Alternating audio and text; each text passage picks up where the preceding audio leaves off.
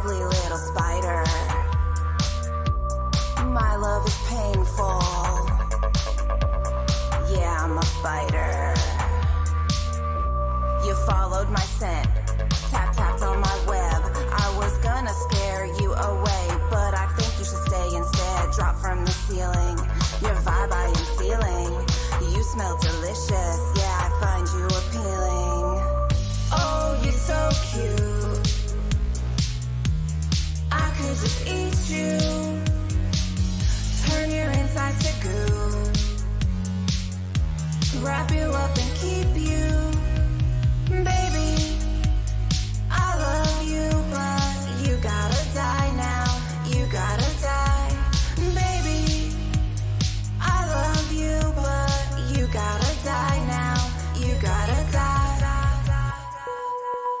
You gotta die. Pull you in with long legs, look into my many eyes, hypnotized, know you'll die, but it's worth the suicide. I sink in my fangs, venom pumping through your veins. It's just a neurotoxin, why you crying in pain? My body's an hourglass, now yours is in paralysis. Goosebumps and chills, ooh what a thrill this is. Oh, you're so cute, I could just eat you. Turn your insides to goo. Wrap you up and keep you. Baby, I love you, but you gotta die now. You gotta die. Baby, I love you, but you gotta die now. You gotta die.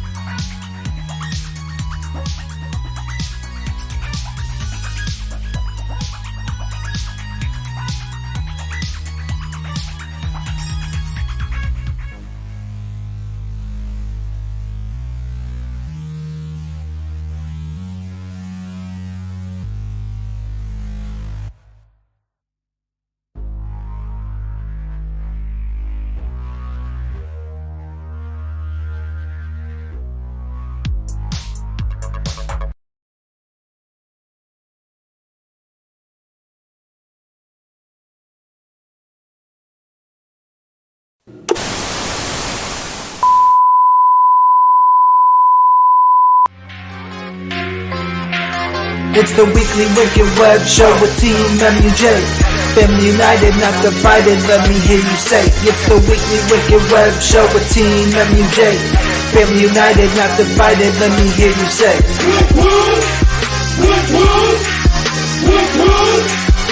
the weekly wicked web show. It's the weekly wicked web show.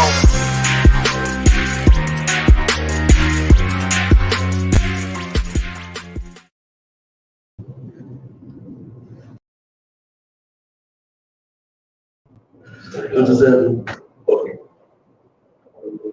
Yo! What the fuck is up?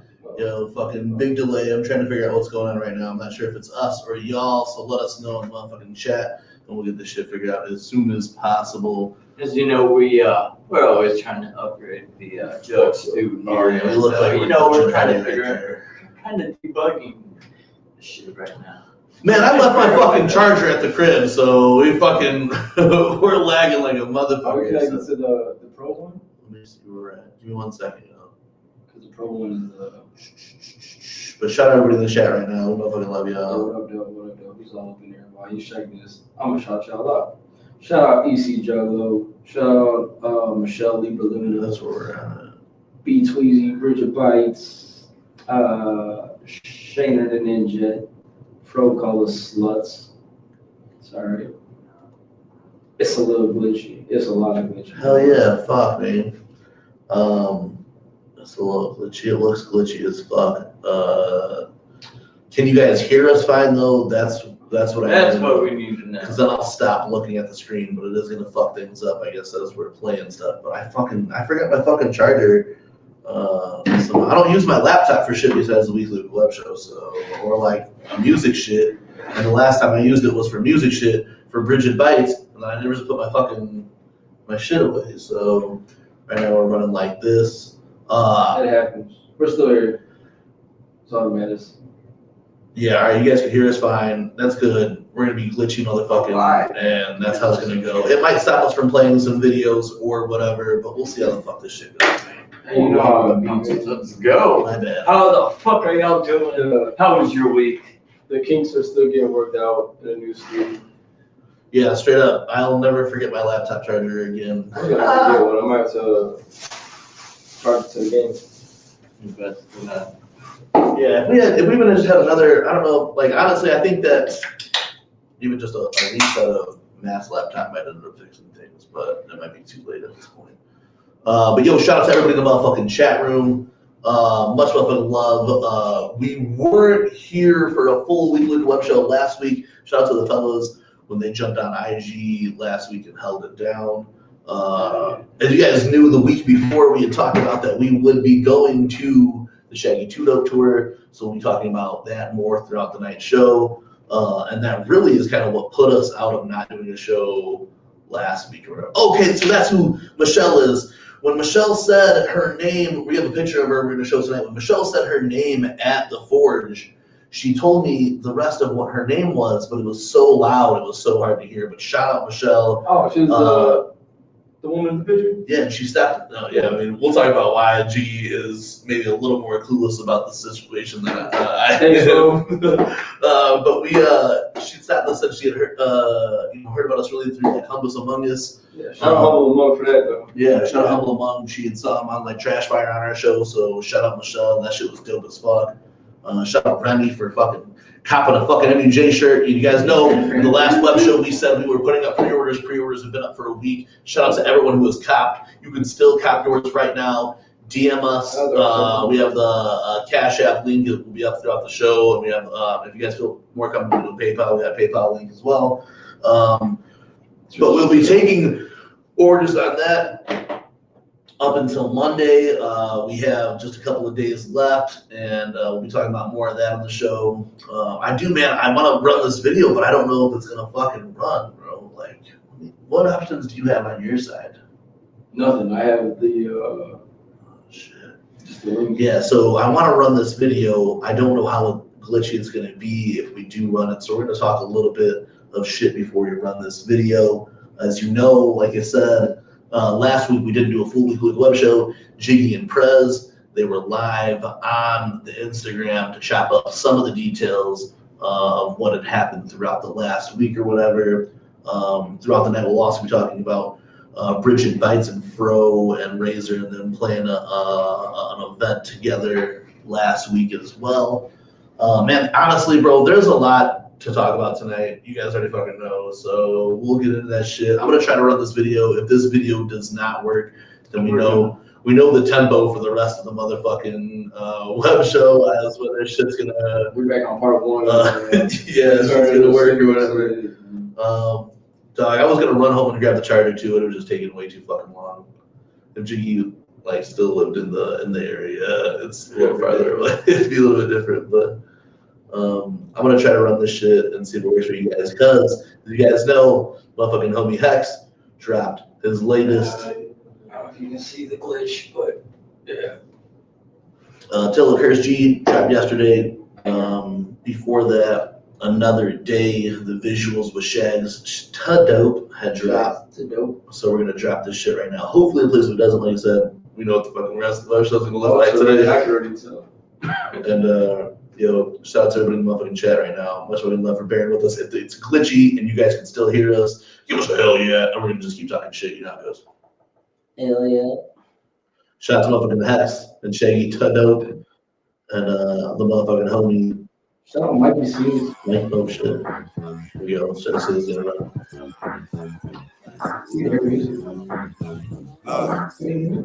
Welcome to the land where that trigger go bang. Riding through the hood, clown pain on my face. Motherfuckers, yeah, they know I'm riding with my 4-5 thuggin'. Pull up on your bitch, get in the whip, we fucking. For the Get most up part, on that the seems shit, clearer one than on the dash. YouTube. Bad bitch on the right, Nas takes in the back. 10 toes in the gutter, see the wolf in my eyes. Kamikaze when we ride every goddamn time. Switch it up one time for the OGs. Get it faded on the block with the homies.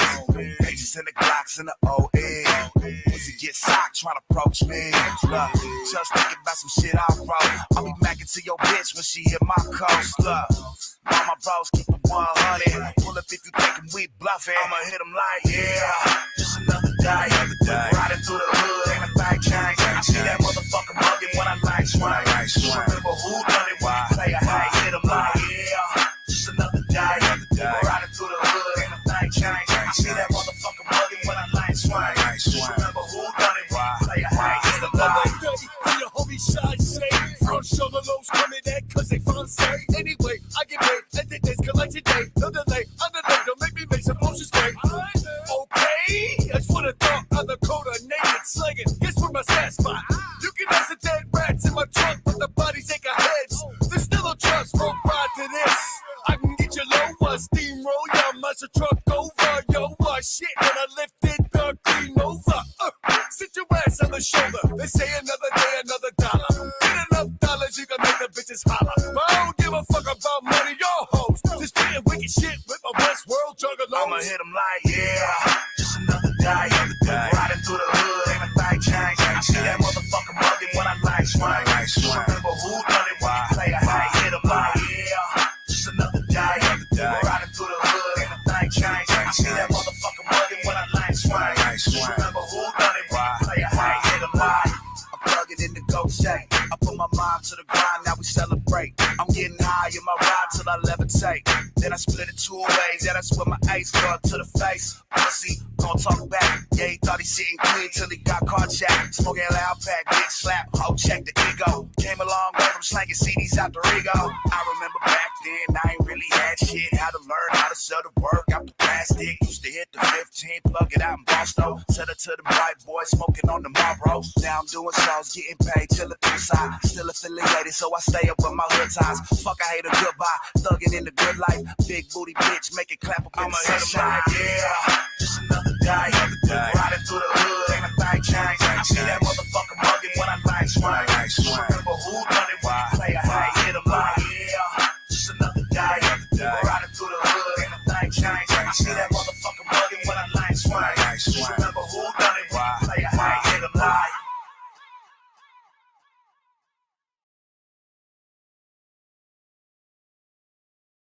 Everyone other than that, Hold on, my bad. We're muted. Yo. we're froze like a month. All right, so we're gonna try something right now. I know you guys can hear us. We're going to try to reset Prez's laptop real quick. Jakey's tablet should keep us up. If it doesn't, come right back to the channel. We'll be right fucking back. We hate to do this type of shit, but we just know that even the way that Prez's laptop is, our video should be cleaner than this. So if that's all we're gonna really work on is getting that back. So give us just 1 second at the most. Give us fucking 5 minutes. We love you guys. We got a lot of shit to talk about tonight. Deal with this technical difficulty, and we'll probably not make it up to you, but we'll do our best. Keep the notifications live. If the video don't come back, we'll still be back and we're still gonna talk shit. All right, we're gonna see what happens right now. This is the test right now. Here we go.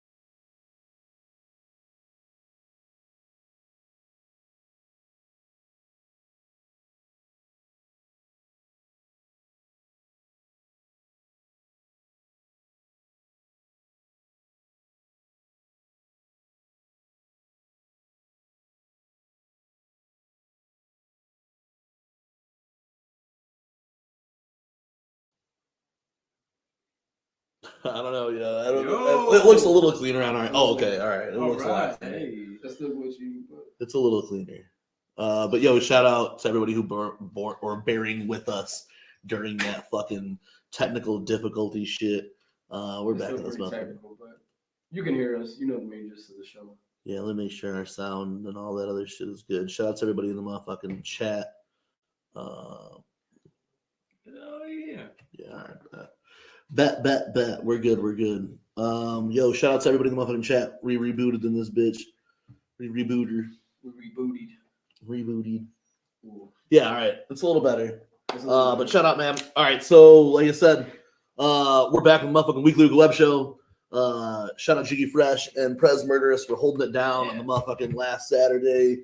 That shit was like, yo, like really, that's what we really kind of got to go straight into. Is our days off. the, Weekends off. the motherfucking what's it called?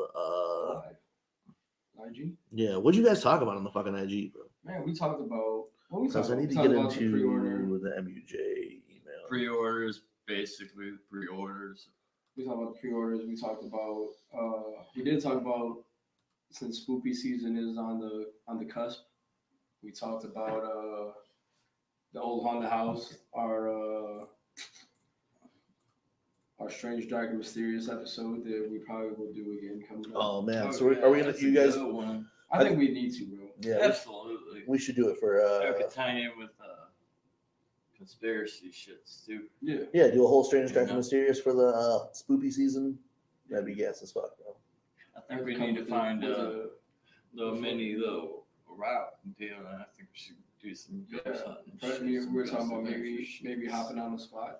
We put your email in there and send that to your email. So what I was thinking then too, all right, like because spooky season is really anytime, but I think we should kind of kick it off a little bit earlier this year if we possibly can, September wise, and Slice EP are going to be at that Riot Fest, but when we were doing, since we're talking Shaggy 2 Dope still, we had saw some of our homies out there. Shout out Sweet, shout out Lem. Yeah. But Lem was talking about getting together to do that haunted house that's out in Niles.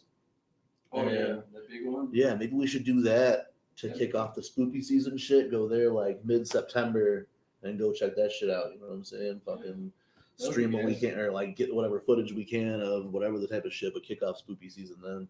You went there, didn't you? Yeah, I went there twice. Yeah, it's been dope, bro. Like, there's like 4 spots, 4 haunted houses that you go through and do it that are pretty fucking dope, bro. And this year it's like it's one of their anniversaries, so every time that you leave, you get a door prize when you leave. So some of them are like fucking koozies, bottle openers, shit like that when you leave that are like, from the haunted house or whatever. I don't know about the koozie. The place got mad photo ops like everywhere throughout the park. There's like little spots to take like dope ass pictures with dope ass shit behind it or whatever. We But should definitely do that, bro. I think that'd be hype. So like, that's what we're talking about. Like we talked about when we went to Gypsy's Graveyard. I think we should When, do that shit again too. When we went to Go ghost hunting like the footage we Scooby-Doo and showed shit. before with the fucking the house. That was Yeah. the footage you found and shit. shout out Darby. Yo, if you can try to resend into the TeamMUJ, could you do that? Yeah, if you send me the right link. No, you just got to go in there. You got to go to StreamYard Chrome Alright. through and the then sign in Chrome. through TeamMUJ or whatever. Yo, log in, right? and it'll ask for the MUJ email. That's gonna send a 1-link code, so you have to get that 1-link code or 1-time code and put them in there. But so last week we kicked off motherfucking the weekend at the Shaggy 2 Dope Quest for the Ultimate Groove Tour. That shit was fucking fresh. Straight up, bro. Fuck, yo. Like honestly, man, like we got there early, like you would for jug shit. We got to link in the motherfucking the parking garage. Yeah, so all right. So we chilled in the parking garage. Shout out Fro, shout out Shivan. We kicked it back. Yeah. We knocked back some Modelo's or whatever before going to the show. It's been a minute since I went to the Forge and really Fuck, just got to yeah. chill. That's what I was You know what telling I'm saying? people. Like, yeah, like first it's been a minute since we've been to the Forge. Second, it's been a minute when I went to the Forge and didn't have to do any business at all. You know what I'm saying? So like we got to go and do jug shit, hang out there with the motherfucking jugs. That shit was super gas, man. Like again, shout out to the pre shit. Jiggy, what did you? What did you say during the live though last Sunday? What do you mean? Like, what details did you include about the Shaggy to Dope night? On Sunday? So when you talked about the show when you talked about Shaggy to Dope When me and Prez were on there? I swear. on Sunday, what details did you speak of on this group chat? Did you include everything that happened that night? In what group chat? I mean, not on the group chat. I mean, I'm in the live stream, on the IG live stream that night. Saturday. On Sunday. It was Sunday. I didn't do a stream on Sunday. Yeah, you guys, wasn't it Sunday you guys did that shit? No, it was before the Two Dope show. Yeah, it was before. No, bro. You guys did a fucking live stream after Two Dope in the month, like Sunday, to recap the fucking weekend. I don't know. Was it Sunday? Saturday? I don't know. It was Sunday, right? Sunday. Take me out the camera, dog. Sunday, bro. You guys are fucking me up right now. All right. So Sunday night, you guys got on Instagram Live and talked for 2.5 hours, right? I'm pretty sure I know we went on Instagram. I just don't know what day. It had to be Sunday. It wasn't Saturday because we didn't do the weekly No, Webshow we Saturday. So Who was That's in the true. chat? But either way, all I'm asking you is you tell these motherfuckers we ate mushrooms, all right? That's what I was beating around the bush on. I don't want to throw you under the bus and be like, yo, dog, we were eating some mushrooms and shit. If you didn't already Wait. tell these motherfuckers we were eating mushrooms. We didn't technically eat them. Exactly. Right. Okay, well, anyway, did you happen to mention that while you were on IG Live?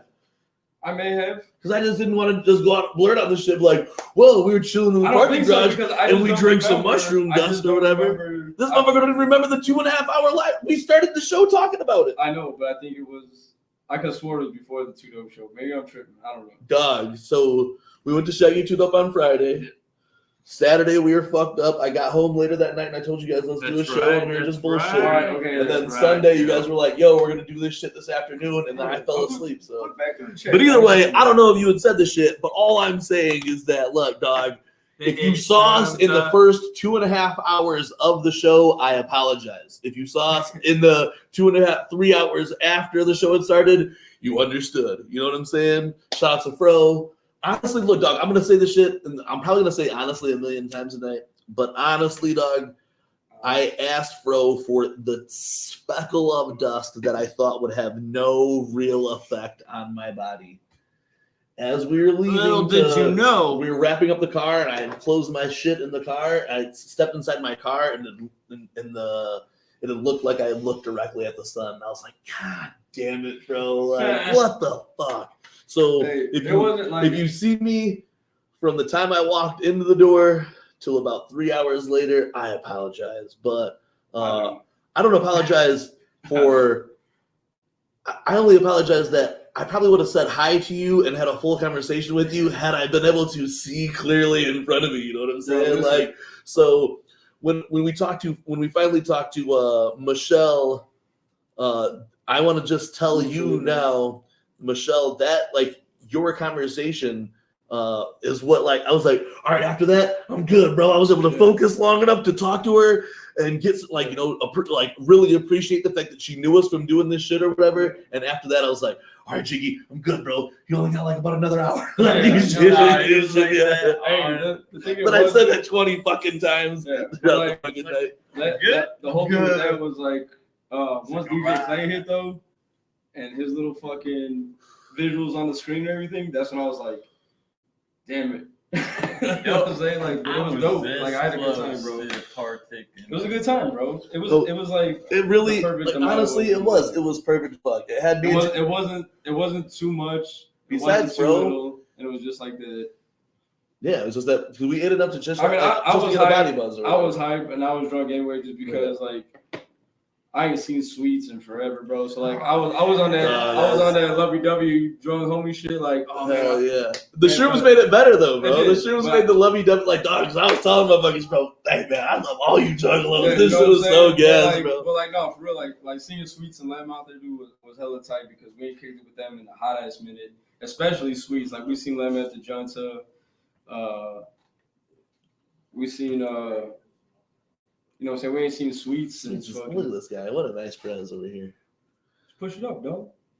For real though, when like there you go. it was just enough. I didn't want to like trip, you know what I'm saying? I know that like even a cap could like really kind of get you there or whatever. So me and Jiggy were just like, yo, let us do a little bit of dust on this fucking in our Modelos, bro. And before we even walked in that bitch, I was feeling toasty. Bro. And it was a fun ass night, man. That did like it kind of sparked it up a little bit, helped it be like just like because shit was weird, you know what I'm saying? But for real, hey, I sent these pictures, but to your actual Gmail, will this take me right to it? My Gmail should be mine. Or what did it send it to you? What email did that? You just sent it to? Who the fuck uses Yahoo, dog? Me, I do. I'm surprised I don't have a fucking Hotmail account. Yo, it's presmurderous@hotmail.com. AOL.com. Yeah, that's all good. Bust your balls. We have some pictures we're gonna show from that night though. But it was cool, man. Like Jiggy said, we saw our people, Sweets, Aaron Sweets, Big Baby Sweets, as we call them, motherfucker. You know what I'm saying? Aaron Sweets though, and Kid Lemon Fresh. Shout out Lem, man.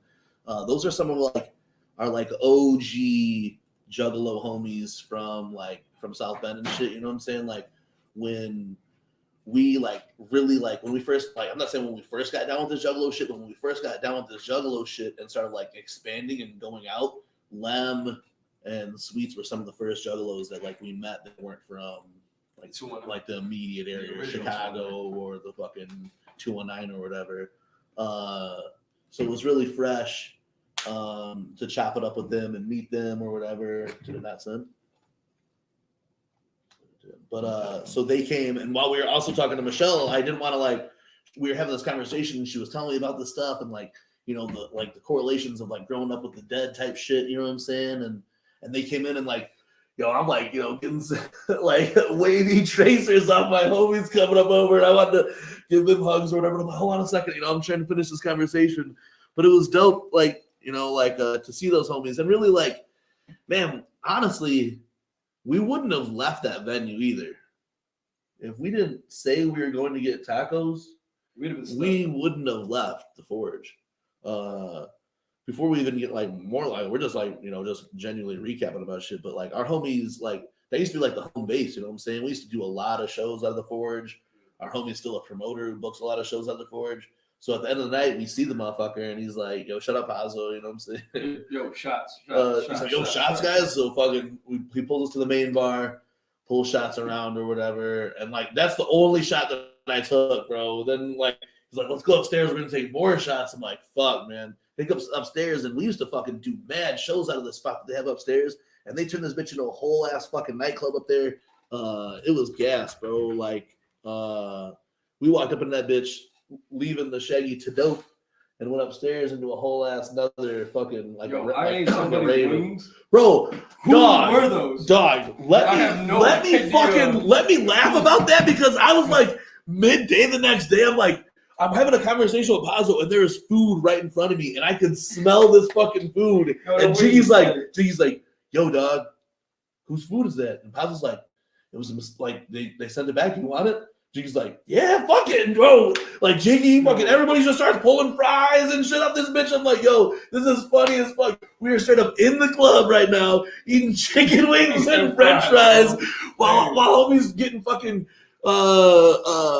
rounds of shots, motherfucking Hennessy shots poured up for everybody. Let's be specific there because that's when I woke up the next morning, my head hurt, and then Jordan was like, "Yeah, it was Hennessy," and I was like, "That explains." Thank you, I appreciate that, Michelle. Like, honestly, explains everything. Like really that I was like, especially since I was on shrooms and like honestly, like we're still getting used to like the podcast thing being a thing or whatever, and people saying what's up about the podcast or whatever. So I definitely was like, yo, I gotta be like I'm talking to because I love talking to people or whatever what I do. Yeah, and here I was like so awkward because just this little bit of mushrooms had me like my peripheral vision was all off. Like I kept bumping into Prez and like, dog, I am so sorry, but I'm trying to stay like with the group, but I keep just like walking back into Prez. I would just like step into him and shit. Like, yo, my peripherals are bad fucked up. I know I pulled up mid combo, and you were, you know, explaining to me who she was, and she was explaining to us how she met, you know, through Humble or whatever she heard through us. And Bridget, I think that's when me and Sweets did an after show for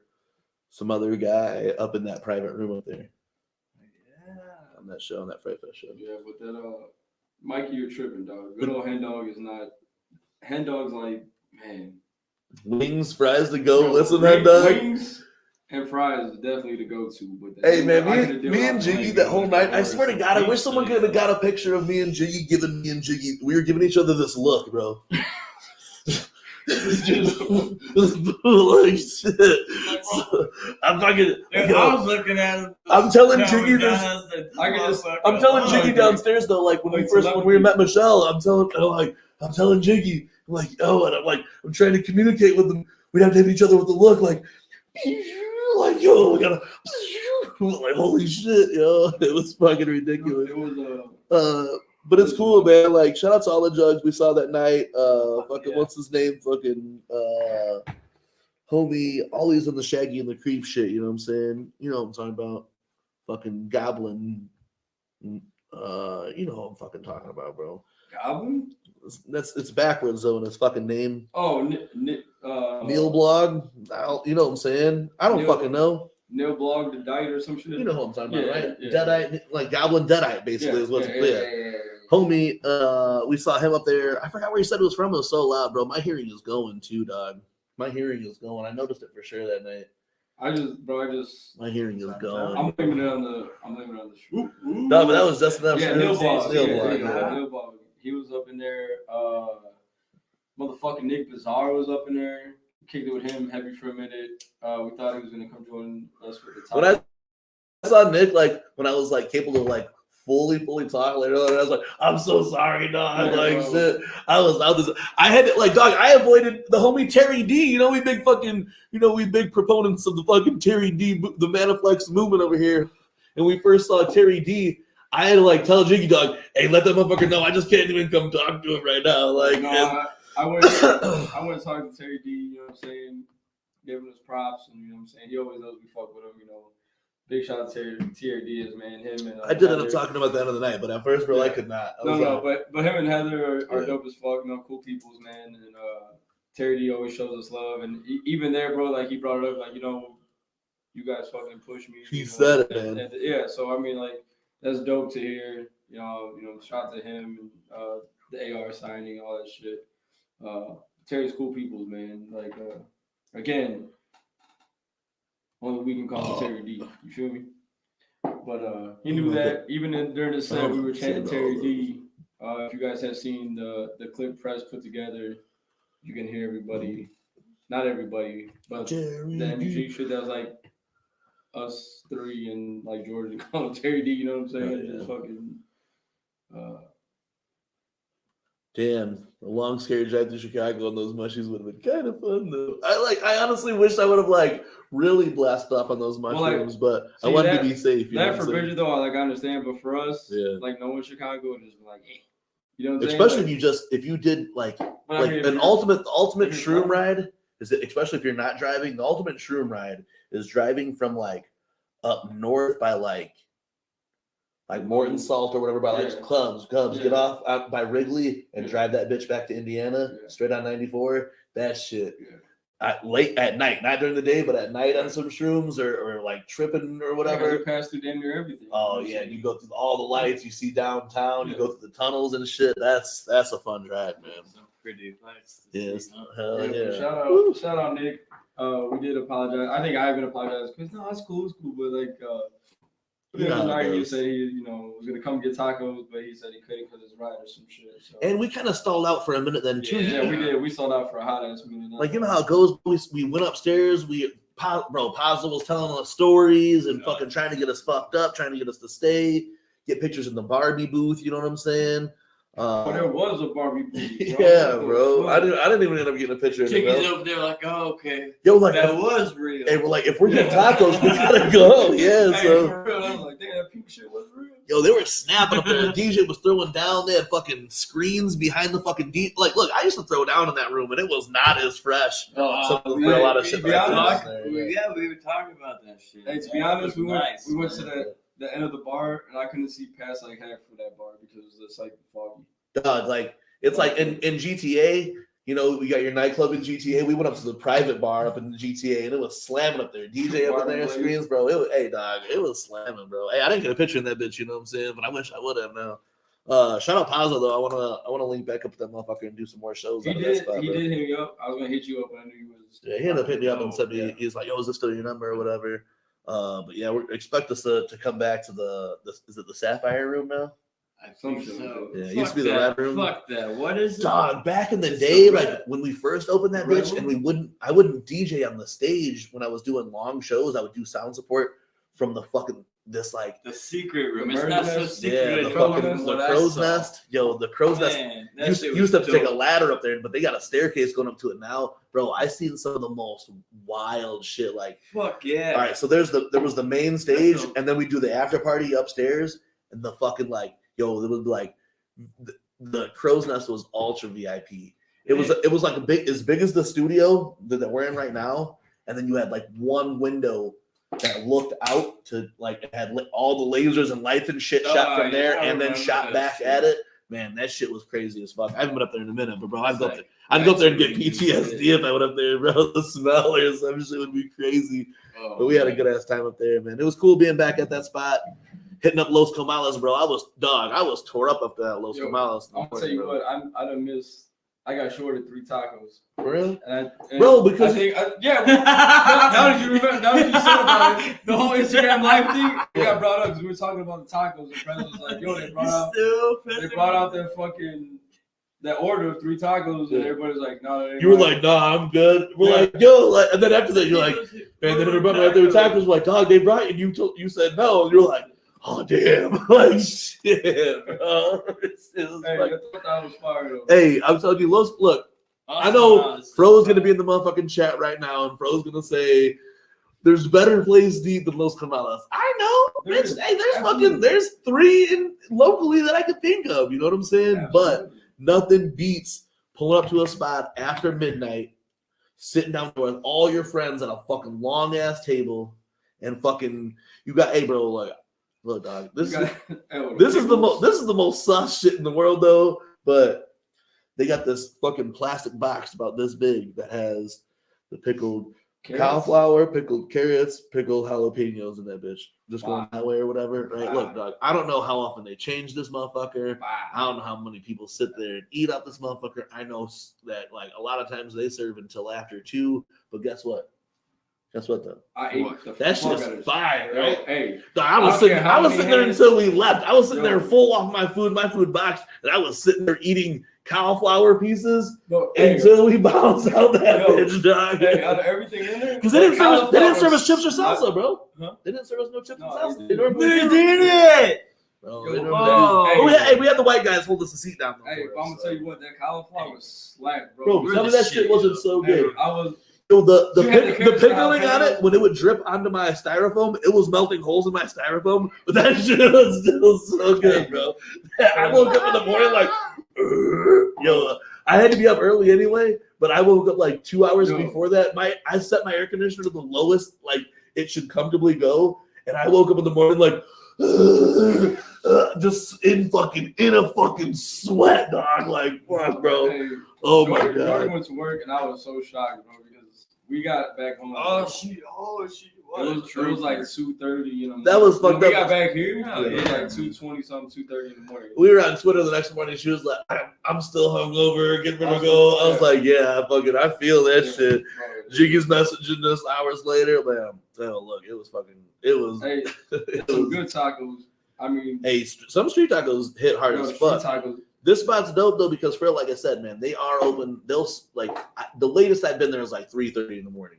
You know what I'm saying? And they're still serving Hey, full. the main And at thing 3:30 in is- the morning, hey, you know how Mexicans get down, dog. Hey, the thing, look, you know what I was talking about too, though, bro, was like, it was packed when we were in, and it wasn't like, usually it's like jugs spread out a few tables. Yeah, I think we were the only judges there that night. We were, I want to say we were the only jugs, and it was like hella paisas in there, bro. Like, That we know of. yeah, you know what I'm saying? But there was hella paisas in there. Yeah, we did pull up kind of late.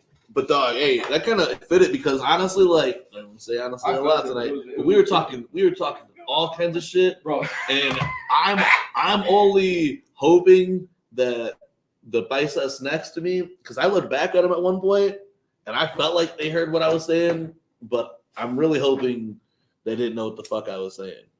listen, I'm hoping that most of the people at the table don't remember what I was saying. Oh, I remember. But if you do, I stand on my words. You feel me? I'm willing to debate it still another time off air. No. But Off air. Way off there. Way off there. But man, that was such a good night, Richard. I wish you would have been able to make it to that shit. I wish Nick would have been able to come back and kick it over there. Like, I wish, that shit was like, because it was really cool to be back at the Forge. It used to be called Mojo's. We used to fuck around with that shit. Was Mojo's. What I was telling people. I think it was Matt Wayne. I was like, man, you remember? Oh yeah, shout out Matt Wayne. Matt Wayne.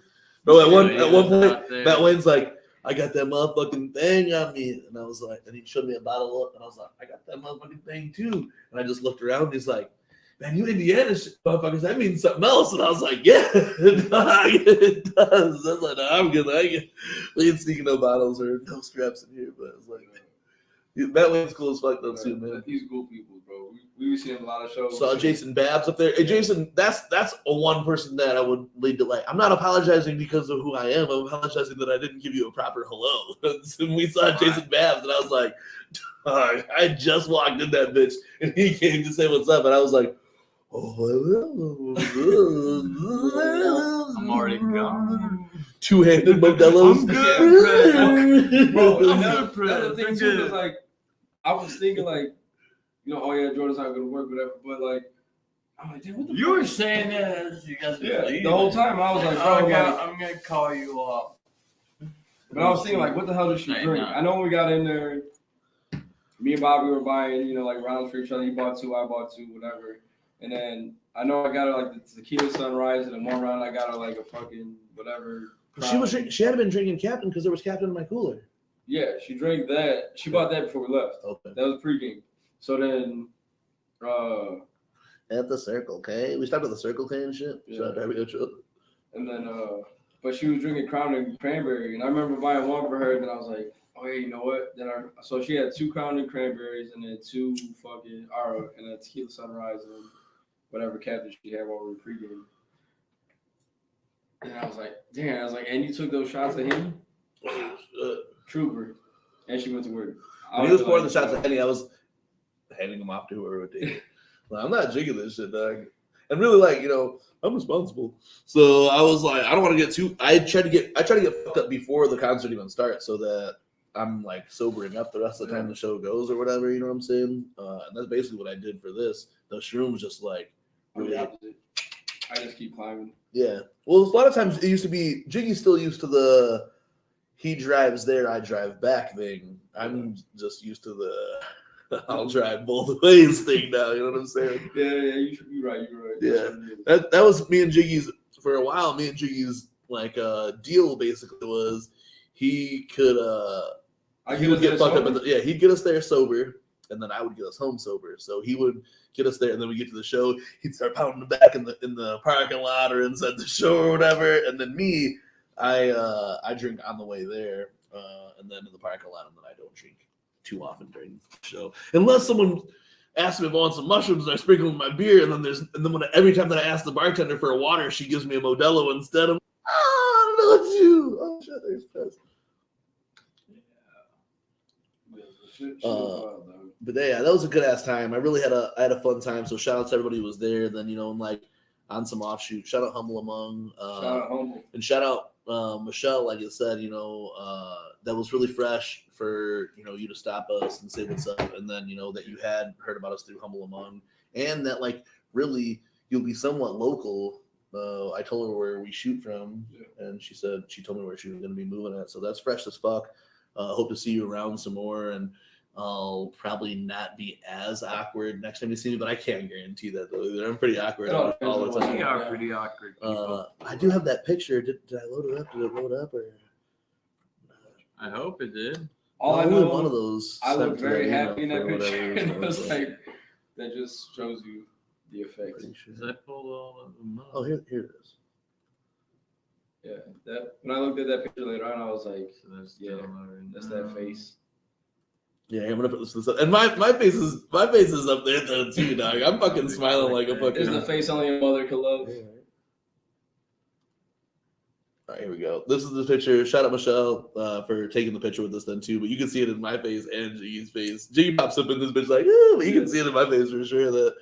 Oh yeah, I think I was outside smoking a cigarette. Yeah, he's on the Siggy Wiggy break. Siggy Wiggy, yeah. That's exactly what I was gonna call it. Yeah, so shout out Michelle. Thank you for fucking tuning in and watching our shows and shit. You know what I'm saying? Shout out Cheese.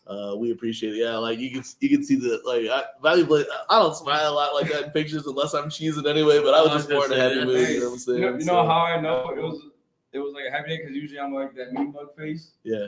Yeah, you can tell Jiggy. Yeah, Jiggy's straight up happy mode. Jiggy. I'm that green Jiggy was on that hippie fresh. Yeah, you can tell. Hey, Darby, because I was fucking smiling like that in pictures at all, dog, and I was just cheesing the fuck out, bro. You can see it on Jiggy Fresh though. Jiggy Fresh happy in that bitch like fucking. I always got like that mean mug face. I was like the lip curl and the eyebrow raise. Awesome. Prez would have been the only one looking normal in that picture. Hit you with the Prez pointing smile type beat, and me and Jiggy were just like. Like some fucking dorks, dog. I'm telling you, bro. I'm telling you, bro. Hey, look, I was trying to land back down and move forward. Like, after we had the conversation with her, I'm like, yo, Prez, I think I'm good now, buddy. I think I'm good. I know you are, bro. I know. And then he patted me on the back. I'm like, what the fuck? Oh my god! What the fuck is that? Holy shit! Hell yeah! Jiggy, like he's 10 on Christmas gonna play. Hey, straight up, dog. Yo, bro, Jiggy, Jiggy had the. I'm with my cousins taking a family photo picture, 100%. Like taking a picture. Right through This was hanging up on granny's wall. Oh man, it was fucking. Like, what the fuck? That was fun though. So, and like I said, like that was cool too for being like you see this. You found out from Hummel being on Trash Fire. It was funny too because she was like. On that shit's trash. That's just why I'm like, fuck yeah. So shout out Humble for fucking, we always thought that was really fresh that your people like the alienated and shit come and fuck with us then too. But to meet people in person, like just like on the podcast shit is always crazy. We've always like seen juggalos that we talked to online or whatever, and then like got to meet you in person. But then like when someone stops you and like, hey, are you guys those people? We're like, yeah, that's fucking dope as fuck. I think it was. I don't know if it was. I think it was the thing, the medallions that she saw that had pointed it out that it was us. I wish we'd had stickers that night, but we still haven't recapped from the gathering supply until we do this merch drop. Then we're getting all of our stickers. I think I got to lost out on that. The time limit. No, I don't know. It was 36 hours. We might still have some time left. But yeah, we wanted to. We didn't have any. We have no more stickers left. I think we went through like what about 300 plus stickers at the gathering this year. Yeah, I think it was 300, right? Like 250. No, it was over. It was over. I think we did like 600 stickers a year. I think this year. Now that I'm really thinking about it. But yeah, of course we didn't have any then. We didn't have any for Jason Babb or Michelle or anybody else that we saw that night. Like so next time you guys see us on the second leg of the Shaggy 2 Dope tour, we came in like a motherfucker, dog. So is that are we doing that? Are we doing the second leg? Are we thinking about doing it? If all possible, it's pretty close to Jiggy's birthday. Man, that second leg, man. Honestly, bro, Shaggy fucking out there killing it. Man. Yo, Shaggy, kudos, man. And the projection visuals or whatever were dope too, man. I really had a good ass time. Honestly, it does make me miss the clowns, but yeah, miss it. There's a new deal. It's like there's always deals though too. So it does make me miss the clowns seeing these solo sets, but man, Shaggy is like. Dog, it was out there fucking killing it. I have this video at one point. The only reason why I didn't really post it because it's not necessarily true because Joliet's an hour away from the city or whatever, but it's as close as a lot of times they go for Chicago now. And when Shaggy was like, yo, like for real, Chicago used to be like the #1 clown town. It was like Detroit, Chicago, then like Dallas or whatever. You know what I'm saying? Like it was like in Ain't Your Business, Jay says, clown love Chicago juggalos, like because you know how hype that made us back in the day in 2002. Yeah, every time I hear that song, it hits that like, damn man, like I'm saying because we're in Indiana, but like Chicago's our big city. You know what I'm saying? Like we're so close to Chicago. We're still considered Chicago. Yeah, Chicago. The region is Chicagoland area. Northwest Indiana is considered Chicagoland, and the biggest city is Chicago. Indianapolis is 3 hours away. Chicago is fucking 30 minutes away. You know what I'm saying? Yeah. So we've always been Chicago juggalos. You know what I'm saying? So like that shit when that dropped, and then to hear him say that again, like you said, man, that show was fucking hype as fuck, bro. Yeah, he was like reading something. He was getting ready to do something like that they've been doing on the set, and he was pulling up off his phone. But he was like, "Yo, like this is like Chicago has always been the clown town." So we get West Chicago, we get Chicago. That's why it was so fresh for us when the Three-Headed Monster late So when one Three-Headed came. Monster was in Chicago. In Chicago, actual like a lot of juggalos don't realize how rare that shit was. Like Dude, that venue. Yeah, I'm pretty sure I've already had stated this. That venue was built in 1910. Yeah, something like that, right? That's like 2 years after the Titanic sank. I think it's the year of or the year before the Shit. Titanic. Yeah. Yeah, because I think Titanic was 1910 or 11.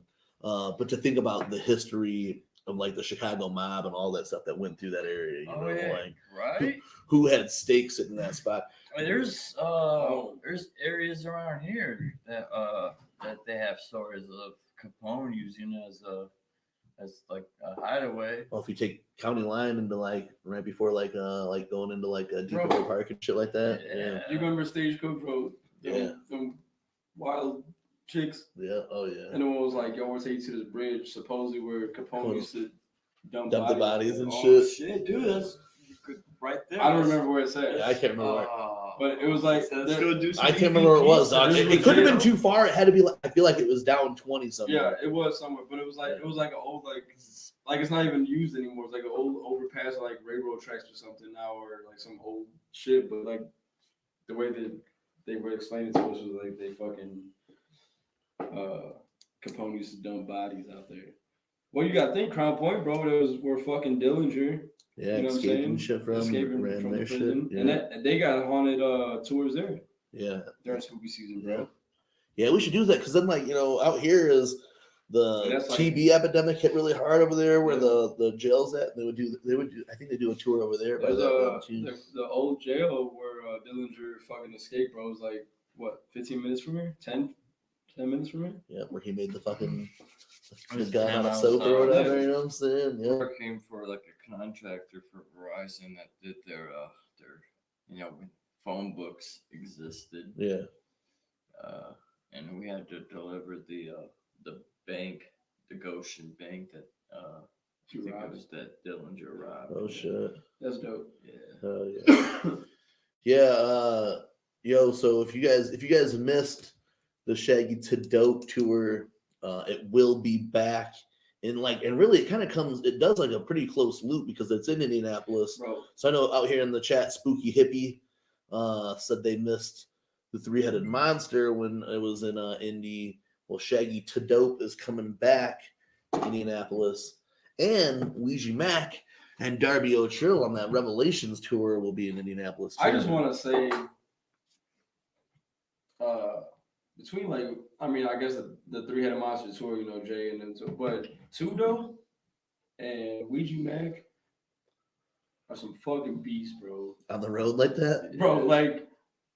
And Jay's got an excuse now, or else he might go back to back like that. But what I'm saying is Tudo's taking a little break, and then you got Ouija on a Three-Headed dude. The Three-Headed Monster ends like 3 days before Revelation start.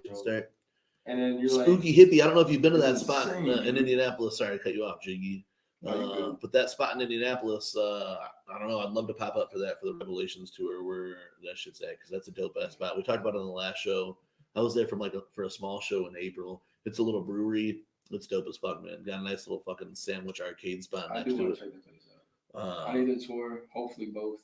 But yeah, like you're saying, bro, on those tour runs like that, that's some beast. Shaggy's doing the same shit. So Shaggy runs like 2 weeks. Yeah, like it just ended. So you got like maybe 3 weeks tops, and then Shaggy's back on the road. Yeah. Right? So Shaggy's ended, and we'll be back. It ended on the 12th, and we'll be back on the fucking 8th of September. So 3 weeks, like 3 weeks. Almost a month. And then does the float during that time. But again, it's almost like back to back nights. I don't know where the spot's at for Indianapolis on that. It's not listed on here. I think it is Black Circle. Is it? Bro, if they're both at Black Circle, that's pretty gas. I mean, like Shaggy, I almost think Shaggy would be somewhere a little bit bigger. But that Black Circle spot, Darby, if you're still in the chat or whatever, that's another spot that you might see us pop up at. You guys know we'll do Windy City Music or at the Windy City Social Club. We got tickets on hand. If you guys need tickets for the Windy City West Chicago, sorry, right? That's what it's called. West West Chicago Social Club. What, Chicago? And if you guys need tickets for that, TeamMUJ's ticket holders for that event, but for the spot that they hit in Indianapolis, if you guys are close to that shit, I would hit it up. And you might see us pull up on that one then too, just because the proximity. Jiggy, Fresh, and I have made that run no problem. You know what I'm saying? It's at a brewery. That spot is pretty decent. You know what I'm saying? Like, they got a fucking wall of VHSs and records. They're playing VHSs on the CRT TV type beat. You know what I'm saying? Doing a whole new set. Damn. Well, Creek's dropped since your last set, so you got to do a brand new set. Man, if you didn't do a new set, I'd be highly disappointed. It's crazy, like, go off on another tangent, man, that Creek will have been out for a month on like Monday, and it's like, dog, and like in a world where attention span is short as fuck, like it's still in steady. Hey, I'm gonna be 100% honest. Right, the only thing that stopped me from Creek was listening to Hexxx. Yeah, listen to Tales of You know what I'm saying? Like, it was like, you gotta peep it. And then now my last two fucking, if you look at my shit that I got added, okay, I'm gonna lie because Suicide Boys was in between it. Yeah. But like, the only two shits I really been bumping has been Still Creek and then Tales of Courage G. I got the shit on Thursday or whatever, Wednesday or whatever. No, Monday. I got on Monday, and then you know what I'm saying, the fucking be bumping that in the car and shit on the way to work, and then like now it's streaming and shit. So you got Tales of Courage G, you got Creek still bumping, bro. C17. Damn, y'all hear that right there? You guys see that shit? Clear your fucking evening schedules Monday night. That's for sure happening. I know you guys were talking about it before. I think this is the bro, hear about the samples, hear about the fucking bars. That's some questions, bro. Like, man, that shit's gonna be gas, bro. I'm gonna try not to fall asleep. I think I'm working 2 to 10s, but I will be tuning in. I will take the positive. Yo, Tales of Curse G again, man. Like, hearing that type of shit, like, so like, bro, like, I've always, it's weird, and I know Jiggy and Mikey says you guys gonna maybe even go against one. Mikey says from the East Coast, and I know Jiggy's got like family from the East Coast or whatever, but I was always a West Coast rap style of fan, even when it came to like Kid Frost type shit. Even when I was a kid, listening to Kid Frost type shit or whatever. You know what I'm saying? So with hearing Hexxx right now is dope as fuck. Like, a lot of the shit my dad like laughs about some type of Juggalo shit, or he fucks with some Ouija shit or whatever, you know what I'm saying? He don't really fuck with the horrorcore shit or whatever, and he listens to some Clown Posse or whatever. But like Demon Season, and now like I was playing some of this fucking new Darby shit today, man, or the new Hexxx shit today, and it's like, yo, this is like that Chicano Juggalo shit. I'm like, yeah, like, yo, this is like it's fucking cool as hell to have that West Coast sound, bro. Like, and we talked this today, bro. Especially with like Another Day, bro. Like, you hear that shit. Hey, I met Clockwork E last weekend. That was Kyle, I think. I met him last weekend. I got a picture of it. Oh. I did. I met Clockwork E last weekend. No, that's his cousin, like back on Tales of Courage G, man. Cuz. The West Coast shit that, especially like, we just played the video another day, and that beat, bro. That the production, and shout out Maisie, bro. Shout out because thank you, bro. You heard like Maisie like on Strife shit. You heard a couple Maisie beats like on Ouija shit and shit too. I didn't want that to get overlooked in this episode. Yeah, let's not overlook that. Like the track is dope. Of course, you got Hexxx and 2 dope, but let's not. Maisie killed that shit. Like she was like on her Dr. Dre fucking shit, eyes open for Maisie, bro. Dog. The production was crazy, bro, because that was like some straight old school. Dog, that's when you think West Coast shit. That was it. That was the West Coast shit. That was that riding in the low fucking khakis. We were talking amongst the group or whatever, and we're like, yo, like, but that like the thing that is so wild about that is that is Maisie who did that. Yeah, and so like we talked about it in group chat, and Saul was like. Saul had said something like, "Oh well, whatever." And I was like, "No, bro." And then Bobby chimed in like, "Bro, but the point is that Maisie produced this track, like, and like you seen her put out, her singles. You seen the side game. I mean, we're gonna play one of her singles tonight, and you compare that to this track, this track. Yeah, you compare that to any of the Strife type of shit, really. Yeah, and the shit she did on Atrophy and the shit, she did for even like roadmap and shit, bro. Like, you know what I'm saying? It's not like I want to say. I'm gonna say it like she's like a dev, bro. It's like a chameleon shit. Like she can make you sound. Really adapt. She can adapt to whatever sound you want. And fucking play some fucking like guitar and shit like a motherfucker. You know what I'm saying? Like so. Y'all keep a lookout for that shit because for real, don't sleep on Maisie just because think of just some side gang shit, or you think of just even like the track we're gonna play from her later that she just dropped or whatever. But like the shit that like she is like versatile as fuck, man. Like Strife's album is contender for album of the year for me. You know what I'm saying? And right now, and what she did on that is crazy. What she's done for Ouija is you got Atrophy, you got Creek. Hell yeah, Hard Rock's been killing it lately. Like, just crazy shit, bro. Like it's crazy, but like that beat to me is like it's insane because like I didn't know until like later on. It's like after it dropped, like, oh yeah, Maisie did the track. I was like, I know he had a Maisie beat on there, but I didn't know it was that one. And then when you hear that, you're like, damn, that's some of the snap, bro. That's like, some of the most West Coast shit on the fucking record. You know what I'm saying? Hey, like that shit bang, bro. That is the fucking like you said, like the whole album. That's the most, I think, the most West Coast sound on that album. That's that whole like old school, like I said, Lolos, fucking Crease, Khakis, and Chugs, baby. And it's got To Dope on it. And it's got To Dope. You know what I'm saying?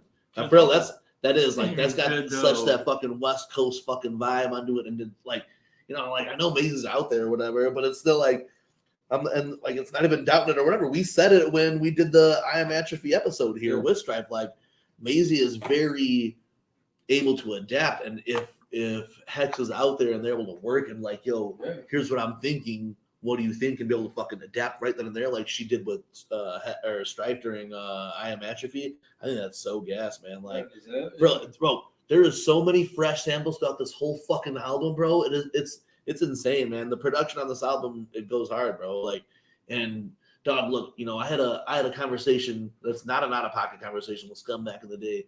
And one of the things that I think, something that he told me is one of the things that I think why Chapter 17 is doing so fucking well is that, obviously they're dropping or whatever, but they all don't sound the same. You know what I'm saying? This Hexxx album is a completely different banger than what Creek is or what the last Ouija was. Yeah, you know what I'm saying? Like, it is.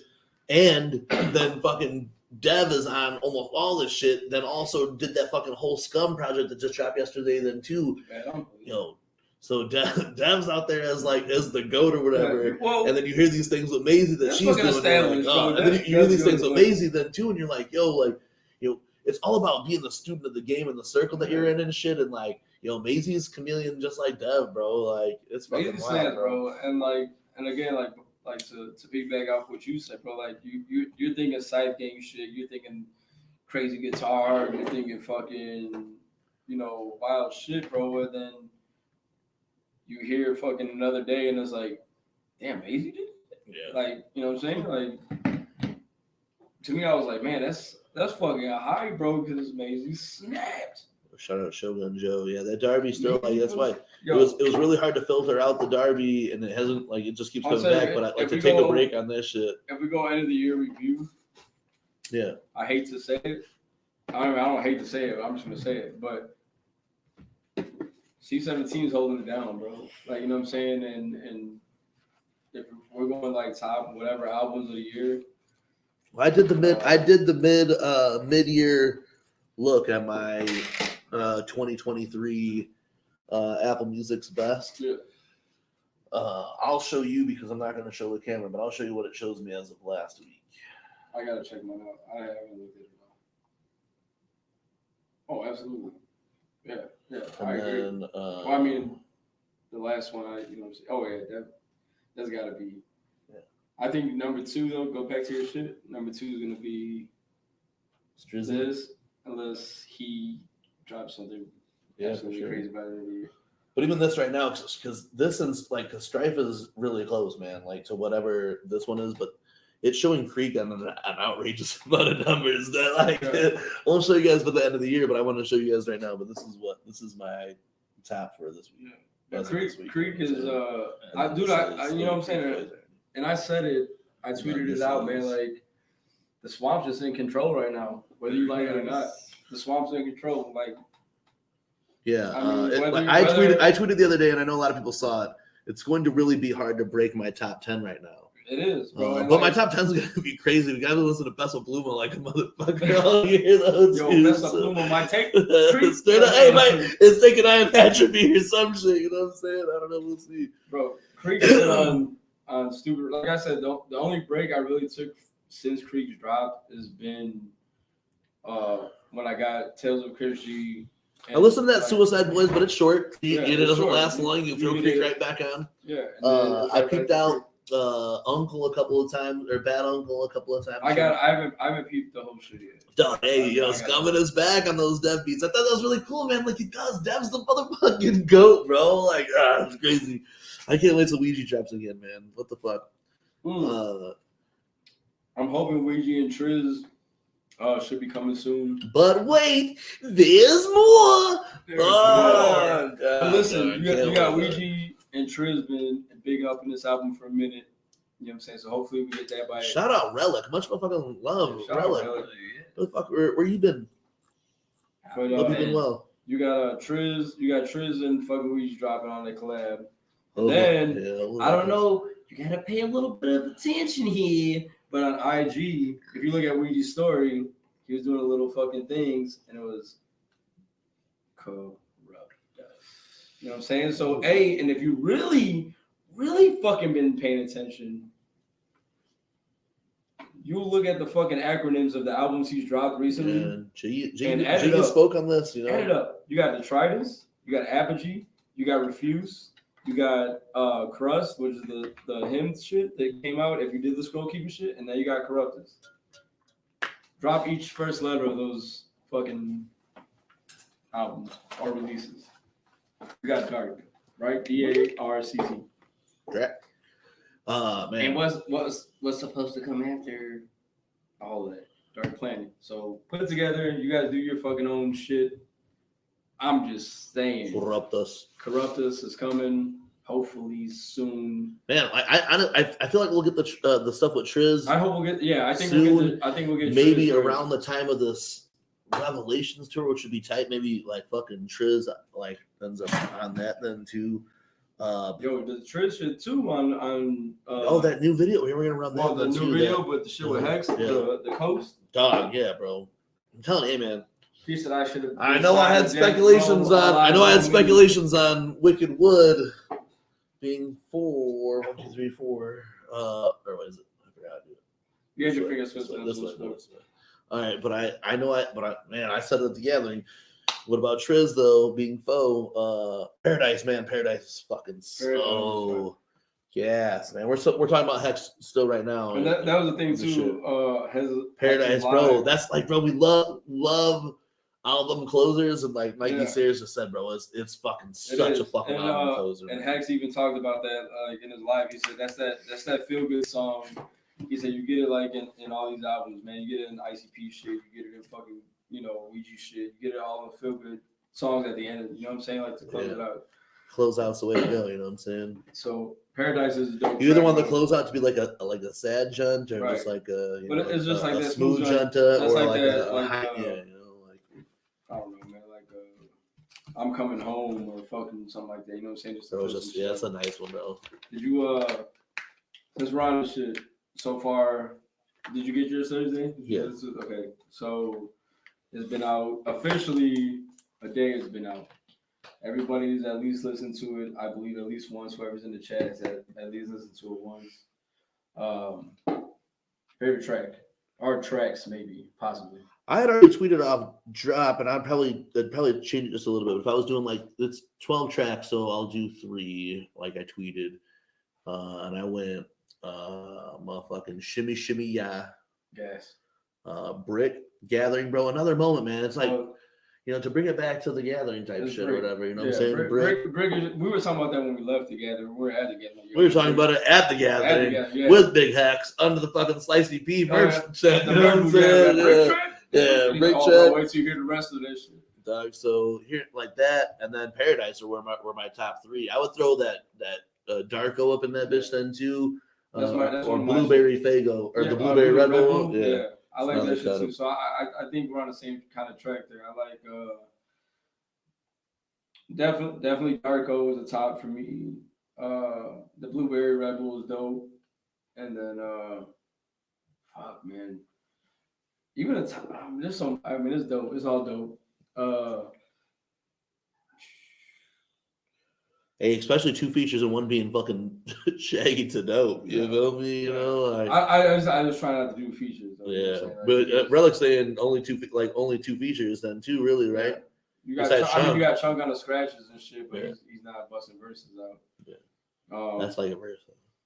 Yeah, Brick is gas. Tales of a Curse G is fire too, like Mikey said, man. The title track is fucking coming in with them cuts heavy on that too. Chunk, shout out Chunk. Yeah, shout out Chunk on the cuts, man. But even the blade to your neck. Blade to your neck. I don't give him my respect. You know what I'm saying? Like just fucking it's gas, man. I don't know.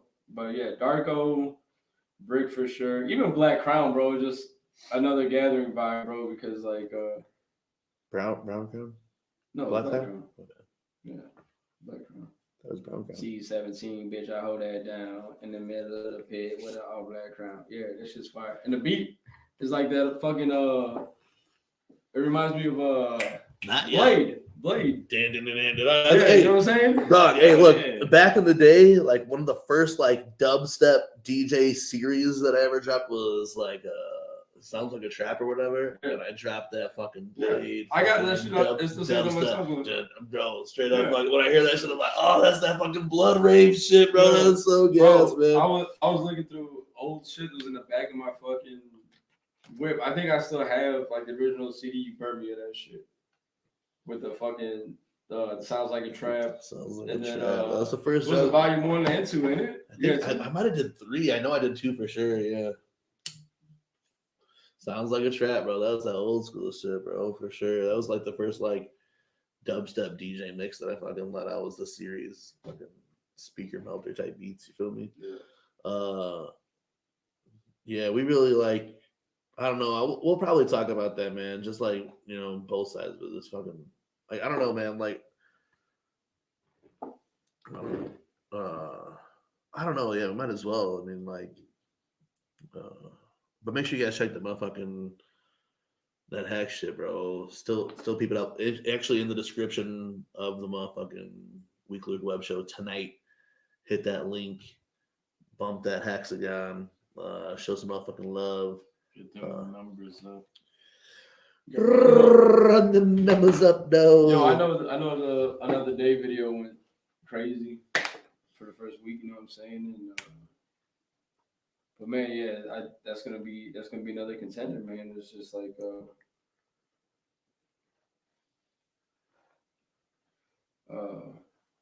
my bad. I got fucking sidetracked because I'm getting text messages. Good.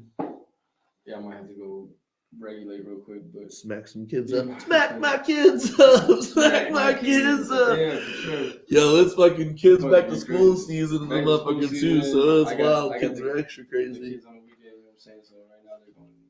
Jonas was extra CP weepy this morning. I'm like, dog, what are you so tired for? That fucking going back to school kicking your ass. He's like, bro, it's only been 2 days.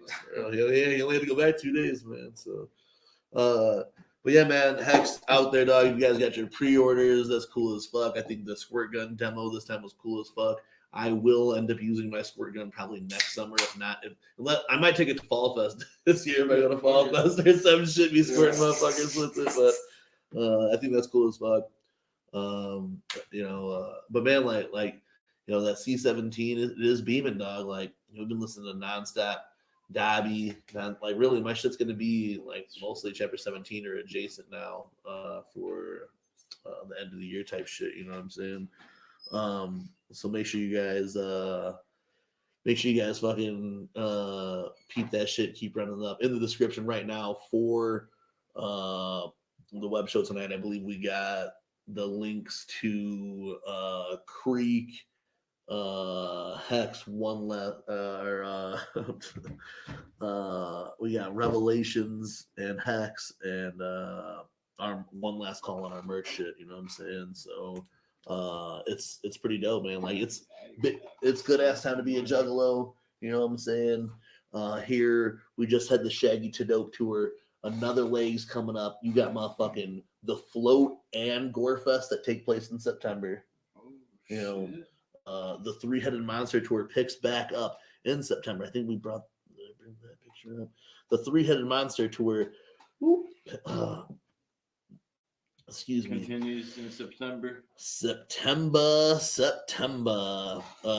Picking back up on an East Coast run that you guys were fucking whooping and hollering for, kicking off September something, the 3rd. I don't think there's any that's close to. Lansing, Michigan is probably the first, man. Yo, shout out the Ghetto Nerd for even peeping in. He always peeps in from Twitch, and that's why we go live on motherfucking Twitch. So shout out to the homie, you feel me? Yeah, man, I don't think there's a date close enough besides maybe Lansing, Michigan. We could pop up on this motherfucker. But dog, this tour is going to be good as fuck. There's something about the fucking energy of this fucking deadly medley that they do that is just like so fucking crazy. I don't know who the support will be on this tour yet, but I'm telling you, man, you know it's going to be fucking gas. So make sure you check this shit out. What's cool about this, also, they're also playing in Milwaukee, which is kind of close then too.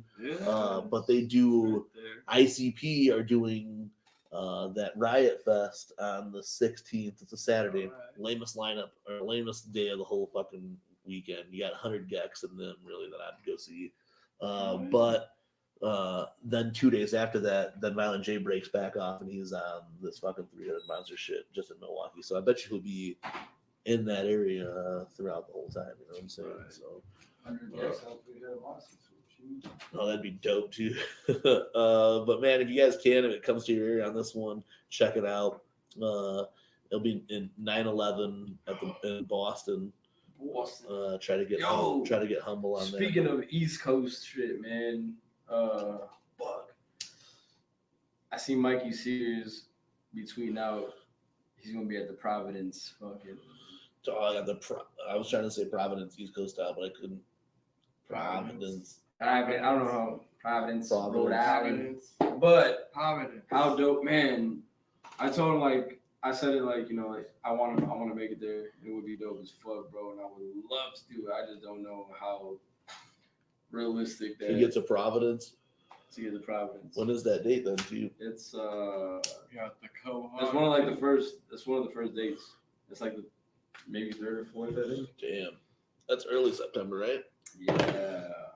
Yeah, man, I don't know, but that'd be gas as fuck. But yeah, I'm just happy Mikey Sarah's gonna be there. If you guys see the homie, take care of the homie, make sure he gets a good spot. I'm really glad, like Bridget said right here, stoked for the East Coast family. Yeah, that they get it, man. They get to peep all that shit, bro. And they're going like Canada and all over the place, bro. So we must have got the pass now. You know what I'm saying? Because for a minute there, I know he was talking about he couldn't go.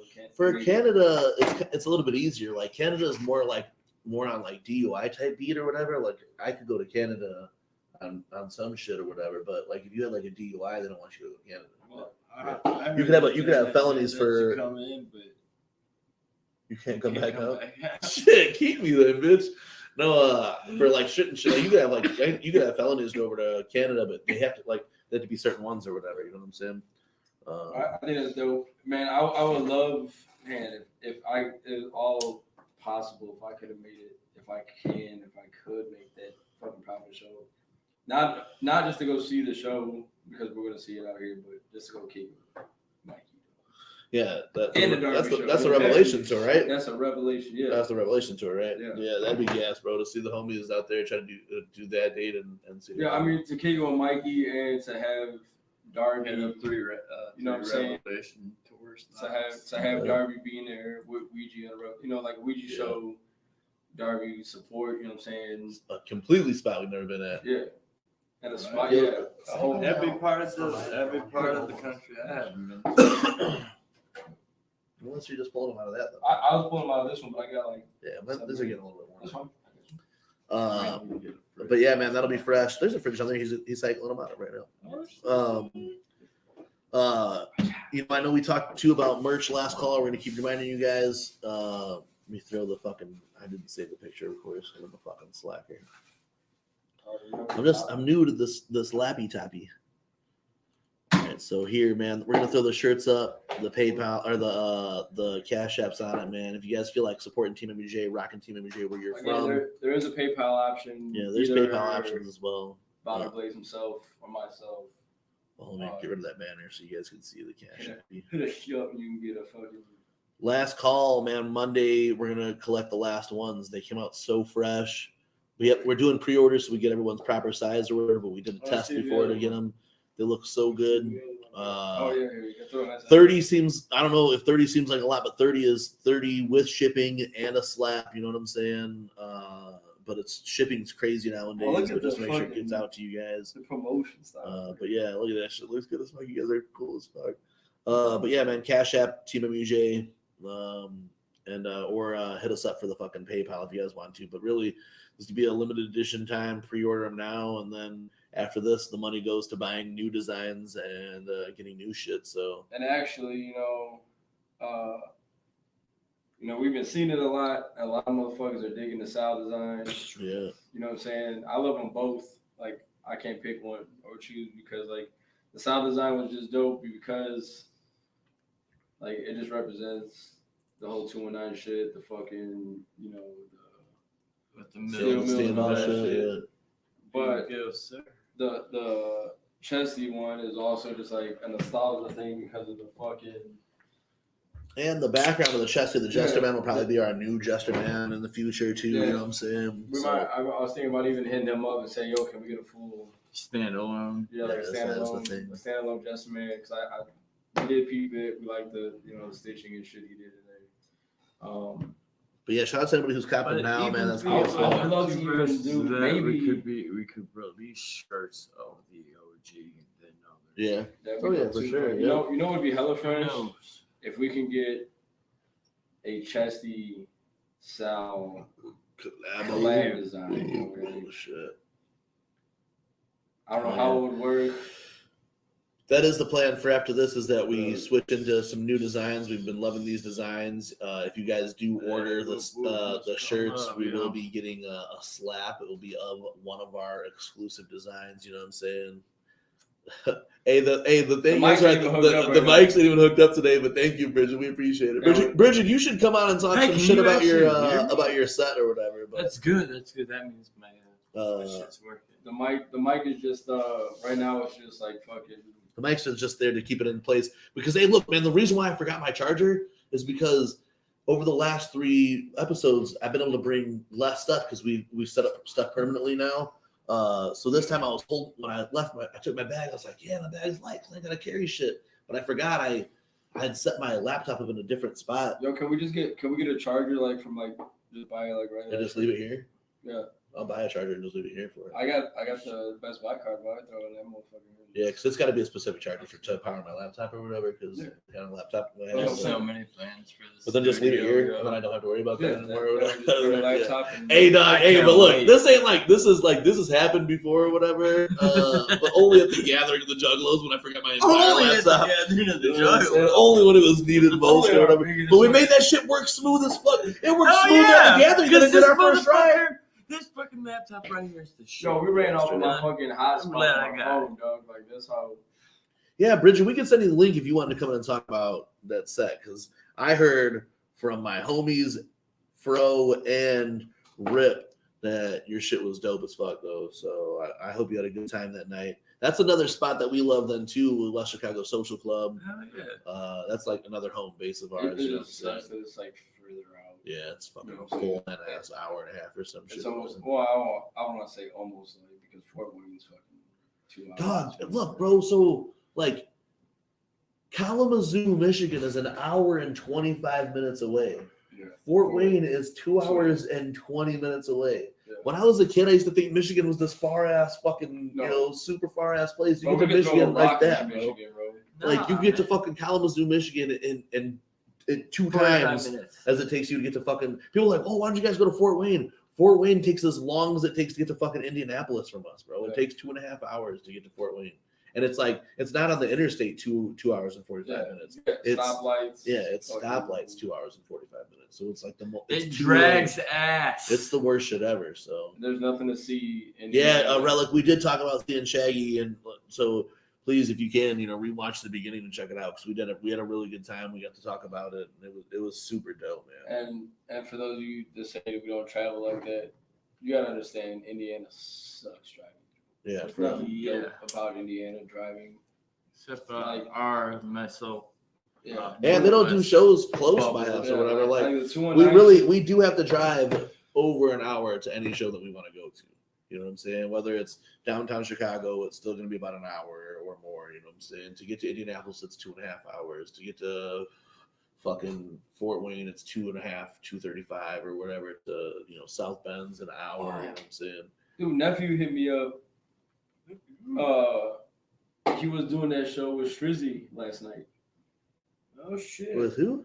Strife. Strife was doing a private show in Michigan. And nephew was there. And nephew hit me up, was like, yo, I'm doing a show with Dot Strife. What the fuck? But And I looked at that place and that was only an hour and a half away. yeah, it was. That's because Strife was like, yo, I might come through. But I even told Strife to pull up tonight, but I didn't hit him up like anytime later after that. But nephew was there like helping him set up and shit. And I hit him Strife like, yo, my nephew's performing. He just hit me up. they'd be fucked up. Hit me up when you get there, and he was like, yo, bro, I'm gonna be late. Like I was like, well, he's setting up. He said it'll probably be gone by the time you get there. It's like, oh yeah, he'll definitely be gone. Damn. So like they didn't get to officially meet and shit, but the dude that 5150 that threw that show on the Stripe and shit, that's who nephew. That's his like someone's brother or friend's brother or some shit like that of nephew. But Damn, he was doing the show there with Stripe. And I was like, damn, and I had a I Stripe looked like, it yo, up, man, bro. go I get was my like, nephew, dog. shit. But I had talked to Stripe about it. And I was like, just bro, I don't know. I got yeah. to work Friday night. I got my kids this weekend. He's like, well, shit, we'll try to work something out. But I seen he was doing a video or some shit today too. So, Yeah, that would been tight though, man. it'd have been tight for Stripe to just fucking bust up in Pull here. up But in here. it was Cut a beer, dope. cut a promo. The nephew was gonna fucking Yeah, I dog. was How like, tight yo, that would have been if they would have linked, bro. Yeah, I was like, did you talk to him? He's like, oh, he's not here, or whatever. I'm helping set up.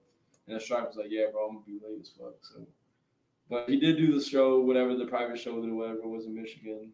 It was like in some weird ass town. Because Stripe told me, I was like, Jacksonville. I don't know. no, it wasn't even Jacksonville. It was like some weird ass stuff. It was like Henry, Michigan, or some shit.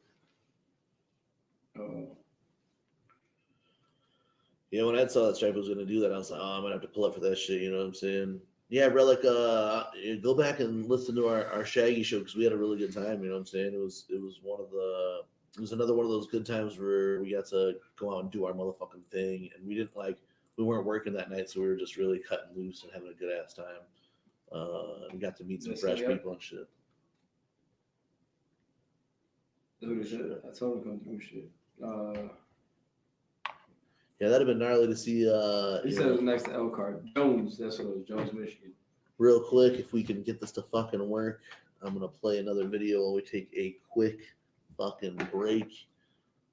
Shouts to everyone in the chat, man. We still have a lot to talk about. Shout out Thuggalo, Onstead, man. Yeah, dog. I mean, like, I don't know. We got a lot to talk about still throughout the night, but man, much love to everybody out there, dog. We fucking, this some Juggalo shit. We're gonna run this motherfucking video. Hey, because earlier tonight we were talking about Maisie and how fucking like Maisie style is just so fucking wild, and you hear that West Coast wicked shit that she did. I feel like when you hear that and you're like, and then you hear this, you're like, holy shit, we got to show love to Maisie.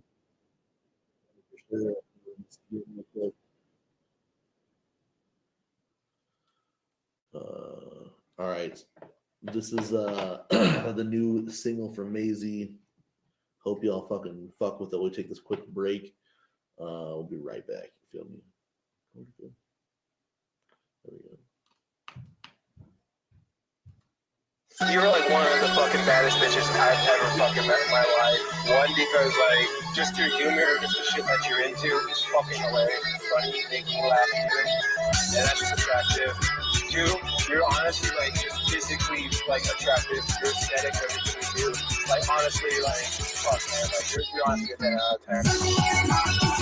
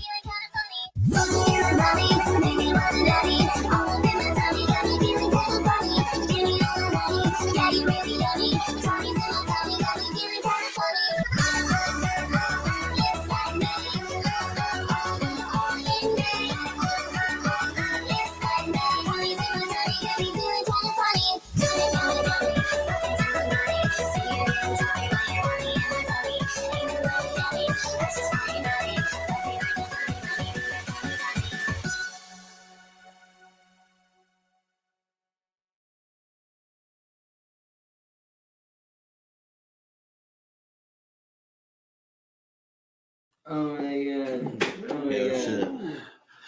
Yeah, that's pretty timing. Shout out Maisie. Like honestly, so it's like walking. Yeah, bro. Yeah, that's the time, right? That's the time when the kids walk in. The time when moms But and I'm dads just saying, and the like, kids. you think about it, but look at the contrast to what Maisie did with that song to what she did with fucking Another Day. Yeah. You know what I'm saying? And then It's again, man, fucking like, crazy, man. big shout out, big love to fucking Maisie, man. Maisie is a force to be reckoned with, man. Like, you guys don't, we said it earlier, don't sleep on Maisie, man, because Maisie's on them beats. Her production is fucking insane. Fucking play guitar like a fucking animal. And she can play guitar like a fucking monster. Like, and she's dropping music. She's dropping singles for you guys, man. Like, it might not be everybody's cup of tea, but like, dude, that's what's like, so fresh about that shit, is what's you know fresh, because you think like Ray days, bro. Like, you know what I'm saying? You know more than me, but like even back then, like when I was kind of into the shit, like it was that fucking vibe, bro. That's like, that's what that's some bro. hey, bro. Hey, Sweets or Lamb or some shit. Their type of style that they spin. So they'd spin a track like that. Yo, Sure. so- Lamb. We gotta share that with Lamb. Lamb would probably love that fucking track, bro. Yeah, Lem, I think Lem would fucking smoke that shit, bro. Like a little remix, like a little fucking throw it in the mix or some shit. I think Lem would smoke that shit. Yeah, straight up, bro. They love that fucking show me your butthole shit 'cause it was so hard. Like that's the style that they spin. That's the style our homies spin out there. Is fucking that hard style. Boom, boom, Yeah, boom, you know what I'm boom. saying? So I think for sure, Lem could drop some crazy shit. Sweets too, man. Yeah, Sweet style on that hard style shit though too. Yeah, they're South Bend homies, man. Hey, man, again, it was super good seeing fucking them homies. Dog, for real, man. I know we're going back to the Shaggy show too, and like I don't have the picture, so I don't know. It's under. I don't know how hard. It's on the ground like, or some shit. We glossed over it. And I don't even want to gloss over it. Like in fact, those motherfuckers are like Like I got into this shit as a little fucking kid. I posted a picture the other day, and that was still a few years into it. You know what I'm saying? Like I got into this shit as a little kid. Once I was able to start like leaving and going to the like dog, you know, it's like it was in the 90s. Your parents kind of just let you leave. You know what I'm saying? All right, go ahead and go. Once I was able to start going to like the city with my older friends to see ICP or whatever, like yo, that shit was so cool. We met. Then, like when we met the South Bend Ninjas, and you guys were able to keep the relationship with them more by going out there more a little bit, you know what I'm saying? But the times that we would all link together, that shit would be so dope, bro. Like, remember that time that when we hadn't seen Looney in forever, and then we saw him crossing the street in Chicago in the motherfucking straight up the full riddle box type shit or whatever? Like, those fucking big ass fucking raver pants, fucking like. Dude, we fell out with these homies for a little bit, just like because we didn't see them. The internet wasn't like that thing or whatever, you know what I'm saying? And then we ran into motherfucking. Like when I was doing this rave shit, I was like throwing raves or whatever, and we booked this dope ass, like we booked this house party in this loft. It was a fucking banger. You know what I'm saying? And the DJs that we booked were like, one of them was Kid Lemon Fresh. Dog, it just didn't dawn on me that it was just fucking Lemonhead. You know what I'm saying? And like Scotty Static. It was Scotty Static and Kid Lemon Fresh. You know, I didn't know there was these two of my motherfucking homies, Lotus and Lemonhead. And then here's Looney then with them, bro. Like the rest of the whole fucking night, like dog, it was just like fuck everything else, bro. I was like one of the main promoters of this party. I'm like, fuck everything else. These are my guys. These are my guys. Like, what the fuck? Like, yo, it was. And then we've been tight again since then. Like, Sweets opened his like spot or whatever, bro. When I was doing shows out there all the time, we just like we've been able to be tight with those motherfuckers again, man.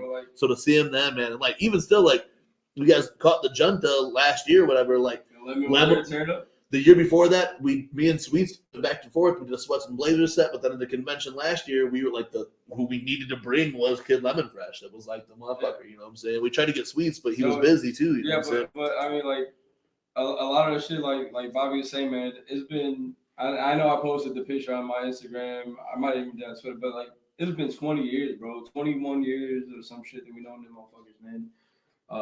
It was, it was definitely. I got this picture for real with Clockwork E. I think his name was Kyle.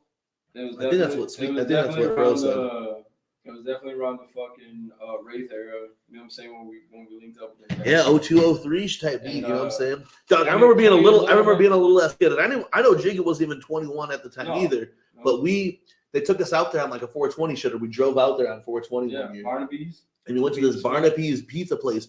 Bro, we were drinking pitchers of beer, dog. I had to be like 15 years old, bro. Yeah, I had to be like, well, Holly, 38, 39. Yeah, you're like 2 or 3 years older than me, or 3 years older than me, or some shit. Like, yeah, you're like my sister's age. You're like 3 or 7 years older than me. So. I mean, you're younger than normal. So. Oh, okay, but bro, right, so whatever. Bro, this month we were. The point of this story is that we were 21. The point of the story of this shit is that we were 21 and we were at a fucking pizza place with our homies, fucking drinking pitchers of beer and.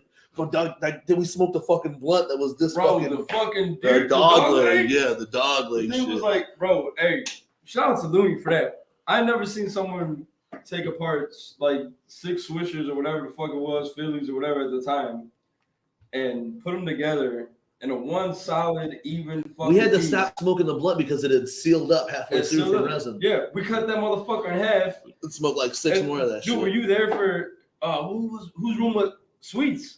At the room upstairs, right? Yeah, the slanted room. Yeah, in the slanted room with the fucking 6-foot fucking bomb. Big ass dog. I smoked out of that, bro. I feel like when you had to have in the last couple you of years. On milk crates, we were like this, and the homie was down here lighting it, like, you know what I'm saying, like, dang shit, bro. And then to see Sweets and Sweet, hey, I swear to God, Sweets had the same fucking long ass beard since 2003, dog. You know what I'm saying? Dog, Sweets looks good, man. Lem looks good, bro.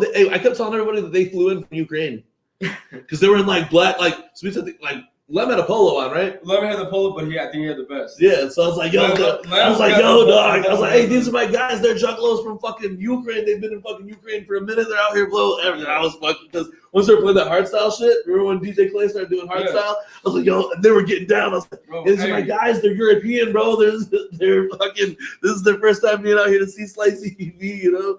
Oh shit. Yeah. All right. Yeah. See, look at Darko. Hey, that's what I'm saying. That's what we're saying, man. too. Hey, I think that was one of my top, if not my top, like I was. Bro, the flow on that, the fucking sample type shit on that. The I don't know, man, that whole shit on Darko. And I was on Hexx's live when he was talking about the shit, and I was like, yo, Darko's a fucking banger, bro. And he's like, yo, that's my Grammy song. That's my Grammy song. You know what I'm saying? Like, he's like, I'm not saying I'm gonna win a Grammy off it, but he's like, that feels to me like it's just so different. And it's a fucking dude, it's a dope ass song, dog. I love Darko. I love fucking Blatey and Neck. I love fucking Tales of a Curse G. Fucking Blueberry Red Bull. That Blueberry Red Bull is dope, dog. We're gonna do another one called Watermelon Red Bull. Watermelon Red Bull. It'll be a fucking banger too. Strawberry Apricot Red Bull. But I know we were talking about that too, man. But again, before we get into anything else, man, shout out to our motherfucking homies, Sweets and Lem. They were out there. They ended up going the next night then too. Yeah, after they that went. shit, They went and shout out Daddy Schneider, dog. Daddy Schneider, yeah. Daddy Schneider, that's who swooped up Sweets to go to that show. That's the shit, bro. Because like Lem or Sweets texted me, he's like, yo, bro, you know, the next morning he's like, yo, it's so good seeing you, bro. I fucking love you, blah, blah, blah. You know what I'm saying? Like, you know, same shit, we're going back and forth for a minute. He's like, yo, I'm going to the show tonight. It's fucking Daddy Schneider just picked me up. Like, oh, that's dope. You know what I'm saying? And then like at the show, Lem hit me up at like, it was like 11:30 and I like, yo, bro, we came to the show again. I was like, you guys are fucking animals. Yeah, like I would have loved to do it, but yeah, I would have too, man. That'd have been dope. It's fucking dope. That was fun. You know, shout out Prez back here. Bridget Bites is in the fucking green room, and I want her to come in and I want her to talk some shit about her set last week. But dog, look, I know oh man, the chat is like are talking about some things, and I do want to fucking talk about it, bro. Honestly, I do, but I don't know if it's our place to talk about it. That's how I feel 100%, man. Like Jiggy set it up without even fucking setting it up for me to fucking rant. He doesn't even realize it. I mean, hey, but we don't. I don't know if we have a place in Juggalo YouTube.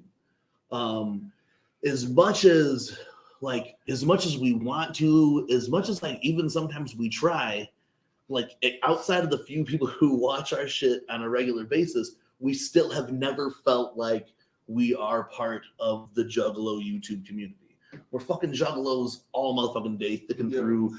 Without this shit, we're just always Juggalos or whatever, you know what I'm saying? Definitely. So like it's like right now it's hard to go like look in the chat or whatever and ignore the things that are going on in Juggalo YouTube because like we still try to be part of it. These are people that we fuck with or whatever, you know what I'm saying? Hey, I know what you're. I don't know, bro. Like that, I don't think it's our spot to do that, and I don't know. Yeah, I don't want to say how I get it. You know what I'm saying? Without a blessing from anybody who's in here to go ahead and speak on it. But. I see the chatter talking about it. It is, you know, shout out to everybody. You know what I'm saying? Yeah, like, you know, like I can only speak for like really myself when it comes down to this shit. Like even when it comes to the crew, I don't know how they feel. I don't know how, because we don't really think of it that way. We don't really talk about it that way. Like we don't like it's like dog. We fuck with everybody. You know what I'm saying? Like we watch shows, we share shows, we talk about shows on our show or whatever. And like a lot of times, I feel like people like when the conversation comes up and we're not in it, sometimes we're like, damn, that sucks. But like when shit like this happens, it's like it's probably for the best that we're not in the conversation. You know what I'm saying? Absolutely. Like, you know, much love to everybody. I know how this shit goes. Like I know this fucking like to our person. Yeah, that's exactly right. Like to do this again. We came in with simple rules. It is. I know the situation you're speaking of is reminiscent. Yeah, that's why I like. Back. I know how it goes, bro. It's hella reminiscent of the first time we tried to do this because we brought so many people in and shit happened. Like I don't want to get too deep into it because like I said, it's not our place. We went back and forth on like how this would be like on it, like bro, like we know we do it. We do a show all the time or whatever, so we know that we're gonna have to address it. We knew it was gonna be brought up in the chat. We know that everybody in the chat watches this shit. I just don't like there's just like really like there's no real way for us to talk about it. Like all I can say is like I get how all this shit goes or whatever. But like I don't know, man. It to us it feels like what we're doing, maybe we shouldn't talk about it or whatever. You know what I'm saying? I don't think we should, just because it's like I said, I don't feel it's our spot to talk about it. But just know if you're in here, I know. Yeah, for real. Like you guys are. It goes back to the Shaggy 2-Dope show the other night. You know what I'm saying? Like we are still like as long as this Juggalo shit's around, we're Juggalos or whatever. You know what I'm saying? Dude, we got 10 people. You motherfucker. But I'm looking at still here. There's like 10 people. Guys. My bad. Sorry about yeah, that. we don't fucking. But there's like 10 people in here right now. It says 10 viewing, man. You know what I'm saying? And like whether there's 10, whether there's 2, whether there's fucking 10,000, 2,000, whatever, we're gonna keep doing this because that's us, man. This gives us, like he said, we're Juggalos doing it. We're gonna do this shit. Regardless. I don't know, man. I appreciate being able to. As therapy, and it's also going to help me. It's also going to help me with my social anxiety because I'm not really this talkative ever. He's more talkative. And he's still not talkative here. He's more talkative outside the camera, bro. This motherfucker has full conversations with me off camera. I don't know. Like I just like Jiggy was saying, like he says it's not our place. To make me look better. Don't listen to him. I feel like. You know, it really ain't, dog. Like, you know what I'm saying? Like, I know, you know, much love to everybody out there who does this shit or whatever. Like Darby said, man, the diamond's going to keep shining whether you're going to do it or not, man. Like, I don't know, man. I don't know, man. Like, if one situations we can speak it on, yes. Hold on a second. If one day we were accepted by the Juggalo YouTube community, we might address the hot topics or whatever. I mean, hey, but that's why. Look, dog, I feel like I don't think even then we would, because I don't want to switch up to what our format is. No, but that's the whole thing is like if I was more informed on the issue, if I had a side on any type of issue, I might talk more shit or whatever. But you guys know that's how it doesn't run on the show. People don't watch the weekly web show because we're unapologetically loyal to psychopathic sometimes. So, very much. All the time. So I understand why, like, tonight I know you guys definitely want our opinion on it, but I really just I can't, like, I don't really have one. You know what I'm saying? Like, because I know how this shit fucking goes, bro. I know how this shit fucking goes, like, bro. So I can't. It sucks. It sucks hella, the situation that everybody knows we're talking about. I'm not gonna beat around the bush. I'm not gonna say the names. No, we know what everyone knows what we're everybody knows what we're talking about, but it does suck because, like, I don't know, they're staples, man. Like, they're in there, bro, and it sucks. That's the only reason why I feel like it had to be adjusted all, because obviously we couldn't, like, jump on the stream tonight.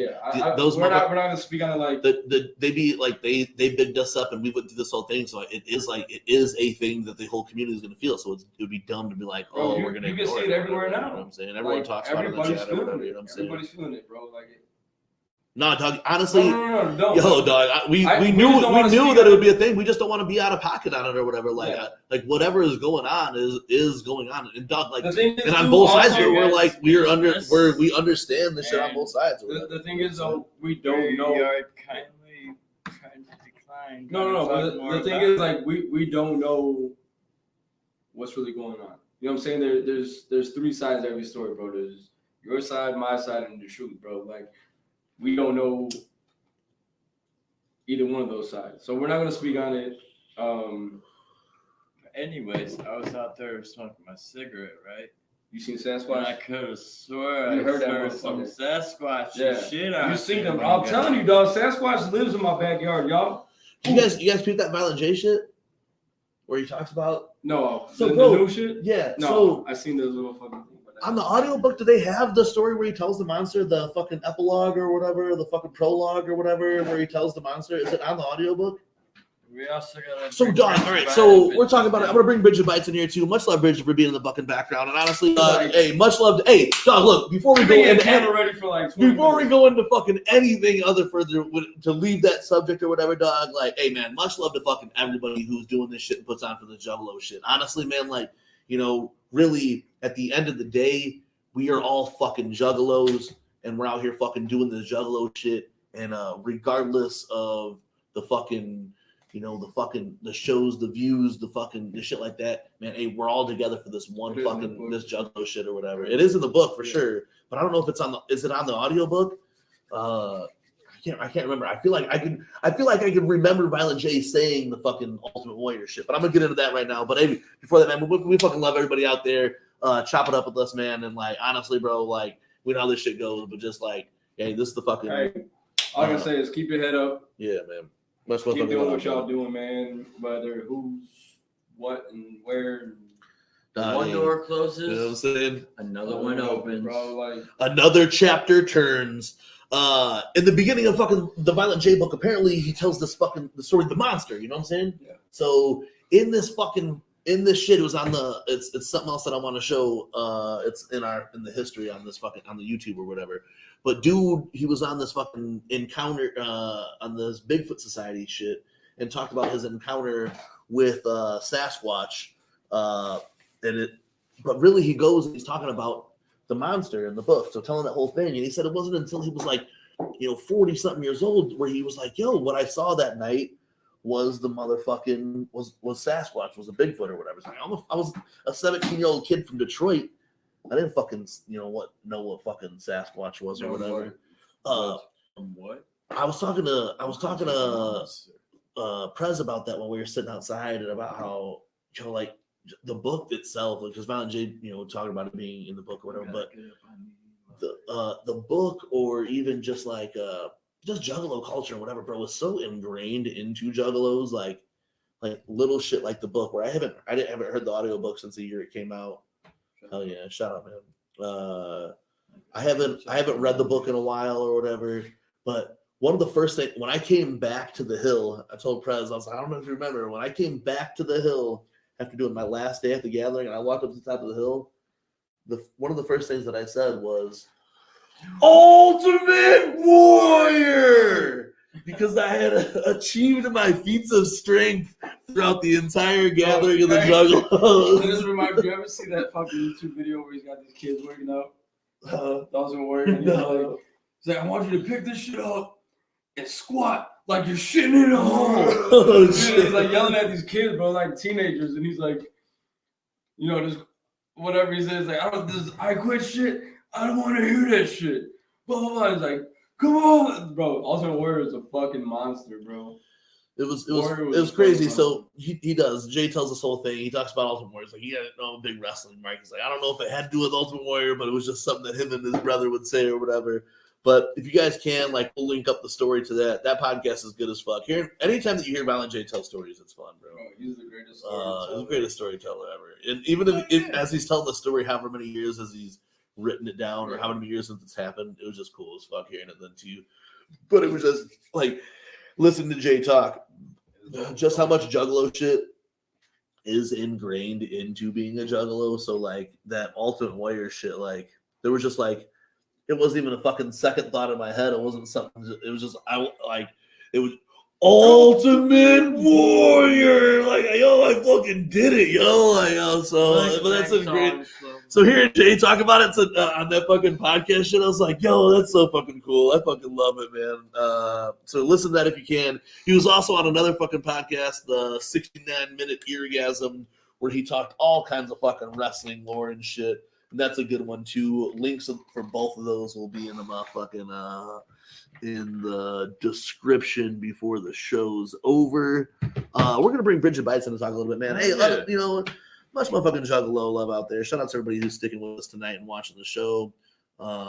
We fucking love y'all. That's the shit, man. We talked about a lot tonight. Core Fest coming up. The Float coming up over the next month. Second leg of the motherfucking Three-Headed Monster tour. Second leg of Shaggy to Dope tour. Motherfucking Tales of a Cursed G out now. Creek out now. Last call for merch. Hit us up. Last call for merch. Hit us up. You want to support? Hey man, I got another story to tell too later. I'm gonna while story Jiggy time up in this motherfucker. While Jiggy comes back. All right, so Mikey Sears, shout out our homie Mikey Sears. I wonder if you're still in the chat. Mikey Sears recently just posted that it was the 25th anniversary of Forgotten Freshness Volume 2. Holy shit! I'm gonna tell like dog. So what's crazy about this is like dog. Look, I'm not gonna say that I didn't always think my dad was the shit. But, you know what I'm saying? You had to grow up with Robert Fierro to understand what I'm saying. But this one night, man, I was out with another group of friends of his family. I was gone like all day. I went to Indiana Beach, right? And I came home. It was, 10 o'clock, 10:30 at night. I'm getting dropped off.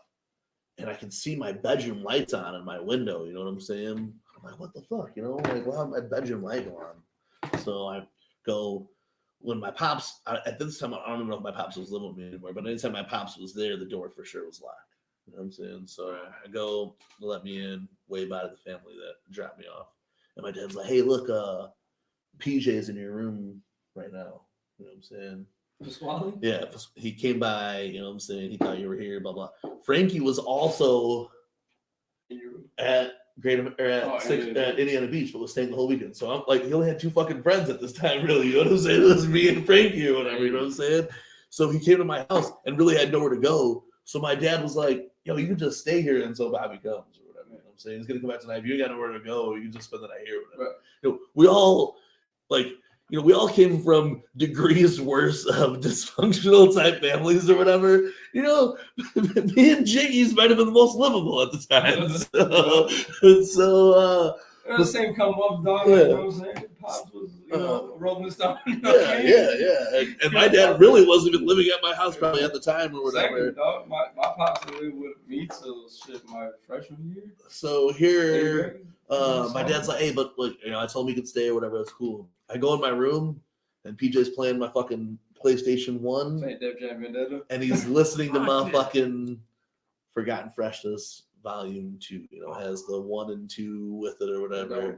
And he's listening to some tracks that at this point I hadn't heard yet. You know what I'm saying? So whatever 25 years ago was, whatever year that was that came out, these were tracks that the internet wasn't. You couldn't hear any track. There wasn't. Yeah, the availability wasn't, bro. But I remember going to that shit, and then I thought about that shit more as I was older. About how that was like really fresh. That my dad didn't just tell my friend to get the fuck out of here and go back home or whatever. He's like, go chill in the fucking. And PJ just took full advantage of it. It was like probably eating cereal my mom poured for him and fucking playing my PlayStation and listening to Slicey Pete through my fucking radio or whatever. And I thought that was like gas as fuck. So when Mikey Sayers shared that shit, I was like, 25 years, dog. Yeah, dog. I remember coming in like in the summer, Indiana Beach, right around this time of year then too. Like, because I know Alex Maldonado was in football. We went to like some place. That's why I went with this shit or whatever. And it's fucking wild as fuck. But man, shout out Mikey Sayers for giving me the flashback. Damn, dog. Telling me the story. Yeah, man, this shit. Fuck, bro. The shit that we used to do in the hood, bro. Like, Good old Warren Street, bro. Like, Lake Station is not the greatest place. It's not the worst. But, like, man, it's fucking home, dog. Like, there's so many dope memories. And I think, like, anybody who does it, that's just the homies, dog. Like, you pull up at the crib. Like, I remember being at your crib and, like, whatever, stoned out our fucking minds or whatever, getting ready to smoke, or after we just got done smoking, this motherfucker would chef up like some random ass shit. Like, let me see what I got in the fridge. All right, bet. Throw a few things together. Yeah, throw a few things in a little skillet, you know what I'm saying? Chef it up, and the shit would be fire, bro. Like some sesame seed, orange chicken type beat, you know what I'm saying? The picture that I posted the other day, I was looking through some other ones, and man, like there's me, Jiggy, or me, Squally, JL, Moses, like in front of the crib that one time, man. Most of that was mad because he couldn't go to the show that time. Yep. Man, that's just some jug shit, man. Like, like when we, like, bro, like, that's what I'm saying. So, I really don't think the best part about the podcast for us is that we just get to meet more juggalos, you know what I'm saying? Right. Because either way, we talked about it after the gathering, is that, like, it's still super new. The podcast thing is where people know us from, because normally it's just that we've been going to shows for fucking 20 years. You know what I'm saying? This was Jiggy's 20th anniversary of the gathering was this year, right? My first one was in 03. Yeah. So like it's from going to shows for all these years that really we've met. Yeah, I've like done the DJ shit or whatever. So there's whole other reasons why I do meet people, but like really still now the podcast shit is new as fuck. That's why we still haven't like. Maybe we haven't fully accepted that we're YouTube juggalos yet or whatever, or maybe y'all haven't accepted us as juggalo YouTube yet. But lack of a better word, influencer, juggalo. I don't ever want to say that shit ever. Yeah, I don't want to use it. Yeah, I don't ever want to use that. I'll say creator before influencer because I have no influence. Like, bro, like, I want to be an influencer. I hope I don't. I drink mushrooms with beer. I hope none of you guys will be influenced by the things that I say. You know what I'm saying? In my Terry Diaz t-shirt. Don't do as we do. You feel me? You know what I'm saying? What I'm saying, do as I say, not as I do it. Whatever the fuck, I don't know. My days tell me that shit all the time. Like, yo, you're a fucking Jay. But I don't know. That's what's fun as fuck, and like we get to meet new people every day. Sure, though, 20 years deep, and I really don't think people understand like when we talk about like our shit coming up, bro. Like, the Juggalo clique that we had, bro, was like literally a block in Warren Street. Okay, we spread that shit. Let's say we spread the fuck out of it. We spread that Juggalo shit. Like anyone who would listen back in the day, we were prophets, bro. Warren Street, like Bobby Blake lived on Warren Street. JL lived on Warren Street. Fucking Moses lived on Warren Street. I lived off of Warren Street on 25th. Our homie lived off of, I want to say the homie at the time lived off of 26th. You know what I'm saying? And Squally lived on the farthest point. Squally lived on the furthest point on Union. You know what I'm saying? Right off of the 25th Avenue. Frank Dizzle lived off of fucking 20. What was it? Right in front of the school. Right in front of Polk. You know what I'm saying? Like our clique back then, our juggalo shit. Like people don't understand. Like this shit was close. Like I mean, like proximity was like. If I walked down my crib, I can throw a rock and hit Bobby's crib. I can throw a rock and hit Sizzla's crib. That was like when we did the call, like when we were fucking motherfuckers up or we were fighting on the block. It was literally you could do that phone call, and I was on the top of the hill, JL, and the rest of the squad would be down there. So we'd fucking just boom, boom, boom, boom, link Bro, up. You know what I'm saying? Remember the fight, the shit that broke out of JL's crib? Yeah, bro. Bro, homeboy pulled up. It was JL with his cousin. Yeah. Right? His cousin was dating some fucking fuckboy. And he came talking shit, bro. And hey, all the We got another tournament coming up. I don't know if you heard about it last episode, Relic, but we'll talk about it more real soon. Yeah, but I'm just gonna say, let me get the story up because this shit was hype. But like Bobby saying, the call, all it took was like, yo, blah blah blah blah, and one person heard it. Hey yo, homie. Hey yo, Bobby just called. Meet up at JL's crib. All right, bet. Motherfuckers on the way. Yo, hey, Jiggy just called, dog. Hey, meet up at JL's crib. All right, bet. Hey, yo, fucking Dizzle just called, dog. Pull up at JL's. Bro, we showed up. I don't even want to know how deep it was, but it was, what, 2 dudes? Hey, look, 100%, like, we showed up like in the movies or whatever. If there would have been a cut scene of all of us leaving our houses to run to where that was at, like, I know, like, Dizzle and them were all at one place, but, like, Mo left a different spot. I left a different spot or whatever, and we all pulled up. And I remember Mo had a pipe in his shit, you know what I'm saying? I had knuckles on, you know what I'm saying? Like, Klinsky had some shit, like, you know, like, we were all, like what was real? It would have been like a scene of the Warriors where it just showed us all grabbing our weapons as we were taking off from our cribs. We were fucking teenagers, dog. Hey, like, hey. what was crazy about it, dude? It was like Gaboyan and fucking the OGs off the block started coming because they were like, yo, like, hey, nobody from out of town's gonna come here and start some shit. So they like, like motherfuckers that were like jugs, but like they knew us and we grew up with these guys. You know what I'm saying? Like on some gang shit, we're like, pull up, yo, what's going on? Gangs that we beefed with, like for real, like why you guys all outside right now? Like, yo, man, motherfuckers from the next town over coming through trying to. All right, bet. Pull the car up, park that motherfucker, bro. We were at one point. There was 2 dudes in the middle of this fucking circle, and surrounded by Warren Street, dog. But they came trying to start some hella crazy shit. So it was their fault. They all got beat up. They came talking crazy, and dude was like, "I'll eat you for breakfast. I'll eat you. Fuck all you." Hey yo, all I remember is Gaboyan. Yeah. Took that first swing. Was like, boom, bink, hit dude. And it was on, bro. It was like their boys. So it was probably like, you know, like it was like 6 on 20. You know what I'm saying? Bro. Like all of us on all their. Hey, on that straight Dub G shit, dog. No warnings on Warren, bro. You come fuck up on Warren Street, bro. Bro, I remember fucking Hey, slapjacking a motherfucker. Hey, you don't really know. Smacking this motherfucker with in the headlock, smacking him with the fucking pole. Dub G said all day. That was wild shit, bro. I really don't know. Motherfuckers used to always come to like, hey, and then like anytime there would be fights in Lake Station, if like remember like Max and all them that one time they're like, yo, and they called us up and they're like, these weren't even kids that we fucked with. They just were like, yo, other people from another town are getting ready to come over and they want to fight. We need y'all. And we fucking pulled up. We pulled up. The gathering. Yeah, right before the gathering. That shit. Right before. We just all happened to be over there because we were just picking up some butter or some shit before the gathering. And they were like, yo, these motherfuckers about to come from motherfucking like the next town over, like ready to fight. And we were like, bet, dog. So we were over there to keep it legit, like so that it would be a one-on-one fight. And of course it jumped into some shit, bro. We just fucking everyone throwing fucking hands and shit. And then left to the gathering. Fucking brawl, 6 hours later, my brother was driving us to the gathering. We're telling him the whole stories. Like, yeah, that's right, blah blah. Yo, this shit was crazy. Count them motherfuckers. What? Hey, straight up, the teenage Jiggy Fresh and Bobby Blaze.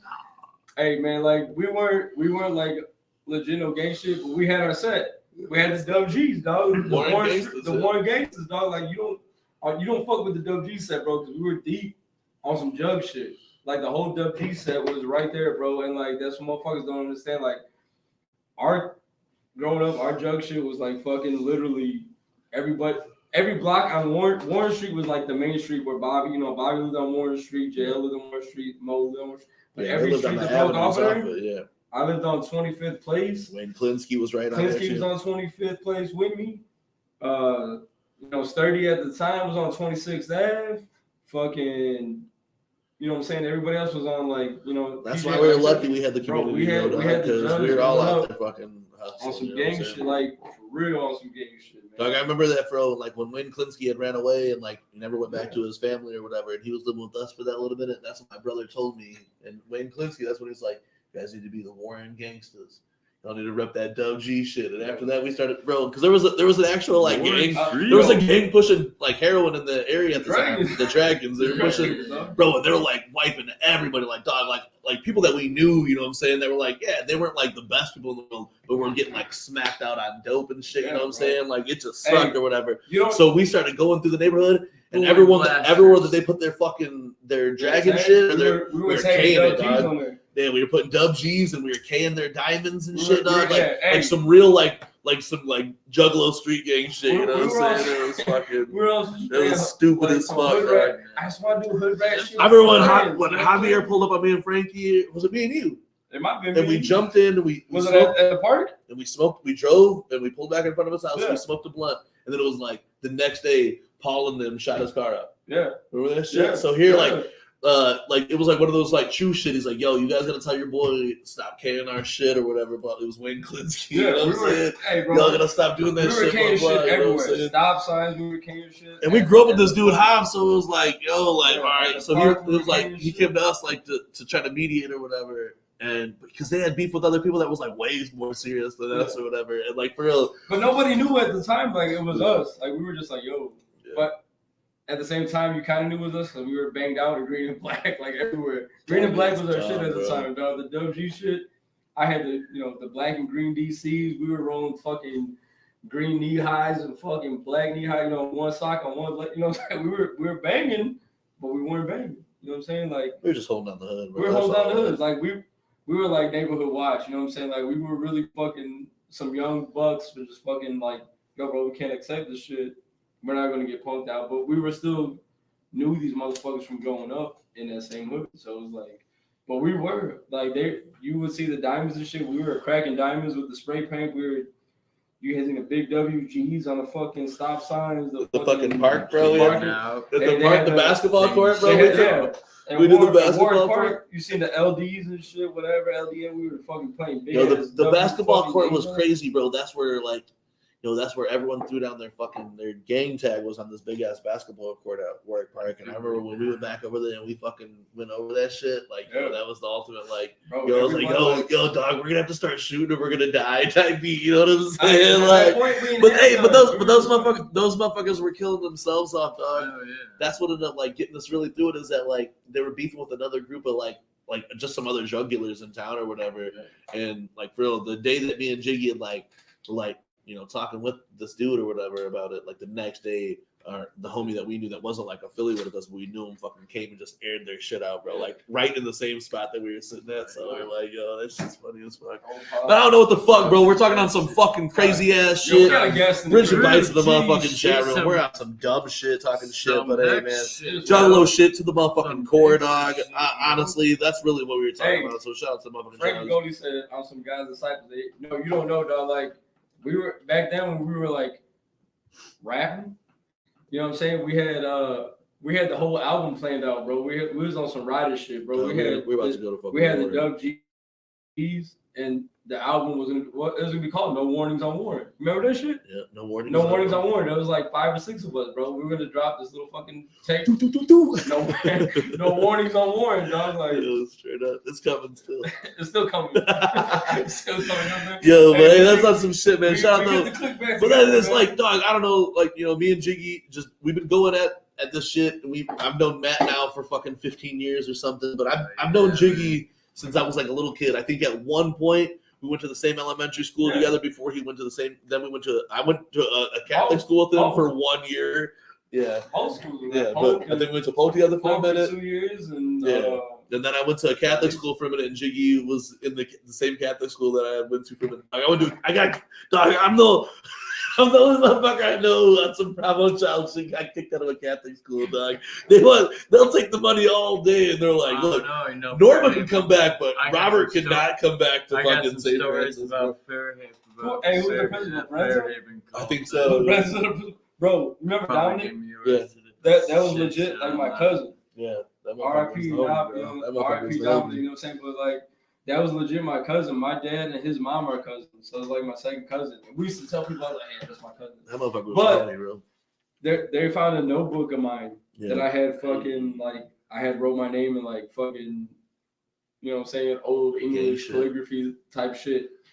they called my parents in there, bro. I was sitting in Brenzo's office, bro, and I was in like 6th or like 7th grade. That was the mean lady, right? Because there was a nice lady before that, right? And then there was the mean lady. No, it was Kaufman. And then Kaufman died, and then it was the Brenza took over. She was a mean ass bitch, right? Yeah. So Brenza called my parents. Dog, to be in a Catholic school, this lady was a bitch. Hey, yo, Brenza called my parents, dude. I was sitting in her office, and she called. My parents had come. My dad came home from work, all types of shit, bro. Tangents. Talking about like, yo, your son's a gang leader. Blah blah blah. Look at this shit. I was like, bro, it was my fucking name. Like, it wasn't no like anything else, but it said like Chris and like calligraphy or whatever. You know what I'm saying? And she snapped, bro. My dad was like, "You're telling me because my son wrote, drew his name out on his notebook or whatever that he's a fucking gang leader?" Like, and I had to point it out to her, like, it says Chris, like that's my name. Like, what the fuck? I always thought G was cool because I thought he was in the gang. Low key as fuck back then. I was like, yo, that Chris Rebellis dude, he's in the gang. Him and his boys, they're the reason why I got these shoes. They were these Converse, and they like flayed the laces on these black and white Converse. Not the canvas ones, but they were like, yeah, there were some, yeah, there was not the Chuck, yeah, they were like some Chucks. Like some basketball style, but not the fucking canvas joints or whatever, bro. And then they had split black and white laces on these motherfuckers, and I was like, I was in 4th grade, like, yo, Dad, I need to cop these new motherfucking, these Chucks, you know what I'm saying? These Charles Knoblauchs or whatever, you know what I'm saying? Other tangent, dog. But that's me and Jiggy just going in on how that's the FUJ shit, bro. I don't know. That's the shit. Me and Jiggy been jugga-lugging since a youngin' type beat. Bridget bringing you in this shit, man. I'm sorry. Hey, you guys know who she is. How the fuck, every time it's a huge ass announcement, you guys know who the fuck it is. It's Bridget motherfucking Whoop. What's up, guys? Gang. What's up? What's going on? No, I'm fucking loving this. I'm loving this fucking story time. Story, you know what I'm saying? I love. Hey, look, dog. If there's one thing we're good at is telling fucking stories. Hey, on the real shit though, like when no, it's fucking. When the swamp was out here for I don't know, it was Clownpocalypse 2 or whatever. I had Strife in my car, and I legit took him like down Warren Street. I was like, "Yo, on the way back, I'm gonna take you here. I'm gonna show you how like everybody thinks this is like." We're bullshitting. I'm gonna show you where I lived, where Bobby lived. You know what I'm saying? And like, when I point out all the homies' crib, yo, our homie lived here. Our homie lived down this block. Our homie was 3 houses right over here. And like, people don't really understand. Our jug Clank back in the day was like fucking. We were jugging. Well, I just remember how tight me and my fucking homies were, and you guys sounded like you were getting into some similar shit like we were getting into. But like, I can only imagine with y'all living so close. A lot of my homies also live close. Like, because we survived it all, luckily, it's like dope as fuck to look back and laugh at now. Because we just don't hang out with any of my old homies anymore, so it's hella fresh that you guys have like just held it down and just been fucking boys and had each other's backs for this long. Like, that's something to say. I would love to get like the old homies in here, like Pasquale J. I talked to like one old homie. That's it. Yeah, like even like and I know it happened to us too, where we like, me and Jiggy are really the only ones that ever stayed tight up with the whole fucking squad or whatever. But like our South Bend homies, it'd be weird too, because every time that we'd go out there, they'd have new beefs going on. But that's how circles are, you know what I'm saying? They have little new beefs. Yeah, no, there's always some drama or some bullshit, but we try to keep it like how it is right now, you know what I'm saying? But we went so hard. You were saying, Bobby, you said what you were saying, you were like fucking, how'd you put it? Like missionaries? Is that what you said? Prophets of the carnival? Prophets? Yeah, like you were fucking going off and telling everybody you could about the fucking wicked shit. I was the same fucking way. Like, I just remember going so fucking hard back then, man. It's so funny. We were, and like the clip grew. Like, it was, I mean, like, I got into it really because of like Bobby and like PJ and Frankie. Like Bobby's brother, his older brothers were jugging, you know what I'm saying? Like, since way back. My brother Casey still has a food stamp signed by Shaggy and Jay from like 90 fucking 3 or whatever, like some bar. I mean, shit. Did you guys do mini gatherings? Like we never really did like, I guess, like any like formal mini gathering type shit. But I think that's something that we've always wanted to.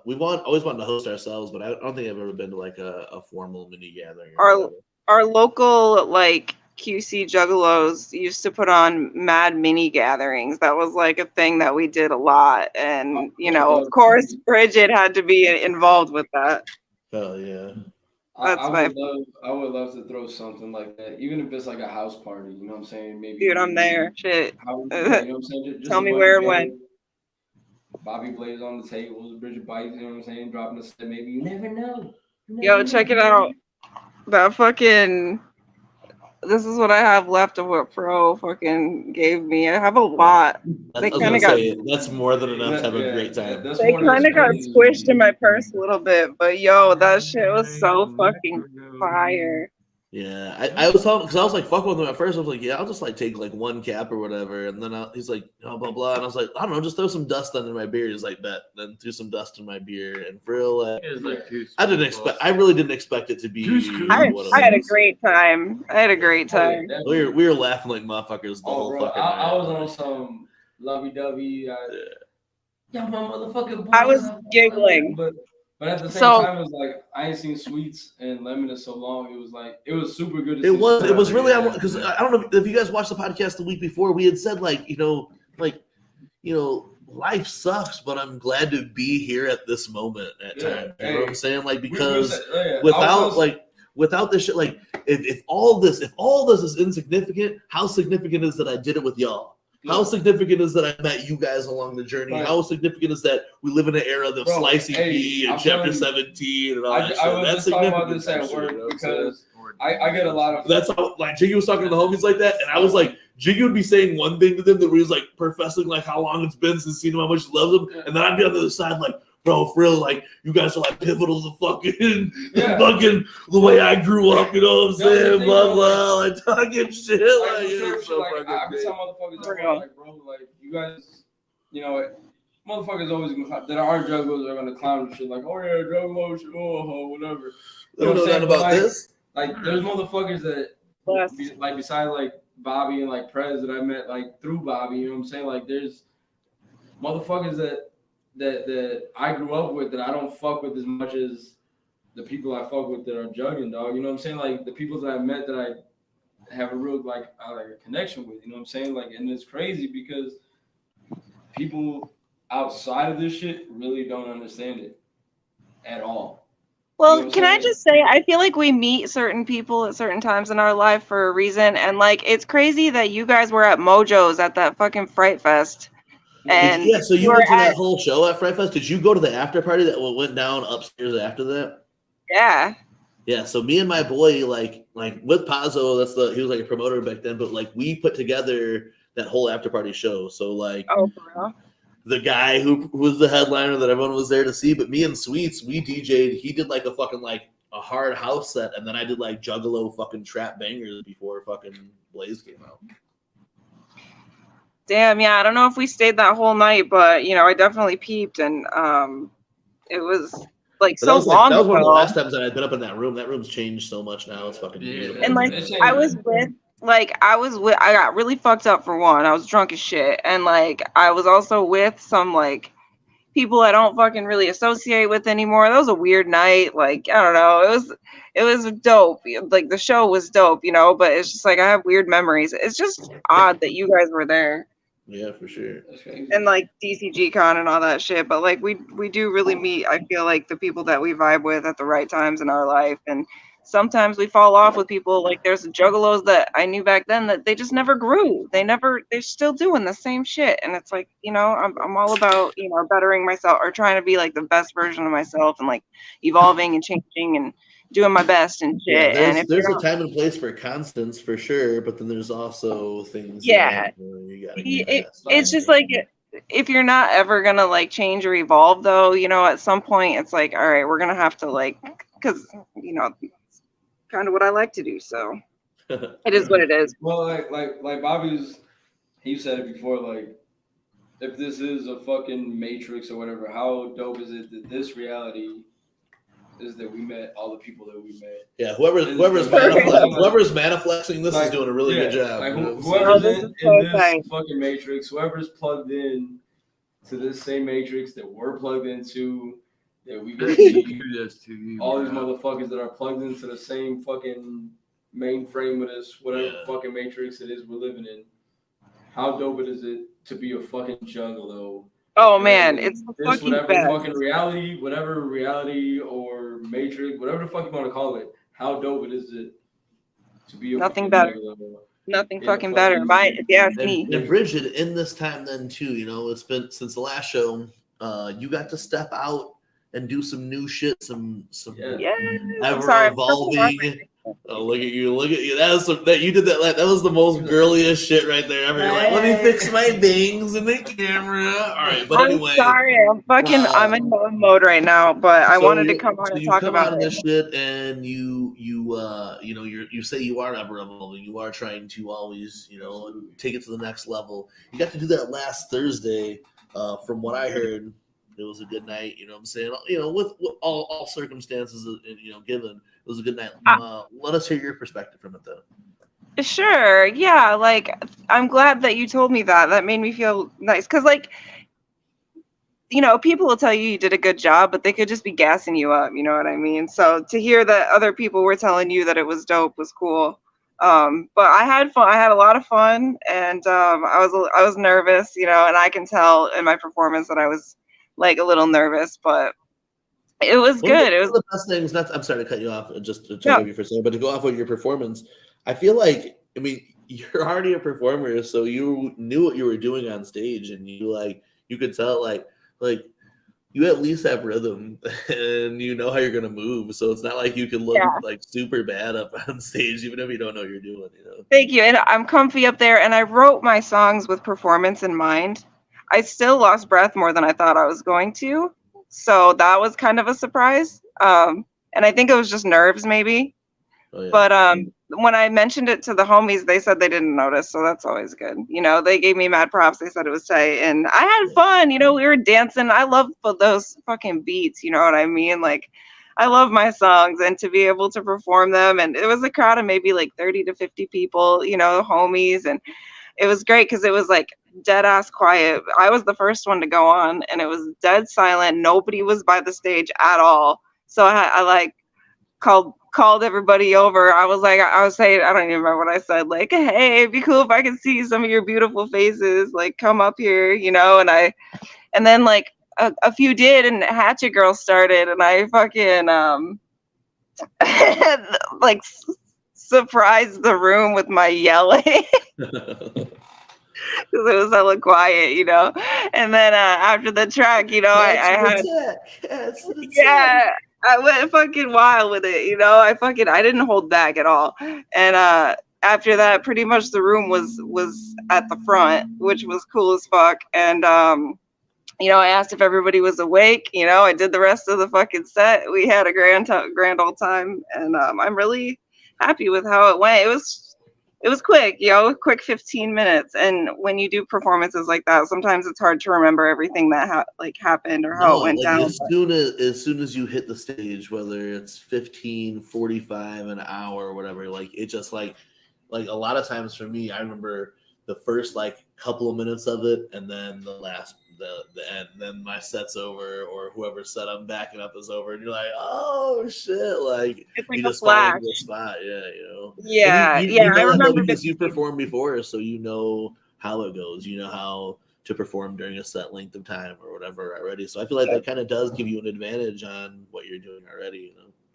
Thank you. I do, you know, I've been a performance artist for years, you know, I've been in front of crowds. I like crowds. I have fun with crowds. Like I enjoy that, you know what I mean? And so I also feel like I'm graduating a little bit. This is something I've wanted to do for a long time. I feel like I've kind of mastered my burlesque craft at this point. You know, I've been doing that for 6 years, and it's not like I'm never going to do that again, but you know, I'm trying to expand and doing, and this feels more me, you know. This is way more me. If anybody who knows me, you know what I mean. So I like that I feel like I'm expressing an authentic part of myself that I haven't expressed enough. So I'm excited about it. And live performances was always the plan. So to be able to like kind of get one show under my belt, I shout out to Scum and Fro. Like Fro hooked it up, you know, like Fro hit me up and said somebody canceled or couldn't make the show, and there was a slot open and asked if I could do it, and I jumped on it. So shout out to Fro and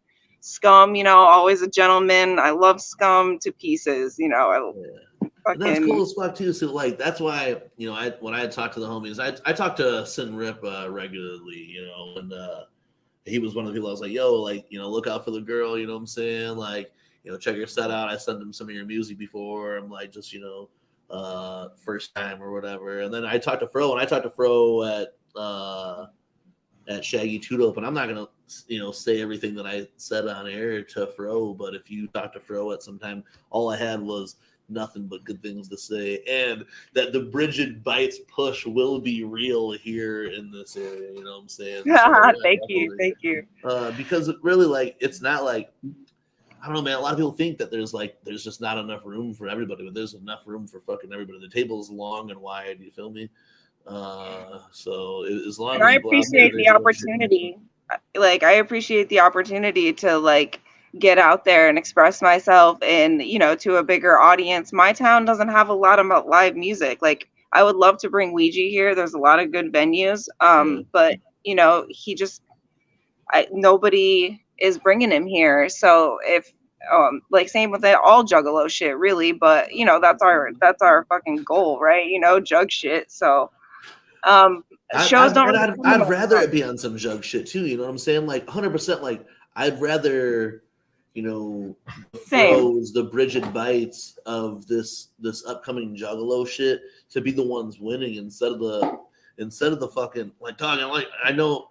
But look, Bridget Bites is my favorite gatekeeper anyway, so I know she won't mind when I say this, that there are people out there that... You guys can gatekeep my music if you want. I don't mind. No, I think there's people out there that we need to gatekeep so that Bridget Bites and Fro are the ones that people care about, instead of these people who are Juggalo overnighters, you know what I'm saying? And dog, this is the most gatekeep Bobby Blaze will ever sound, but it's only because I'm talking to Bridget Bites, my favorite gatekeeper in the community. No judgment. And I feel like there are people out there right now who will be and this is no hate because I want the community to grow, but it'd be some weird. It's some weird ass shit. So where there's people right now who are eating off motherfucking the carnival or whatever, who don't even fucking listen to ICP. You know what I'm saying? Who are just... It's odd to me. I feel listening to ICP, or who are just getting back into ICP. That's just weird as fuck to me that you're eating off me or trying to eat off me, and hey, but 5 years ago, this one, what I'm saying, I don't know. I'm not trying to. No, fuck that, Bobby. Because you and I have talked, though. You and I have talked, and I don't mind the TikTok community, but there are people that there are things that I do mind, you know what I'm saying? Because I want the community to grow, but I've always had a problem with fucking people riding the fucking Juggalo escalator. And I know that now dangerous. There are people who are doing it, you know what I'm saying? And here's the thing.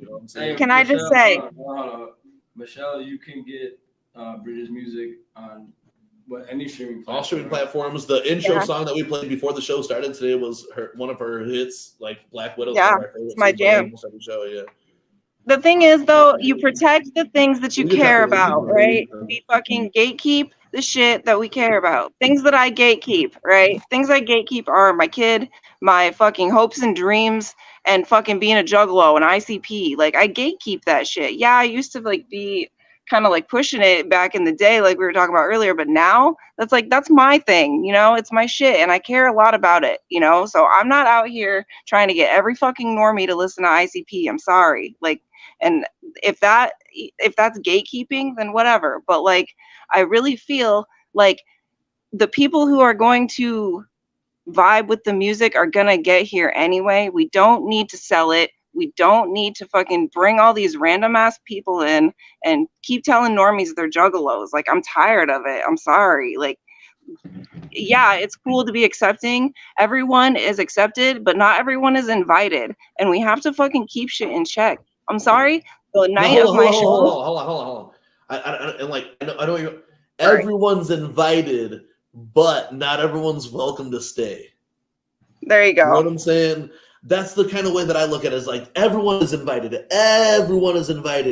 But then once you come and you're like, oh well, I'm a fucking sick pedophile, or I'm a fucking thief, or I'm a fucking this or whatever, then you're not welcome to stay. You know what I'm saying? But we give everybody the chance, and I feel like that's the thing, is that's what's so like in this community we give a lot of fucking chances. Like, there you like go. I saw someone on when the, like, I don't mean to bring back the Drake thing or whatever, but when the Drake thing first happened, I saw someone online saying, oh, like, you know, like how it's fucked up that here the biggest artist in the world is wearing our shit and could expose us to his fans. But 17, I'm way older probably now, but 17 years ago, it was fucking, I'd rather have 10 real juggalos than 10,000 mainstream motherfuckers or whatever. So I don't need Drake to wear my fucking cool ass Ringmaster jersey because it devalues it for me or whatever. You know what I'm saying? I don't need Drake's friends at this point, but I don't mind when these motherfucking new jugs might find Slicey P on TikTok and then go to the gathering and then catch them on tour or whatever. I don't mind that. What I do mind is that, like, people are like, oh, ICP are hot again or are always hot or whatever. I'm going to start painting my face and drinking Faygo and everyone's going to fucking love me or whatever. But that's not organic. It's not real. It's not fresh. Like, that's not fresh to me. That's so stale. Like, I don't care how rich you are and how fucking cool you can make being a juggalo look. Like, that's just not the point, you know? How long it's always been like uncool to be this juggalo shit, but we've always known people who are like, oh dog, like whatever you guys are doing, like that shit looks cool as fuck. So I want to see this shit. I want to wear a fucking ICP hat. I want to wear a dope ass fucking black and gold forks up, forks down Ringmaster jersey. Blame them. I want to wear. We are like, dope. That shit looks dope. Yeah. So I could. Yeah. Like, we've all known people who have been like, yo, that shit's fresh as fuck, but then are like, you know, they ain't really down with this type of shit or whatever. And I don't mean, like, as far as gatekeeping goes, I feel like there are people out here right now, and Bridget Bites, Fro, the young juggalo like community who are like putting on as artists now, they need the attention more than some of the people who are getting the attention. But like, it's one of those things as an artist too, though, personally, and this might just be me, but like I like being kind of like weird. I don't necessarily want to appeal to the masses. I don't necessarily like shit that appeals to everybody. You know, I kind of like doing it my way, and you know, that's it. Like, that's the best art form though, when someone is themselves and other people still dig the shit that you're doing. You know what I'm saying? That's the best. I want the right people to vibe. The right people to hear it, and like the ones who I vibe with on some sort of level to fucking enjoy or whatever. But I'm not trying to like make a million fans or anything. It's just like I love this community so much, and I want to create. And like, jugs keep it fresh as fuck. I'm sorry, I fucking love being a juggalo, and you can't blame people for wanting to like to check it out or are intrigued. And if it's organic, like, please come on in. Like I will welcome you with it is. Open up. And that's how it is, though. I feel like we do. We like, you know, when Bridget was at the crib and she was talking about some of the stuff, and I know we talked about it though too. Like, there's like a certain where like the gate might be open for me, but I'm standing right next to that motherfucker watching who's walking through. You know what I'm saying? No, for Bridget, Bridget might have the gate closed a little bit before, and she might check your resume just a little bit more. Hey, for me on that, but I think we need that sometimes in the community where it's like, you know, young Bob said, hey, for every gate you leave open, it's an opportunity for the ops. You know what I'm saying? The gate you leave open is and for me, also like a big one is fucking like creeps, man. And that's a thing as a girl. There's a lot of creeps out there, and for sure. And there's little girl, what's up? You know what I'm saying? Like, and I don't mind. Okay, you can be a freak, just don't be a creep. Does that make sense? We're all fucking freaks out here, but like, don't fucking creep on girls. Like, I'm so tired of that too, honestly. It like is. No, I feel like problem. I feel like it's gotten a little bit better than it was, Yeah. for sure in the days that we Agreed. were growing up. Because I feel like juggalos call people out on shit like that now too, and they don't let that shit More happen. they do, but some people are still scared to fucking speak up. You know what I mean? Some people are still scared The to only fucking say. look, because if we're ever out anywhere, you or anybody, you need, because you would have to specifically tell me though, look, I'm uncomfortable, and then I'll fucking kill, I'll blast somebody's jaw. Everyone needs Trust to me, know I that. know. But at the same time, you do have to tell me, yo, hey, I'm dancing with this guy, but things that gotten uncomfortable, help me get away from it. You need people need to communicate that with you, because at the same time, you never know when the line The is thing with getting me crossed. is You know what I'm I'm saying? loud, and I would definitely, if I ever felt unsafe in a situation, first of all, I've had fucking creeps at shows, touch me or whatever, and I get loud with them, I get in their face, but that's just me. And if I did do that, I would be like, fucking Bobby Jiggy, fucking, We're I known holler, but We're known to hit a we're known motherfucker. creep bashers, but we're also known, as soon as we get consent, we're allowed to be creepy. But we're well, also the thing, creepy I love bashers, freaks, but and that's we're the thing. yeah. I'm not freak shaming. Don't get me wrong, because I'm a freak, right? I fucking love that. I love that freaky shit. But come on, don't cross the line. And I think that that's a problem too. Is people see our community and they think They that think that it's they all can just just be it's all open like that. Yeah, and it's not. delinquent. Oh, there's Yeah, no they think they can mannerism be there. fucking gross, and it's no, you can't just be fucking gross. I'm sorry, for lack of a better word, gross right now. No, I for just can't sure. think of the word. Yeah. Now, on real jug shit, real jugs know Deviant. that type of shit, but all juggos need to be more fucking outspoken about it. I know that our crew is known for if we catch recklessness, we fucking correct recklessness. You know what I'm saying? That shit don't happen around us or whatever. And we want everyone to feel a safe. We want everyone to feel like our circle is a safe space, unless you're one of those people who don't deserve a safe space. You know what I'm saying? And then know that it's not a safe space to be in. But for anything else, we want it to be like that, because we feel we definitely support the fucking the hardcore fucking feminine movement of this juggalo world. Without the fucking females in this juggalo community, And it wouldn't they be say, what it is. It couldn't grow every day. You can't have two juggalos making another juggalo. You know what I'm saying? well, they say that they want more female artists around, but then But would you want to go on the road as a because most female of those artist? female It's artists are hot dangerous. as fuck, so it is kind of hard. You know what I'm saying? It can be. Yeah, it just can be sketch sometimes, but I know how to fight and I carry weapons, so we out here.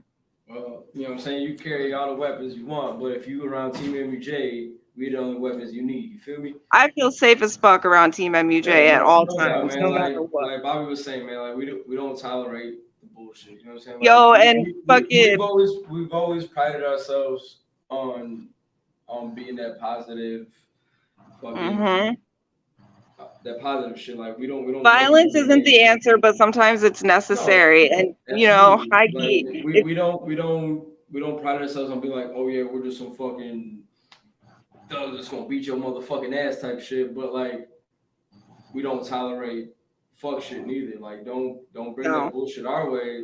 We're straight. If you've watched us and if you heard us, we're straight positivity. We don't speak on negative shit that it has nothing to do with us or that's just off the wall. This off the wall type shit. No, we don't go looking for beef ever. I don't go looking for problems. Absolutely, we don't go looking for problems. But if the problems are brought to We'll be the us goddamn problem solvers. or to people that we fuck with, and there's problems, and they're like, "Hey, this is a problem. What's up? Can you guys regulate this shit?" Then yeah, we're gonna regulate that shit. You know what I'm saying? People pull up on like Jordan or yourself or any female, like you said, it's cool to be on some freak shit. You know what I'm saying? Whatever. Hey, everybody got that freaky side. But if you pull up on, like you said, on that creep shit, then we're gonna be on some fuck shit. You know what I'm saying? That's the gatekeeping. That's where we say, no, man, you're not cool here. We don't want to see you here. No fucking peace out. Like it's hey, okay to fucking say that shit. You know? I might give you the one chance. Like either you shoot the fuck out or you're gonna get laid the fuck out, and that's all that matters. That's all I'm gonna tell you. Like, you know what I'm saying? You gonna keep your distance. You gonna fucking be cool. One warning, like one at the most. And if it's too offensive, then no warnings. Because if somebody's grabbing up on a girl, I'm a fucking snap. Yeah, if But, it's like, too offensive, there ain't no warnings. If Jordan, but I want to came say, me, like, if Jordan came to me or like you came to us or whatever, it was like, yo, this dude fucking or Even we were right there, and some guy was just like, it went from being okay that we're having a good time to it's not anymore. You know, absolutely. At that point, like Bobby said, like you walked in and just said, "There's no warnings. I warned." And we were talking about our gang shit earlier. There's no warnings, bro. Like we're saying, like, all right, hey, it's cool, bro. Like, all right, cool. You fucked up. Don't do it again, or it's gonna be problems. You know what I'm saying? Like. As a female artist, it would be nice to know that at all times I am protected by all my juggalos, and that's how I tend to carry myself and act and believe, because I do believe it to be true, especially with homies like you guys, Fro, fucking just everybody. I feel safe, you know, and like that's how I want to feel. Fro's a good person to have too. Fro, hey, straight up, man. Like you said, Fro's a motherfucking that's a homie. That's a legit homie, man. While I was going through that little like shroom trip, it felt really good that I knew that, because I was like hiding myself in between my squad. So like Jiggy and Jordan and shit were in front of me, Matt next to me, Sweets and then behind me. And I was kind of like trying to just hide in the middle away from everybody. But I knew, and Fro over there then too, I knew that nobody was gonna fuck with, you know, no one's gonna fuck with us, you know what I'm saying? Yeah. So if they did, I mean, no. Hey, we drink the fuck out of water and respect the fuck out of women around this motherfucker. Hey, dog, hey, look, and point blank period, we respect everybody until we don't. Yeah, you know what I'm saying? Like I was saying, bro, there's a point, man. Like we fuck with everybody until we don't. If you really fuck with TeamMUJ, you know, like we don't speak on no negativity. We don't fucking deal with that negative shit. Anything on our show is positive. We don't. That's what it is. Fucking positive. I don't want to focus on negativity either. But negativity. Absolutely. but the thing is, but like there's also things that get overlooked sometimes, and I have to you know, state as a female artist that's coming into a scene who just had her first show that, you know, you guys, I'm trusting y'all to watch my back. I'm trusting y'all. And like, you know, Wadi said a few months back, you know what I'm saying? Like, juggalos always got to remember what this juggalo shit is. So if you see somebody fucking being out of pocket, you put them back in fucking pocket. You know what I'm saying? Thank you. And if y'all, low-key, like high-key actually, if y'all ever need some like a female fucking be down for any reason, like holler, I got your back. Like don't even fucking hesitate. And that's the thing. Like I mean, not that I condone violence, but shit, for real, like I fucking got you. We don't that's one of the highest things I say. I like on some hunter shit, man. I don't condone violence. I never want to. I never want to. We never condone violence. We don't promote negativity. We don't promote violence. But if it has to be done because you're acting a fucking fool, then it's really good, man. It's just gonna happen. You know what I'm saying? Like, you need another one? Yeah, I'll drink another one. Richard, though, so with that night, I mean, I hope you connected with some people. I hope that in the future you can. It was a blast. Honestly, I told everybody. You know, Ripperoonie, as I call him. Definitely, you know, he should look out for you. Fro can, and once you get in good with that promoter, you get on any show. You know what I'm saying? And you know, we'll always like we were hyped. Like we wanted to go to it. You know what I'm saying? Like even like, you know what I'm saying? Given the certain people that were also performing, but you, Scum, Fro. Stop the bus. By the place I saw, put the bills in their mouth. Motherfuckers gonna look. No, but listen, any opportunity for a stage that I can get on it. Shit. And Fro has a lot of connections, and then like also I did meet the owner of the West. Chris. Yeah, I did meet him, Chris. He was really nice Fro, and Fro was on the operation behind the scenes. I'm gonna like this is no cap because we still push Fro, so maybe it should still be how the sausage is made type shit. But back in the day, someone was in my inbox and they said, we're pushing Fro, and I said, all right, we're pushing Fro, and Fro's earned not only did he just it wasn't just a spot, but Fro earned the right to be pushed or whatever. Right. In the same inbox, we're having those same talks, and we're like, Bridget Bites we're pushing now. So, dude, Fro is so dope too. Like, I fucking love Fro's performance, and he did this freestyle that night that was so sick. I wish I had gotten it on camera, but man, what we like about Fro is that Fro brings that gangster shit to this wicked shit, and that's more what we need is like the hood shit to the wicked shit. That shit was tight. Like, that shit was so tight. You can't forget that, you know what I'm saying, the gang roots of the juggalo shit. I don't dare to say it, but like the stereotype that juggalos are fucking, white well, trash. And where we grew up, it was kind of like that. I'm not brown as fuck, but I'm pretty brown. You know what I'm saying? Like, Thank you for including. I had to include you, but I was just saying, like people get that stipulation that everybody will say, "Oh, juggalos are white trash, whatever," but like. People really don't know. Like, we can't help that the fucking gangster vibes are fucking where it's at. You know what I mean? The hood, juggalos deep in the res, juggalos deep in the motherfucking burbs, dog. We everywhere. Yeah. And that fucking gangster shit hits hard, and like Fro kills it. So I was stoked about his set a lot, and dog, and Fro's real with the shit, bro. Yeah. I can't beat him. But yeah, man, like I'm saying, like people get that stigma, like that are fucking, like even my boss came to me the other day, was like, hey, I was flipping through Facebook, and I came across that Ouija Mag guy, because they'll fuck with me all the time at work, you know. So I'm like, yeah, you went to that Ouija water concept. I'm like, yo, it's Ouija Mag, and it's out gutter water. You know what I'm saying? Like, they're like, oh, water. Yeah, they always talk shit or whatever. Oh my god. Whatever, like it's not the first time I've ever been fucking talk shit about it. I'm like, bro, you guys can say whatever. Right. Like I ain't heard it before. Our whole lives really been talk shit about. Of course, I ain't heard it before, but that's why we could be way wicked more gatekeepers, because our whole lives we've been talking shit about this. Our whole lives, the whole time we've been jugged. It has never in the history of juggaloism been this easy to be a fucking juggalo. Like, what the fuck? When we were younger, the thing would be like, yeah, you know what I'm saying? They paint their face and shit, but those dudes do gotta go hard or whatever. That'd be like the weakest compliments we fucking get. Our hood motherfuckers did not fuck with INC. Dog, when they would do something with 3-6, would be like, now do you guys fuck with them? No, not really, dog. Bone, y'all fuck with them? Now y'all fuck with them? I don't know, dog. Jay-Z be like, Violent J and Shaggy 2 Up are one of the best business motherfuckers in the world. Now y'all fuck with them? Man, I don't know, dog. It's like, what the fuck, bro? It's like I said, it's the stigma, bro. Like, people think that juggalos are just something. Dude, I heard it fucking all. Absolutely. I think we all heard it all. You know what I'm saying? And then like even when I was at work and so I used to, like, when I first started working, I had the old Hot Topic ICP backpack. You know what I'm saying? I had the Hatchet Man, this take my bossy on this.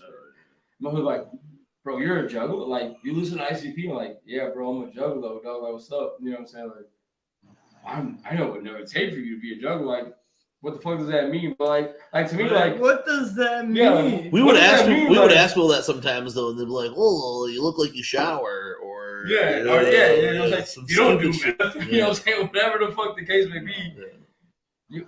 You're Hispanic. You're a fucking. That's that white people shit. That's a white no, bro. Like.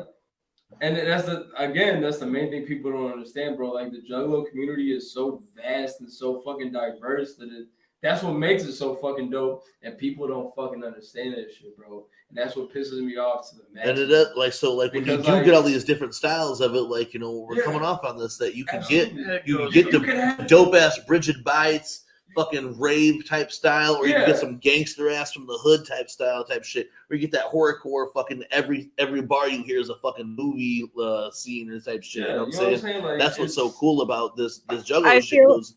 I feel so free, like so free to be myself, and there's so much space for everyone. Like everybody is a creator. I feel like every juggalo is an artist. You know what I mean? Every fucking juggalo is an artist in some way, shape, or form. And I love that. And like we're all so different and unique and special. And I just it's magic. It's really great. Absolutely, what you're saying. Like, there's so much diverse shit. Like Bobby said, like you can have that Bridget Bites fucking, you know, like rave style. You can have that fro fucking hood style. You can have that. It goes to whatever. Like you can have the horrorcore, you know, Eshawn, Ouija Mag, track. People were digging it. Whatever, bro. Like there's something for everyone, and I just don't think that like people really understand that. Like it's not just all like fucking guts on No, the there's a ceiling, lot of blood on- diversity. But blood fuck on them. the That's knife, why fucking it's chop your head off, our like, shit, you know. But Yeah, like, because then you get this cool horrorcore shit like put a bear trap on your doorstep, ring the bell, and dip. I hide behind the bushes and laugh and watch you step in it. Like, oh my some of god, that is not the coolest new horrorcore can I ever. please You know what I'm say?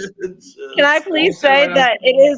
it makes me giddy. It makes me giddy to see big, scary, grown juggalos singing and dancing along to Black Widow and telling me that that is their fucking jam too. You know what I mean? Because like it's just so fucking satisfying. We've been telling G stories all night. I walk back into the hotel room after coming to the car or whatever. You know what I'm saying? Walk back into our hotel room to the gathering, and Jiggy's like fucking singing, you know, like fucking Black Widow. I can just eat you. You know Like, what I'm saying? Bob, like, are you singing that to me? I'm No, like, it tickles me like, pink. like, fuck, bro. but it's dumb shit, like, but when it's the song fire. hits you, yeah. No matter what it is, like, if you vibe with it, you vibe with it. Like, it ain't Exactly, and you guys are open minded because you're fucking juggalos, and that's so lit. You don't have to be closed minded and focus on all fucking like whatever, you know, the stigma or the fucking thing that juggalos are like. Juggalos love lore, dog. It's all fucking. Said, I love raps with lore. Fucking. It's all fucking hood. We do this for the culture. Fuck your clout.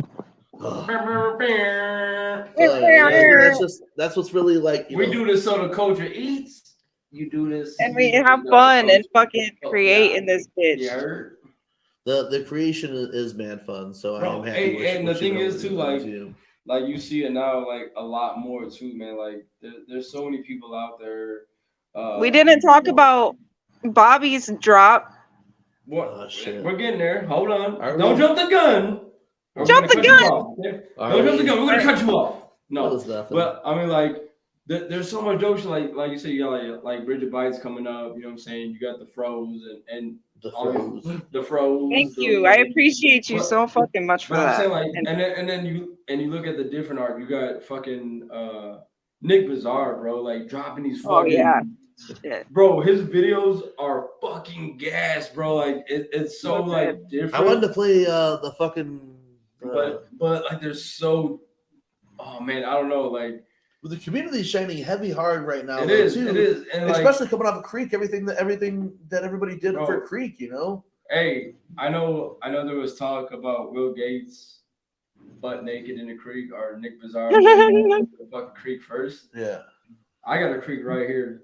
Dog, the only reason why I didn't do it is because it was Juno Blaze who said it. So that was the only reason why I didn't do it. I'd have been naked in the creek. You know what I'm saying? I went to my sister's house today. You know what I'm saying? I'd have been naked in the creek. Went to go swim in the pool and shit. Spread eagle. I'd have been fucking spread. I'd have spread eagle with the worm in the mouth type beat. You feel me? You know what I'm saying? I'd have spread eagle Mexican flag style, full on snake in the fucking mouth. I went to fucking my sister's crib, bro, and we went swimming and shit. You know what I'm saying? Checked out the pool, bro. It was supposed to be 80-some degrees today, like right high 80s. Yeah, it was supposed to be like 90. Yeah, it was supposed to be damn near 90, 87, 88 degrees, bro. That wind, cold front like a motherfucker. Hey, I jumped in that water one time. My dad was like, "Come on, Dad, come swimming, whatever." I was like, "All right, cool, I'm gonna dive in." You have to. I dived in. Came right the fuck back out. I was like, yo, I'm done. I'm awake. My body's shocked. Thank you for that. And it was over with. Like, it's too much, man. Like, it was cold as fuck, but it was nice. You know what I'm saying? Be out with the family and shit. But at the same time, like, super cold. I live right now by the same creek that I grew up with my entire life. Like, it's literally less than a block from my house. It's a big ass creek that I've pretty much fucking spent my entire childhood in. So the fact that creek exists right now is like so huge to me. Like, a creek was a big part of my entire life, and I'm still like right here. That creek I took photos at, it's like that's been my fucking spot for since I was a child. So like bumping creek at that creek, I mean, it's fucking awesome. It's so and to see everybody's fucking pics and videos at the creek, And fucking that's another taffy, thing. and oh my No, god, the taffy shit was just like her floating in the fucking water like that. Just Yeah, like in the full fucking get up, full mask, you know what I'm saying? Hair out, full bunny suit, ears floating in the motherfucking crick. It's just like, yo, what Bro, the hey. like, yo, this shit, like, dog. I don't know, man. Hey, if anybody ever wants to explain, like, I don't know, juggalo shit, like, explain to me a more impactful album within the past, let's say, 10 years that you have motherfuckers really going out to real creeks. Out to creeks. Full on clothes. Butt naked, whatever. Yeah. You got motherfuckers because your Making album name is Creep. You got fucking motherfuckers crazy because art. your album, yeah, because your album is titled Creep. And you have every motherfucker and their mother. Yo, there's the most people that went outside since Pokemon Go. You Bro, feel I'm me? telling you, Oh, for real? No, legendary. Legendary. Pokemon Go, You really, dog. no, like, hey. I'm I not know kidding. everyone wants to talk. Hold on, Bridget. I don't mean to cut you off. I'm No, just no, saying, I'm sorry. like, Go ahead. Like, really think about it. What other any album, underground, juggalo, whatever, has had you fucking out doing Floating in the creek. floating in a motherfucking or Why not style? Floating in the creek. Why not style? Taffy style. You can't, you know what I'm saying? In the fucking creek. I seen So, Death Party I think Car near fucking Tree's house, but I think the closest thing. I think the closest thing I can think of right now to this would be the have you dreamed this man, or have you ever dreamt Yeah, the this man? Detroit shit went really heavy on that shit too. The But Yeah. I think the Scroll Creeper shit was different in a way because but the Scroll Creeper shit, not as many people were outside doing this type of shit. Yeah, so I guess it was different. The shit about Yeah, the that Scroll is Keeper true. shit, and But like he's hanging up those signs, you know what I mean? Everybody was like hanging them up everywhere. Yeah, I printed out a bunch, put That's them what in I'm saying. But like, dispensaries, slipped them in you had magazines at places. you had people dropping these signs and stickers, slapping them everywhere. But it's different when you're sitting in the fucking water. Yeah. You're legit. No. Damn near whatever. Drugs go so hard. Who knows what was under Taffy's suit? Maybe it was just the bunny suit. Who knows? Nobody knows. Hey, what is the Darko line? You look silly wearing that human suit. Yeah, you look sick. You know what I'm saying? But like, how impactful is that you had Darby O'Tree drop this album, and everybody on the day it came out until this day, and still continuing to do it. The album's been out for what, 2 weeks? It'll be a month Monday. A month Monday. It's been out a month Monday. So you're telling me there's people still laying their cricks in their fucking local town. I walked and almost broke my ankle 6 times. Going to take the pictures I took. I was inspired. I fucking made an entire outfit for the occasion. I was, so excited for the drop. I went out before the drop even happened and took some photos so that I could hear the album, and post my pics later. But like, it was just so fucking. It's like that good old Juggalo anticipation. I don't know, and then just to see everybody's camaraderie as we all kind of fucking did our own thing at our own creeks. Like it was good. It is good. Yes.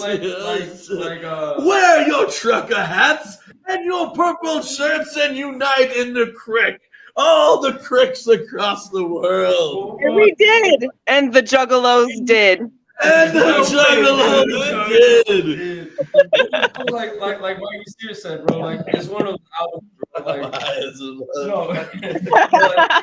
Like like you know, Mikey Steers said, man. Like it's one of those albums that just. It was the anticipation for it, and it was a long anticipation. No matter where you seen Darby, whether it was on our show, Thug Low show, fucking the Swamp Rats Instagram, he would always say, him and Dev would always say, "Wait till you guys hear the big record. Wait till you hear the big record. You guys are like, you think you heard this shit? You think this shit? Wait till you hear the big. Wait." And then when it hit, it was like the anticipation was like already built up. Like you're waiting for like, all right, this album's got to be good. You know what I'm saying? And then to be on the God tier that it really is, like, and to have people like we talked about amongst ourselves off air, like Darby O'Trill is a fucking juggler. You know what I'm saying? He's not just appealing to the crowd. Darby O'Trill's a not just wearing like he's not just, Darby O'Trill's a motherfucking juggler. So think about this, right? Bridget, how dope would it be you drop Black Widow, right? So how dope would it be if you seen a bunch of motherfuckers laying in like spider web? You know what I'm saying? Yeah, I can only imagine. Like so, like imagine how that feels for Darby. Like, man, I dropped this album and motherfuckers are really out in the creeks. Motherfuckers everywhere, nationwide, whether it's United States, wherever they're at, they cop this album, are taking pictures, and you're fucking laying in the creek. You're coming out of the creek. You're taking pictures next to a creek. Whatever the fuck it is, it wasn't like just one or two people like, oh yeah, I'm gonna take a picture in the creek. It was motherfuckers were fucking laying in creeks, going to streams, water's flowing, and it's been out for a month, and motherfuckers are still doing that shit. Dog, I might have to set this as a live background of Chappie just in this buddies. I would give it up. I gave it up to like Why Not being the first to be fully engulfed in the creek. Yeah. With the rain. Right, and then you get he's totally set a trend. But then you get the Taffy move, like Taffy's. It's just filmed nice. The creek is nice. It looks like this is something you can stumble across in some mystical. I feel like it's also a bit of a celebration, you know, of us juggalos. Like Darby's signing. I mean, it's such a huge deal, and I think we're all just so in love with it. What better way to celebrate than I mean, it's awesome. It's fucking awesome to me. But like it's really a win for everybody, man. Like, again, we've said it before. Like, if you're like the whole gathering shit, we're mostly like, oh, I didn't get picked to fucking do this shit, whatever. But like, Darby's been jugging, like. And that's a motherfucker that like if you really know Darby and you've been with her for the come up, like he's a juggler. Like he's not a rapper that's just like, yo, I'm just gonna appeal to this crowd. No. He's been doing this shit. This is like and he does it well. He does it so fucking well. And he does it super good. Like better than anybody. Dario shows all of us, you know what I'm saying? Because you can be a juggalo. But you have to have a fucking ear for it, and just like him and Dev are just like they're fucking masterful. Like, bro, I was driving down the road the other day, just yesterday. My son had to go to this fucking music fucking barbecue thing at the high school or whatever, right?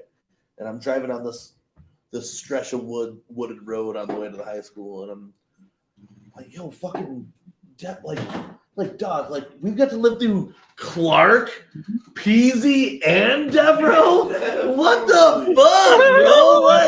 Like bro, to get Clark already is one fucking thing. But then like, dog, and Shaggy there. Devereaux is the GOAT, bro. There is no doubt about it that Devereaux is the fucking GOAT. Like, and I was driving down the road, like, how when we keep talking about this stupid shit about a blip in time, a speck in reality in the universe or whatever. How dope is it that Devereaux's writing half the soundtrack with his bitch? You know what I'm saying? How dope is that? Is that like the fucking the beat to the apocalypse is gonna have a Devereaux tag in that bitch? You know what I'm saying? How But dope if is that? You know? if you had told me back in the day, like that Mike P that I would fucking like a producer more than Mikey Clark or more than Mike P or more than fucking, like either of them, I would have been like, no way, like what? I'm telling And, you, like, hey, and and then yet, here if we you would are. tell me that occasionally me and fucking the new Mike Clark talk about our favorite blunts just randomly throughout the week. If you would tell me that was possible, Mikey Clark never texted me on a fucking Thursday afternoon and told me that a fucking great backwood hits, and I'm like, nah, dog, you know what I'm saying? So like that shit just never fucking, that like. That's some weird ass juggalo dream ass shit to me. You know what I'm saying? Dude, no joke. How like you're spitting on a fucking Devereaux beat or whatever, and it's just like, man, that's like I'm looking at G's wall right now. I got the first 6 on the wall or whatever. But you listen to what Dev has done for this last half of this generation, not just for ICP, but for Ouija Mac and fucking Darby. Fucking Scum in his bag on that Bad Uncle shit that came out this weekend too. Like, everybody goes like super hard, and Devereaux's like so different for everybody that he goes hard for. If you have a Dev beat, you can't come weak, bro. Like it's just like now Devereaux dropped that motherfucking bass. So dope to perform that. No, hey, think about it like this, right? We did the Trash Fire, right? A couple of months ago, whatever, last year. And there was the one homies that came through with the Dev beat. Fucking fire song. They came hard as fuck. But after that, they had nothing else. Fumbled the bag. They fumbled the bag. They had nothing else after the Devereaux. Yep, I remember. I remember that. You have to come hard. Like, if you got a Dev beat, you can't just be like, whatever. You can't just count on that Valley Girl laugh. You can't be on some Dr. Seuss. You can't count on Kayla saying Devereaux. You know what I'm saying? But you just can't, bro. Like you have that Devereaux beat. You gotta realize this is. Put some respect on it. Put some respect on it. Like either, hey, this is the best beat I'm ever gonna get, or I'm gonna murder this shit and get another one. Man, and then when Dev but you have to come on some of those beats with that guitar on that shit. If you're lucky enough to get just a fat ass beat, but then Dev puts a guitar on your beat. If you get the Dev tones, you get the Dev tones and fumble the bag, hey, bro. If you fumble the bag, dog. If you fumble the bag on the Dev tone shit, that's fucked up. Yeah, that's like God himself. That's like. You're supposed to write the next Book of Mormon type shit. That's like God coming to you himself and going, "Yo, this is it right here. I'm giving you the 808 and the da-na-na-nas." You know what I'm saying? Like, yo, you better be ready for that shit. Fire. You better not fumble the bag for that shit. No, man, like it's such an honor to have a fucking song with the Dev beat, man. Like that is so sick to me, and I can't wait to get more someday. You know what I mean? Like. It's fresh as fuck. He's the go all day. But he changed the game. Like how Dev is so dope. Like he made a beat for you that fits you. When the shit's done, when this shit's all said and done, man, and like right now it's hard to look at it because we're living through the moment. But when this shit's all said and done, like this will be that era that they talk like the Clark era or whatever, the Peasy era. This is a whole ass era, you know what I'm saying? But even the Shake, you can't overlook Shaggy Airhead on this shit that either because that question so gas. Insomnia, I'm motherfucking is one of my dog and fucking Smell the Rain type bitch, you know what I'm saying? That's like Ding Ding Doll. Those are those like in 10 years when we look back, those are going to be iconic Slice EP songs. You know what I'm saying? And again, bro, like are from a whole Well, other Shaggy's generation. been killing it for Yeah. fucking years, man. People And I'm hate glad it. you can I bring it saw you forward. post that stuff earlier, and you and Will Gates are having a conversation about one of those old ass. Me and My G got shirt. them. Me and G got them old ass Ouija iron-on type demos. Yeah. I did tie-dye mine because I wore it out. It I got don't even know fucked mine up. So no more. I think it came out. We got those in like 18, right?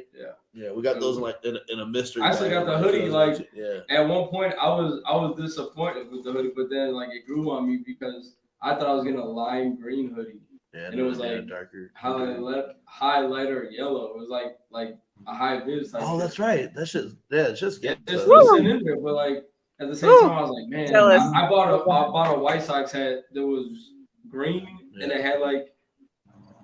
And the picture you seen it online, it was like, all right, this is gonna match perfect. Then you get the hoodie, I was like, man, this is fucked up. But then again, I was like, yo, this is pretty gas because no one else has got it like that. You know what I'm saying? And then it was just a dope shit. And like the other day when I got the Hexxx hoodie, I was like, yo, I want to know how many hoodies I got. 43 hoodies, 3 jackets. If there's 2 a hoodie crew drop, necks, this motherfucker gets and a it. windbreaker. Has an abundance of hoodies in that bitch. Bro, there's hoodies in my shit that like. So have you grabbed this latest I from don't think Lazy I've and ever Crazy? Right now, the Devil's Lettuce drop Yeah. available Yes. only. Is it not sharing it? It's sharing, It's right? not sure. Oh. Only available There here it goes. till tomorrow afternoon. Holy It's shit! so beautiful. It's Look at these so sweats. Yo, Hit the the sweats. pocket. I want those pants so Gray bad. shirt, The shirt is dope. trucker Oh, hat, so- and the hoodie. pretty. Chingaleso, Dude, that bro. Look at this beanie's tight beanie. too, You Pat. fuck with the Oh, beanies. You I fuck with the beanies, beanies. Harvey. And the polo juntas. I think the polos, everything needs to come out in polo. Everything needs to come out in 5-inch inseam on shorts. Hey, But you guys got the shit right That now. was 7-inch. Let's push it up to 5. I have some polo. 7 is pretty regular. 7's about maybe here. I want about here.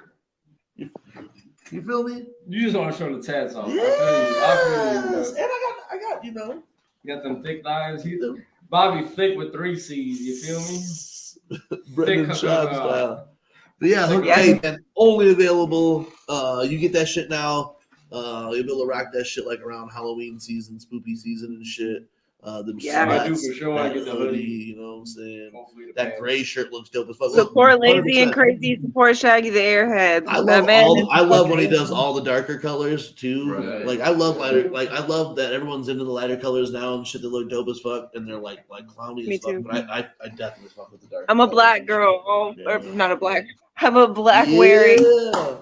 fan. You know what I Great- mean? Like great I style. But always. that's what I dig about the colors on this one too. It's really wraithy colors then too, and then The shirt is dope too. Like the gray, like back color. That with gray the back fucking- color, I don't Yeah, know. and then you Yeah. got the popping red devil and the lazy and crazy and Dude, I'm all about that devil fucking shit. Not like real for real, but like I love the little horns. You know what I mean? I love the little devil on it. Like that shit is so kind of like tattoo I at least culture. want to go. Like, I at least want to go the hoodie route. Like I said, I've if any merch drop happens, I'm about the hoodie first. I'm gonna buy the hoodie combo before anything else. I know. I really want- you know what I'm 15 waiting minutes into for? the hour, but again, man, shout out to everybody who fucks with us. I know we took like a 10-minute break because of the fucking getting our shit together, but we're not glitchy anymore. But shout out to everybody who's been fucking with us tonight. Shout out to everybody in the chat room, man. Yeah. We love that shit, man. We still got a few things to talk about for sure. What else we got? Nothing really. Let's not get off track. You said we got a few things to talk about. We just talked about the devil lettuce, but Bridget Bites was saying something though too, and I know we're oh, gonna. I I know was you just guys- saying that you should- I'm excited for the next like Lazy and Crazy element like Ouija drop. Like I really want the Wasteland shorts or whatever they come out with. Hopefully Yeah. fucking shorts, but like I didn't think that they'll have to do that. I was I didn't even hyped. think about that. I was hyped thinking that maybe we would get a hoodie for those drops, but Yeah. I did get. I don't know I've been when wearing it- the shorts. I've been wearing the shorts for Trash Fire way too much.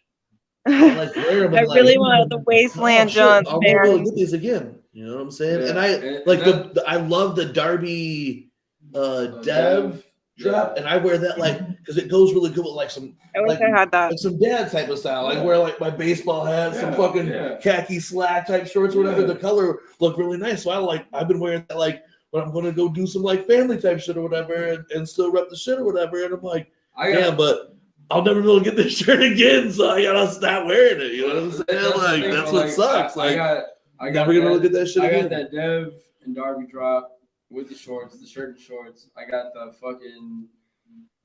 Hey, we still going, brother. We know, much love, EC Juggalo, another one of my fucking favorite homies of the year. You know what I'm saying? Oh yeah. Hey yo, big shout out to each other. But like I said, I ended up getting the Trash Fire drop. I got the masks at 3-Hitter Monster. Yep. And then but the Trash Fire drop, the Gutter Water drop, I got the shorts and the shirt. The Dev shit, I got the short and the Dev and Darby shit, I got the shorts and the shirt. The fucking DJ Chunk shit, got the shorts and the shirt. You know what I'm saying? You can't just rock the outfit like that. Whole fit. The whole fit. Whole fit. I want some socks. I want some Trash Fire socks. Yeah, he needs to do more socks for everything then too. Yeah. I just Where you see that big mushroom that he's got? That's got the shit. The fucking pin? Yeah, the pin. Bro, just like this big. You see that one? Yeah. At the fucking gathering. I know. I missed it at the gathering. I'm I want to add it to my shit. There's another just drop. Over a little bit that I want to spend. There's another drop that I really want. That was this shit. We killed it though, man. There's another drop. This one right here. At the cordyceps type bit, but it's happier. Every time I wear that jacket, bro, the jacket that I got from him, I get compliments everywhere. Bro, everywhere. Hey, my boss, he ain't even into Juggalo shit. No, dude, people who are just in fashion or whatever. He pulled up to my house. I had got him some edibles and shit, and he was picking them up. And then I walked outside. I had the Lazy and Crazy jacket that don't deal with the double joint. He was like, bro, that jacket's dope. And I was like, yo, check out the inside. And I opened it up. He's like, bro, that's hella dope. I was like, what's the back look like? I turned around and it had the big ass don't deal with the devil's. He was like, dude, so where did you get that? And I was like, hey, never get it again. You never get it again, dog. It's never get it again. You know what I'm saying? And Bobby had the other one. You had the first with the mushrooms. Yeah, with the mushroom jacket. And I was like, when I seen his jacket, I was like, quality is just the quality is dope. I was like, man, I can't miss. And Phil, that's something that I only wear out if I'm if I'm not doing a gig, but I'm going out to slide out to a little event type beat or whatever. Just to pop out, just a stunt. Just a stunt or whatever. Yeah, I'll fucking wear that shit. Hey, I know it's been said a million times, but Lazy and Crazy is the Juggalo designer fashion. That's designer as fuck. That's the fucking. Dude, I remember. That's the Gucci of fucking Juggalo shit. You know what I'm saying? That's the fucking Louis Vuitton of Juggalo shit, dog. What were you saying, Bridget? Yeah. I'm sorry. I was just saying, I remember finding his stuff back in the day, just because I was so big into Ouija, and they were friends, and he was kind of rocking it and promoting it, and so I got into Lazy and Crazy pretty heavy, kind of around that time, and just to see the growth and expansion of it has just been so fresh to me. It's so fucking inspiring, and I'm just so proud. It's just Jugs up in this bitch, man. It's so cool. Jugs up, man. All the way up. He is my hero. That's some real Jug streetwear shit right there. That and for real, we all feel about it though. It was from the Ouija shit. You know what I'm saying? Like you said, you heard about Shay there. We saw that. Prez was saying though too. So in the last couple of years, I remember not this year but the year before, or maybe even the year before that. It had to be. It was the year before that, bro. When we first really met everybody in person. You know what I'm saying? That year, everybody already was rocking Lazy and Crazy. It was. I was so stoked. I was like, yes, dude, look at I was like, look at all the fucking Lazy and Crazy. I was so stoked. You notice it because of the colors, then so everyone would be out there. Prez had that fucking. Even in that same year we met. April was there that year. We took a picture on the hill, and Prez was wearing that fucking the blunt style Lazy and Crazy tee back then, and it was that summer at the gathering. everybody was beaming and lasering and crazy. And it's just been Yes. bigger and bigger every The past fucking year. the past 3 years for sure. It's so Everybody- fresh. It's just dripping in that Dripping shit. in Just that like shit, bro. Like, everybody, the sweats, the masks, the motherfucking shirts, the hats. It's been crazy as fuck. yeah, Like, like you it's- know what I'm saying? Like he's got something for everybody. and it's bro. noticeable. So like it might be the same amount of motherfucking people wearing regular other shit, but you notice it more because it's this big beaming fucking lazy and crazy It's shit. the old shit, bro. Yeah, Like yeah. His shit. He's really taking his brand to like this amazing level of fucking uniqueness. He busts out designs so quickly, and they're all so unique and so like fresh, and like he's another one that's just mastered his craft so fucking well, and it shows. Yeah, he's the shit, man. That's like like, that. He's big shout out to again, Shaggy, you know, man. just more people that we're just lucky to have part of this Again, community man, or like- whatever, you like- know. That goes back to like, man, we're all juggalos in the same matrix. Like, how do we all get to this point, man? And like, We're all speak here with all together. the- like Bobby, like he was saying, we We yeah, get to be doing Clark- this in our Creeper shorts. but we had Clark, we had Peasy, now we got fucking Dev, we got fucking Shaggy the Airhead, fucking Maisie.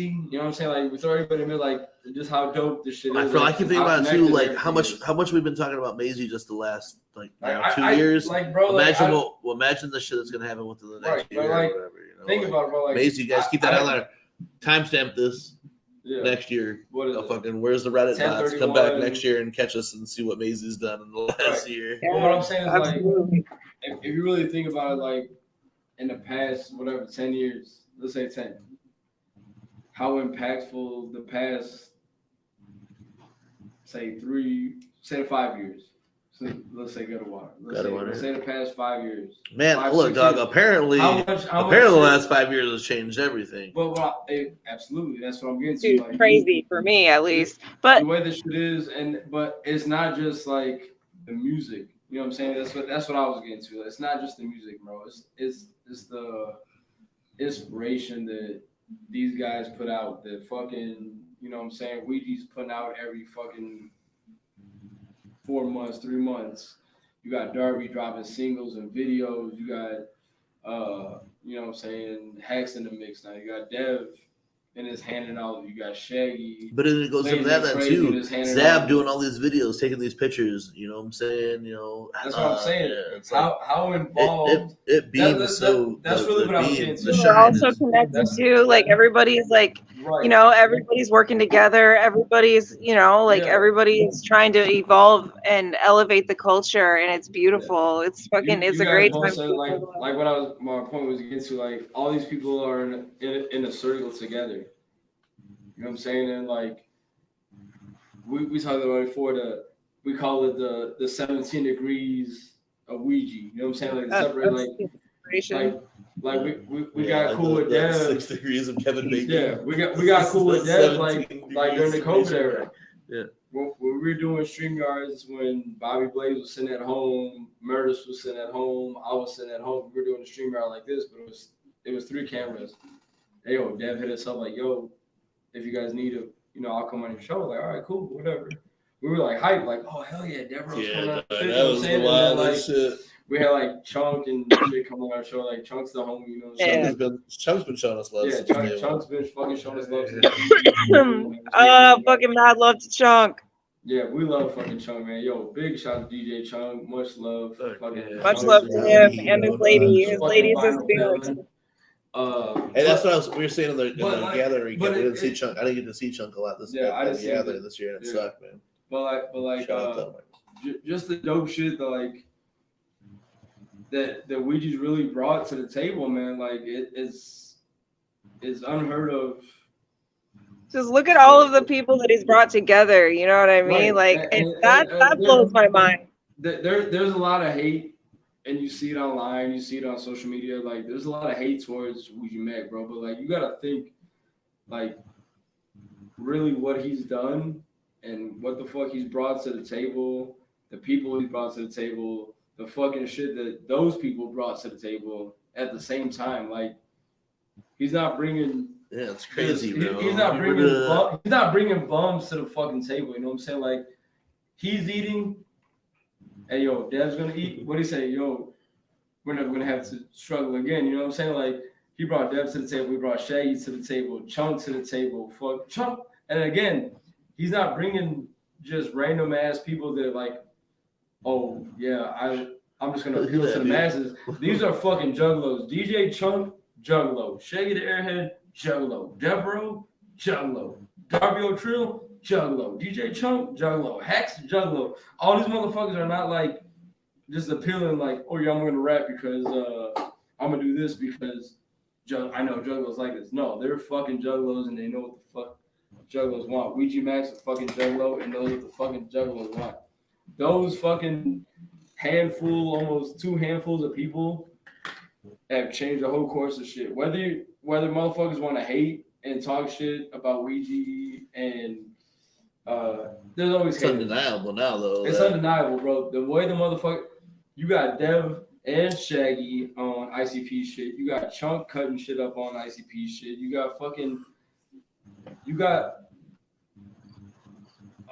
I don't know, man. You got a fucking label roster army of homies. Like these motherfuckers are real juggalos, bro. It's not just like it's like a renaissance, you know. It's like a renaissance of sorts because it's like something we've never seen, you know, but always wanted it to be. It's like what it should have always been, you know what I mean? And it's because of the respect, the level of respect that Ouija has for ICP and for the culture. He's a fucking juggalo, you know what I mean? He came up on this shit and like a lot of us did. And I think that's what's beautiful about this era is that the ones who actually really fucking give a shit are running the show now. And that fucking makes me happy. You know what I mean? Yeah, absolutely. And that's why I think a lot of motherfuckers are mad though. At the same time, like it's so dope to the ones that's been fucking people with hate change. People, especially like I feel like jugs sometimes are so like quick to hold on to like the past. You know what I mean? And like they don't want to fucking, you know, they don't like. It's been so gassed though too, and I think that's something that I've been thinking about then too. Is like even if the era is short, every new era has been gassed and things have been moving fast. Like juggalo shit and like I'm hype as ever. Yeah, I feel like I'm. It does feel like this is like the resurgence since 5 years ago or whatever. That's why I do find it hard for me to gatekeep because I gatekeep like certain people, but I feel like even 5 years ago, a lot of people did get down, but that's what we expected. That's what me and kind of Jiggy have like based I think our like platform off of is that we knew that there was a resurgence. Like 5 years ago, you know what I'm saying? And that just like don't. It doesn't seem like it stopped though. It seems like everybody has been kind of riding that idea where like, you know, you're supposed to see before the wave crests. You're supposed to see that shit, but I just see that wave getting bigger and bigger. You know, that's what it is, bro. Like the motivation hasn't stopped. It's taken COVID took some time away. A year after that took some time away, or whatever. So I feel like people are still kind of getting back onto it, but it did motivate so many people. Like, dog, Jigsaw Killer could have been the greatest, and still could be the greatest fucking new shit ever if you know you channel that same energy. You know what I'm saying? Yeah. Because the juggalo shit is still there. The wave has not crested. You know what I'm saying? You don't see the white cap yet. It's building up. Look at Will Gates. It's ever evolving and it's like it's really alive. Shout out to Will Gates. Now that Bob mentioned, he's always the big little brother. Love Will Gates. We love big Gates shout out. Been fucking Will Gates for 2 or 3 years. No, Will Gates.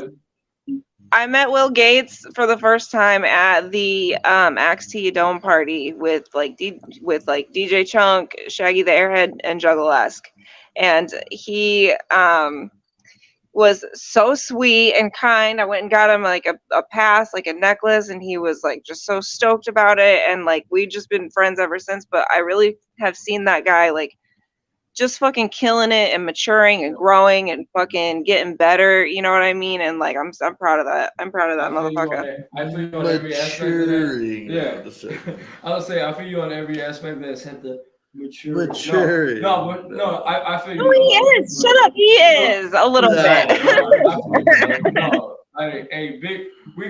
around here, Team MJ, we always gonna give Will Gates the shit. We're juggalos. We're never really gonna mature. All right. That's our little big brother, man. But like Will Gates is a rider, man. Will Gates, he's the shit. No matter how many people want to talk shit on him, he keeps going. And he's a powerhouse, and he's unstoppable, and he's the kind of guy that's gonna fucking succeed. He is because he does have a drive, and he doesn't give a fuck. You know what I'm saying? Like he don't care what people think about him. He's been doing like you see his tags, you see a king head ass fucking whatever. For sure. I myself have razzed him and given him shit about stuff, and you know what I mean. Like is the definition of like don't stop, don't quit. You know what I'm saying? Like he keeps. But going. dude, some of his shit is hella lit too. And the thing is I'm not denying Gates. He can snap. He holds it down. He holds it down. You know what I'm saying? That's like I said. That's the big little brother. He killed it at that gathering shit. What was it that he like won something? Freestyle shit. Yeah. Yeah. Didn't he win? No, second place. I think he got second place. Yeah. Oh, still second place. I think he lost to the Apps. I think he lost to the Apps. But regardless, oh well, he should have won. Dog, I realized that Jiggy Fresh will. There's certain things that Jiggy Fresh will just never let get talked about on the web show, and I think even just when I said he lost to the Apps, I think he knew what I was talking about, and I probably won't let me talk about it. What I'll talk about it right now. Oh, there's Apps or whatever, bro. We'll save that for that. We'll save that for the Hab broadcasting system when they go ahead and talk about those Jeffries. I'm sorry, I'm gonna tell you to spill the tea every time because I want to hear it. Talk about like the Apps or whatever because we beat the Apps up, and we've already once we got informed that these people were Apps, we were nice to them like 2 years ago, but next time we're gonna just beat them up. Oh, they're like real ops, not just like some shit talkers. Yeah, no, they're like because they just talk shit or whatever, but we don't. Bro, I'm so lost right now. We don't or whatever, but I don't know. These dudes I don't know anything. But these people talk shit about our homies, and then now I just recently saw them online talking shit about Humble Among, and I was like, yo. I thought that's who you're talking about. If nobody's fucking with Humble Among in my fucking presence. Those dudes who booked us for the podcast last year. Oh, D. Yeah, they had already hated on our boys. I didn't know about that until after the gathering this year. But then I just recently found out a bunch of other shit about them. So they're Apps, you know what I'm saying? Fuck the Apps. Yeah, but that's the thing is like we just rather not like app the app shit. We'd rather just stop the app shit. But not no, like that. fair. And honestly, it's not good to rely on gossip and cheap talk and talking about negativity or whatever. But you know, I'm gonna instigate because I love that shit. No, but that's all we're talking about. You already know that's not online shit, man. Hey, all the online shit tonight. Until the Juggalo YouTube community accepts the Weekly Wicked Web Show as a fucking real fucking Juggalo service, a real Juggalo podcast, until Juggalo YouTube fucking, accepts us with open arms, we're not allowed to talk about Juggalo YouTube shit. Hey. We're not allowed to talk about Juggalo YouTube. Look, we said it. We're about to be the head of the table type shit. Hey, no, look, when I try to speak, I also try to speak like what would Waddy Watts do? And I know that at some point in this community, we can flip shit back to the old days. It could be what were the gangs? What was it? 17 dead versus the fucking the tattooed face guys from Colorado. Body bags. 17 dead gang versus 17 dead, or whatever the fucking shit was, right? We can flip it right back to that shit at any fucking time. Yeah, at any fucking time. We can pull up on any fucking spot and show you guys that, Juggalo's really on that shit. You know what I'm saying? But yeah, it's 2023, 2024. We try to be really fucking cool And even though on every day we wake up and say fuck your positivity, we also say on the weekly web show, we'll keep away the negativity. We'll keep away the negativity because we love all that shit. You know what I'm saying? All I'm saying is that until Juggalo YouTube are like, yeah, you guys are totally, what the fuck? You guys are totally down? Then maybe we'll adjust current hot topics in Juggalo YouTube. But until then, we probably never will. I just think that, like, I think we get acknowledged to the people who matter. You know what I'm saying? Like, no, you already know that. I don't wanna fucking sugar. That's why we hope to never be accepted to Juggalo YouTube. So we never have to talk about the problems. At the same time, like, we're not trying to be the top tier motherfuckers, but Bulldog. At the same time, we got the legit. Like I said, the last time somebody put up a fucking TikTok video of us, they went to fucking Alaska and have not been seen since. I don't care where they went. But what I'm saying is, like, right now it shows, I'm not even going to front for this stream. It shows 9 viewers right now, right? But those 9 Juggalos is priceless. Hey, those 9 matters. Like, Bobby, you want some silly shit tonight. No, but for real though, like, I've been feeling good after that little sprinkle of mushroom dust last week. My whole life's been falling apart, but goddamn, it feels real good. There could be 2 to 3 motherfuckers in here, man. And no matter if that little fucking eyeball says 0, we're gonna still rock the show until we're gonna talk shit. I see it as practice. That's how I'm gonna start. There's motherfuckers in the chat. It's practice. You know what I'm saying? Practice like a motherfucker. You know what I'm saying? Relic, Sam Blue, So whoever doing this shit. Imagine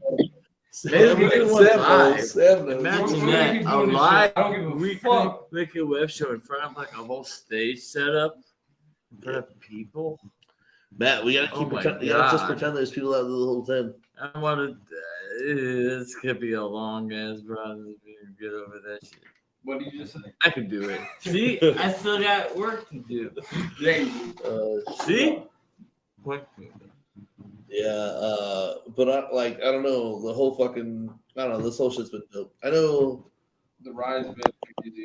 The past 5 years have been crazy. The Devo intro has been crazy. The 17 degrees of Ouija Mac have been crazy. Man, it's just the dope shit that, like, we're able to be here in this period of time when the jug shit's popping the way it's popping.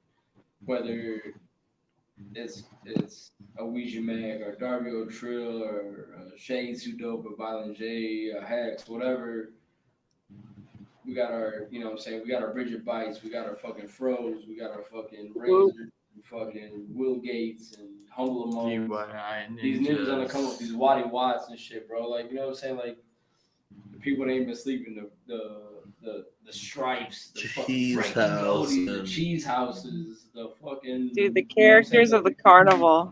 But the people who really been putting it down, you know what I'm saying? And the people that been putting it down and don't give a fuck, you know what I'm saying? Like, you could be,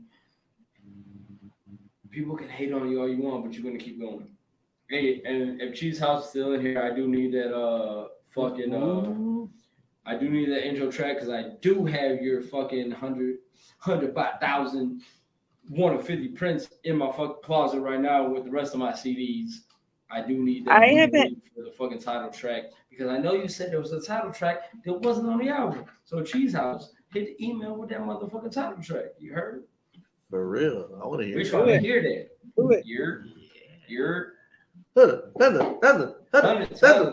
I want to get 100 times down the set. I want to get like, I still need the Swamp Triangle. I need 100 by 1,000 tab. I need a little fucking alien for Humble Among. I need a like. I'm trying to manifest so many times. I need a Black Widow for Bridget. You know what I'm saying? I need to tab up for the group. No, you guys, I got new art dropping. Like my next fucking next Cheese, thing. Hey, Cheese. I'm sorry, Bridget, because she said the title track is an exclusive, a special email exclusive. I got you, bro. I put them on here. We're out. Send it to the Can you send it to our email now? Not the fun one though. The TeamMUJ. Midwest United Juggalos at gmail.com. If you can send it to us right now, if with your permission, we may play it. I don't know if we're gonna do it now. Why not? Because we're on this laptop. What does that mean? I don't know if it'll play it. Why would you play it?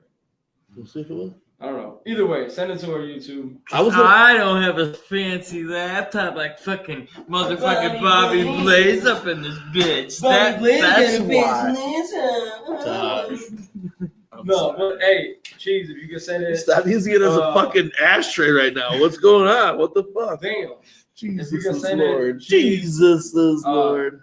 It's not public, secret, but I'll email it. Email it. We will play it on live then. Hey, Cheese, I'm gonna leave it up to you. It's not public. It's secret. If you want us to, if we can play it, we will play it. If you don't want us to play it live, we will play it. Secret time after that show's over. But we will play it regardless. Eventually. Either on our show or I was gonna play this motherfucking the wagon shit off the Chopped and Blazed, but it's on my drive. It's not on on our drive.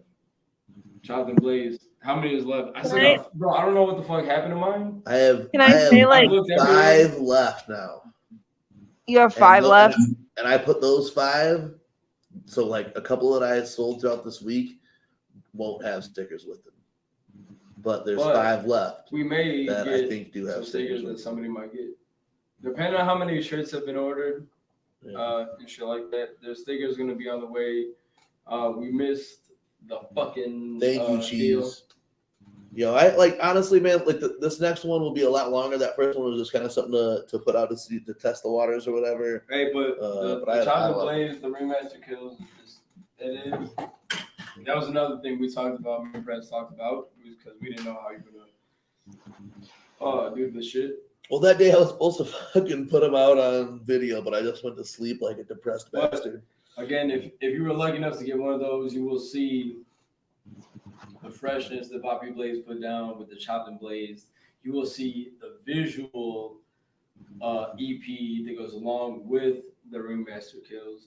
You will see the time, the dedication, the love, the fucking bread and butter that this motherfucker puts in this weird shit. You know what I'm saying? And Bobby Blaze killed it. Not just saying that because that's my brother. You know what I'm saying? But man, hey, look, if you haven't watched this shit, thank you. Yeah, if you haven't watched this shit, go on YouTube. You know watch that shit, man. It's up. Watch that shit. I put every video together as one, so it's like 15 minutes. You can just throw and watch that shit. Look, after so this shit's been done for months now, or whatever. But I was just recently watching it, and I was like, "Yo, the wagon video part is so fresh." Like, dude, it's so sick. It's dark in parts where it's hard to make out what's going on. But I was telling Prez how much layers are in that fucking video, and it's like it's some shit that only connects. And I quote, so many. Matt's like, how many layers are that? I was like, oh, so fucking many. No, but there was points where if you're looking at visual EP, right? Bridget, you were there for this. That shit looked dope as fuck. The fucking the Strange Drug Series episode where Bobby had these old videos of us in this shed, of us in this fucking haunted house, this legit haunted house. There's bits and pieces in this visual EP that are actually taken from those visuals of the real fucking. Yeah, there's a couple of times where it's like where it's us sitting in the shed, my camera shit that I've had from off my old school camera, like dope shit. So like again, man, if you guys haven't got it, or if you guys, there's 5 left. He just told you there's 5 left, man. Get a piece as the mix, the fucking get a piece of that fucking Jug history, man, and get a piece of that freshness, that Jugaholics. Jugaholics is the product, always spinning, always spun. You know what I'm saying? Get that shit. Fucking dude, that shit is so fresh. Link it up for you guys right now. Like I said, you did drop it. When the next one drop in. It's on YouTube right now. So yeah, you have it's 15 minutes on YouTube, man. Just under 15 minutes. Yeah, just under 15 minutes on YouTube. You guys go check it out. If you do have the chance to cop one of these metal alloy USB credit card size, you can put it in your wallet type beat. don't sleep on it, please, man. I'm saying it's gonna be a rarity, and then later on, when You're gonna Bobby be Blaze is kicking blowing yourself up, you're gonna in be the like, ass if you don't get it. damn, I should have copped it. I should have copped On the tape itself, there's an intro. It's just me talking shit. But then there's like an exclusive outro. This is the outro with all of us in it. That outro has Strife, Jiggy, Podler, and Mavericks. Yeah, so You can only hear that on the exclusive USB. That's nowhere else you can hear. That's not on YouTube? No, that's not on the YouTube one. Oh yeah, so get the USB then, because I had to send Bobby Blaze this fucking. Hey, I think this what audio was and me in talking there shit. turned out dope as fuck, and I want to do more samples. If you Yeah, it's just them. It's like they're all featured on a voiceover at the end, and it's just something to like wrap up the shit, man. Like the whole shit had a concept, so it kind of wraps up. But the second one picks up off of almost the same concept. And you never know. But I hope you guys dig this shit. If you guys watch the video or whatever, drop something in the comments. Let me know that you watched the video. I had a lot of fun doing it. Like, and if you like, I'm sorry to keep going up. Go ahead. It's all together. It's like 4 videos or whatever. The For the Maggots one is my favorite track. I think that I did on there, maybe with the Southwest song, but For the Maggots one I really dug. I love the video for it then too. But really, if you go back and watch it, the wagon shit, there's so much shit hidden inside the wagon video. Like it's a 6-minute track, so there is so much going on throughout the whole shit. There's like references the whole thing, the whole video. Like if you watch the shit, the whole video takes place in the south side of Chicago. You just have to look deeply into the video. The whole video takes place in the south side of Chicago. There's signs that show you 94 off to the side, so it's like it connects back to our roots back at the crib or whatever. You know what I'm saying? But there's a bowling balls reference in there, and all my homies know that I hate bowling balls. You know what I'm saying? There's bowling balls reference in there. Bowling balls. Yeah.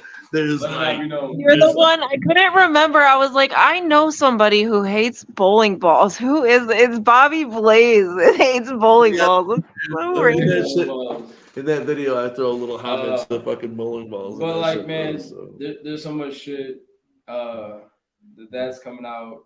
The next project of that, in that series. Yeah, I was we got here a little early before Shaggy did. That's what I was just gonna ask. I'm like ready for the next drop. Like I've loved this drop so much, but I want to say my birthday or Halloween, but I do want to say happen before then. But I want to say it for sure. There's one thing that's been talked about for years that I do want to make happen, whether it's 3 songs, 4 songs. I do want to do. Me and Bobby Blaze have talked about this since way back in the first TeamMUJ days. Is the freshly blazed mixtape. Oh, all right. I feel it. I dig it. Where I'm rapping and Bobby Blaze is the DJ. Cutting it up for me. So I'm hoping 2024, whether it's just me and him, whether it's me and featuring whoever we can get featuring, Sawboy, Strizzy, whoever. I do want to drop a freshly blazed mixtape. Do it. Honestly, I like Bobby Blaze. Like if you ever want to fucking chop and blaze a Bridget Bites song, please. I mean, feel fucking free. I have often thought you keep I want to start banking homies tracks that are in chop and blaze them. That shit would be sick.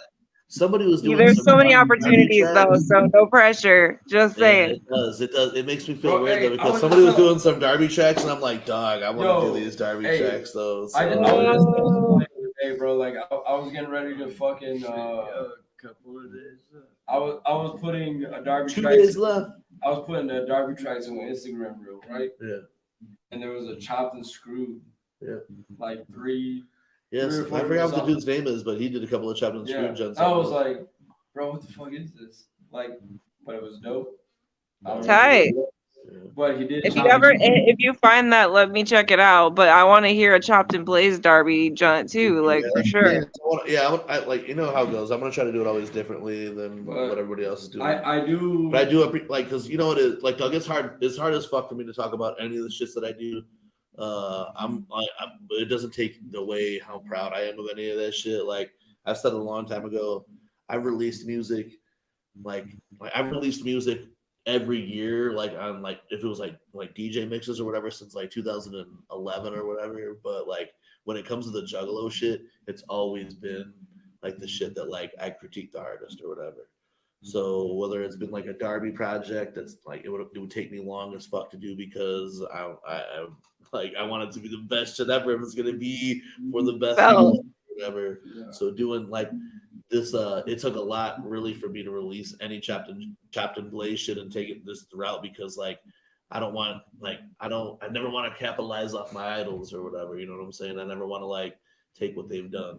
Here, yeah, I will say something because Illy or Wraithy, my homegirl Wraithy Illegal struggles with that sometimes, and I'll tell you the same thing that I told her is like, Illegal or Wraithy on the weekly web show. Line that up. yeah, she for sure, but she struggles with it too, and I'm like, look, that's what the fucking beauty of it is, though. That's the beauty of what you guys do.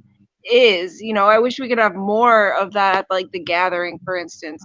But it's like you're taking what is so fucking fresh and like you're flipping it and mixing it and making it like modern, new, something fresh, to listen to. We've heard those tracks. That's what I've told everybody before releasing this project is I didn't want to release it as it just being like just the same thing or whatever. So I hope that it sounds different enough. I hope that the visuals to me, I felt like the video. I think it sounds like you.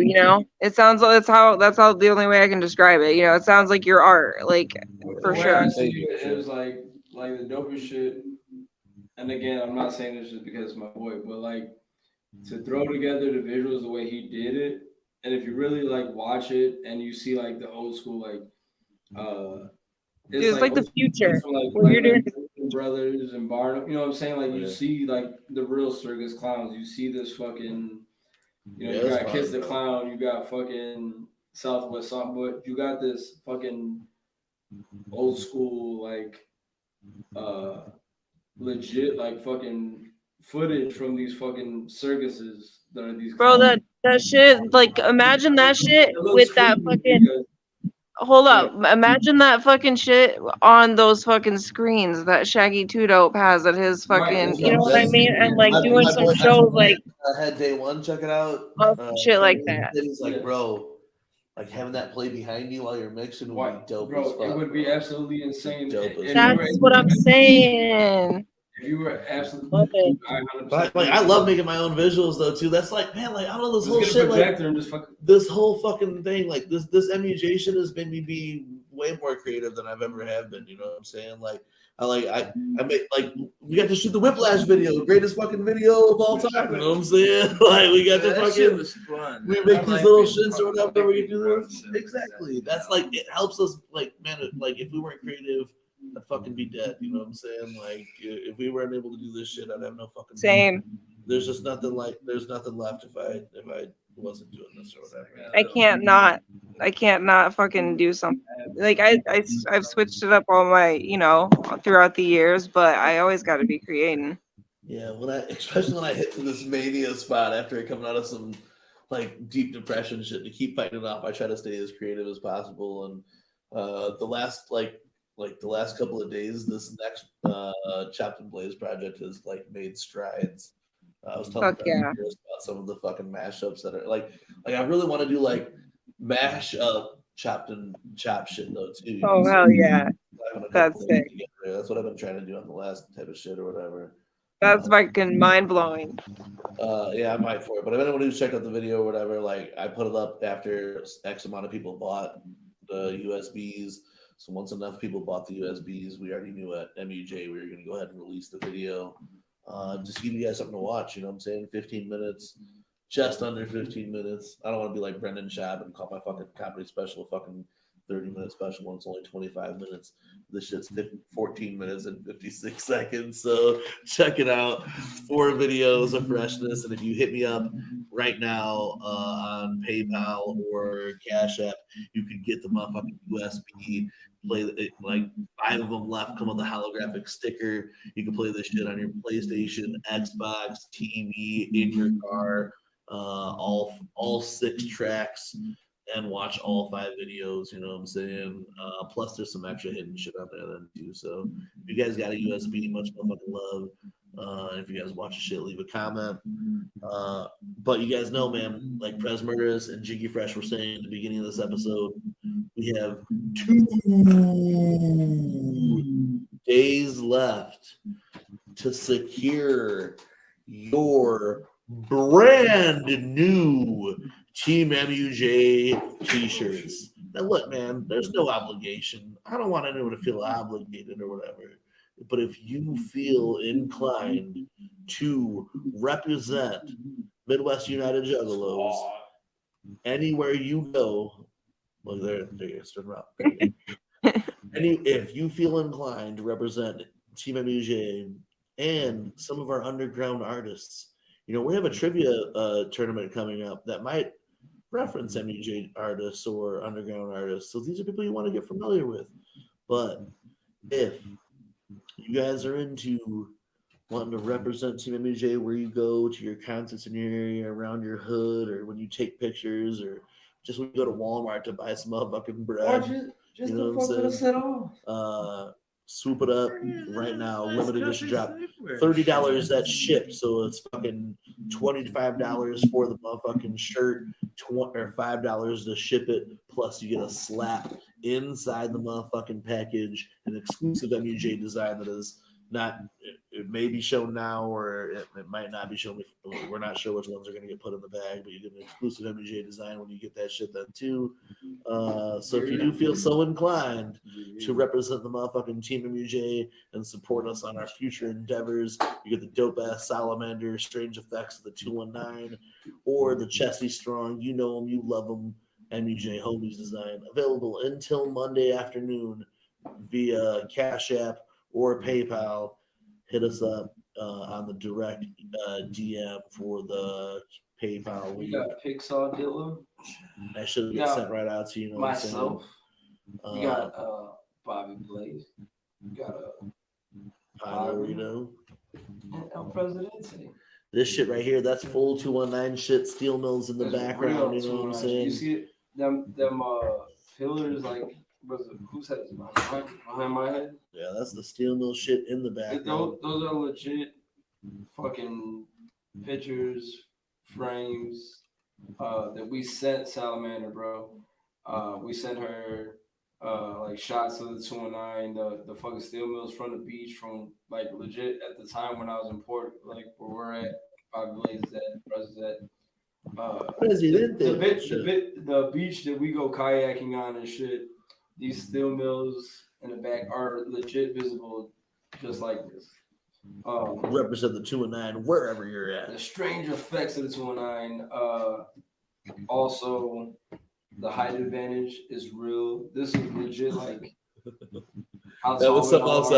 That's different because in the homies one we are. The homies one. The homies not design height accurate. It is not height accurate. The homies design, but the homies design is dope because it's the nostalgia of the shit. Man. And the homies, you had the big baggy pants, you had the weird hoodies and fucking, you know what I'm saying, the body proportions were always off on the homies. But with that being said, you get a dope ass t-shirt.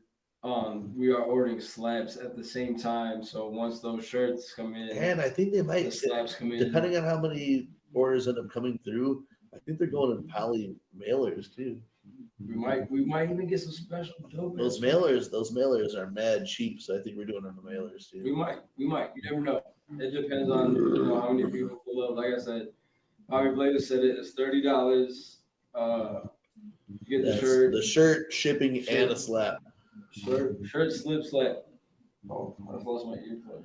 But hey, man, this is the weekly web show, man.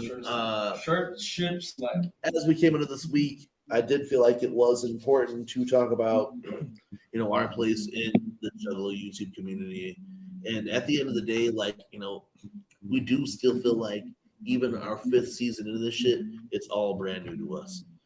we're steadily trying to bring something that not only feeds the Juggalo culture, but uplifts the Juggalo culture. But we also try to tread the water in certain ways to where we don't necessarily need Drake wearing a Ringmaster jersey to uplift this culture. We need we need Scum's Gorefest. We need the Float. We need Bridget Bites. We need the Thugalo show. We need motherfucking Humble Among. We need Carnival Spirits. We need and to be included in that list is an honor. Thank you so much for saying that. You know, like we need all of this to grow this community. This is really what it's about, man. Like sitting here for 4 hours with my best friends. You know what I'm saying? Hey, to piggyback off that, like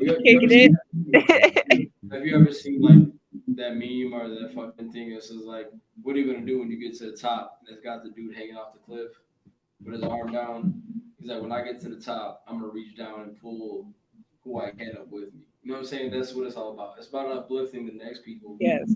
The homies that's putting it down, man. Like if you feel like we're a top tier thing, like Bobby said, I don't know if we're recognized in the community like that, but like we're always trying to uplift the next people to come with culture. You know what I'm saying?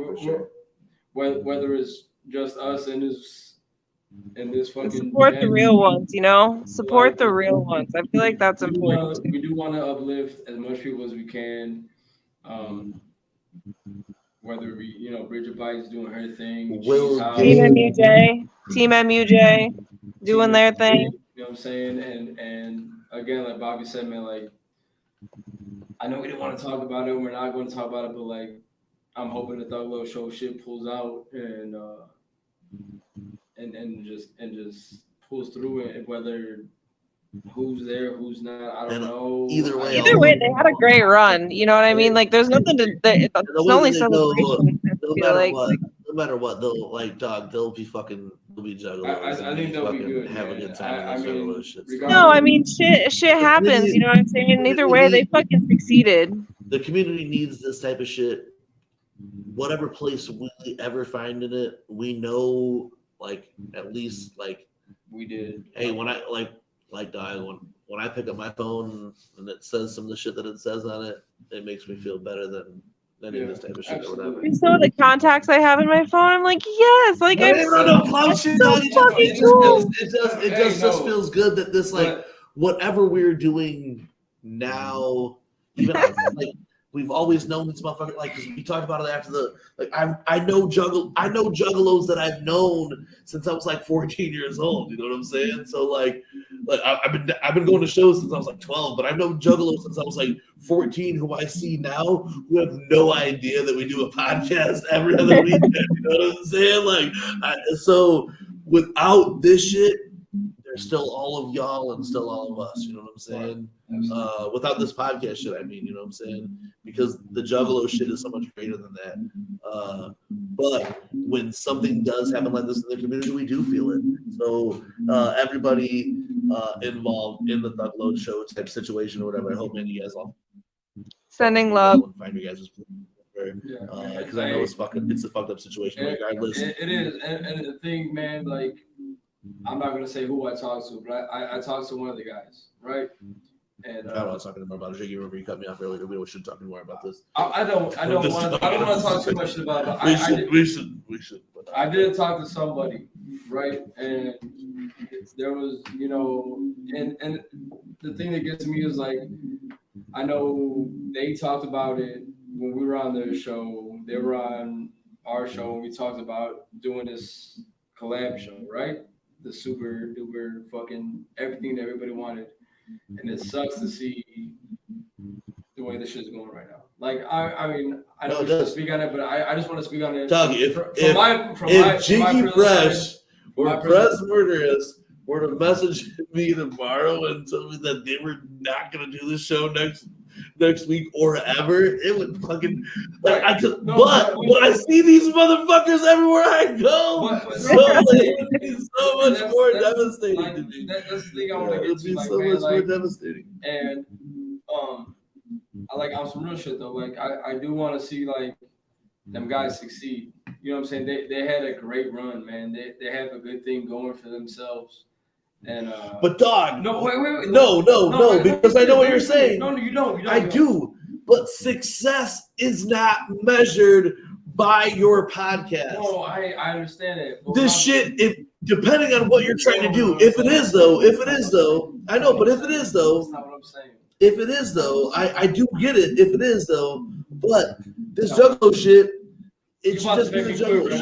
That's not what I'm saying. Oh, I'm sorry. That's not what I'm saying. Don't joke when you say. No, I'm not joking. I'm not even joking about that. I'm not gonna quit. But what I'm saying is like, I mean, like we had plans to do the Super Show, right? And certain shit was brought to our attention that like it's not gonna happen. Okay, cool, we're done with it. But then like the way the shit unfolded kind of made it weird and awkward for myself anyway. I'm not speaking on anybody else, but like them guys had a good run. Them guys are doing their thing, man, and it sucks to see that. But at the same time, it brought to my attention like that not everybody has, again, like I know we talked about it before on shows. Nobody has that. Nobody else that I know in this community has the benefit that we have. And we are able to do this shit in the same room every fucking, whether it's week, 2 weeks, whatever. We're able to do this shit together. Not everybody is able to do this shit together. Not everybody is able to communicate the way we are to communicate. You know what I'm saying? Like we can't be all in the same since the COVID shit, like, yeah, we were separate. Once the COVID shit happened, though, it showed everybody, like, really, this whole show can run the way we ran independently.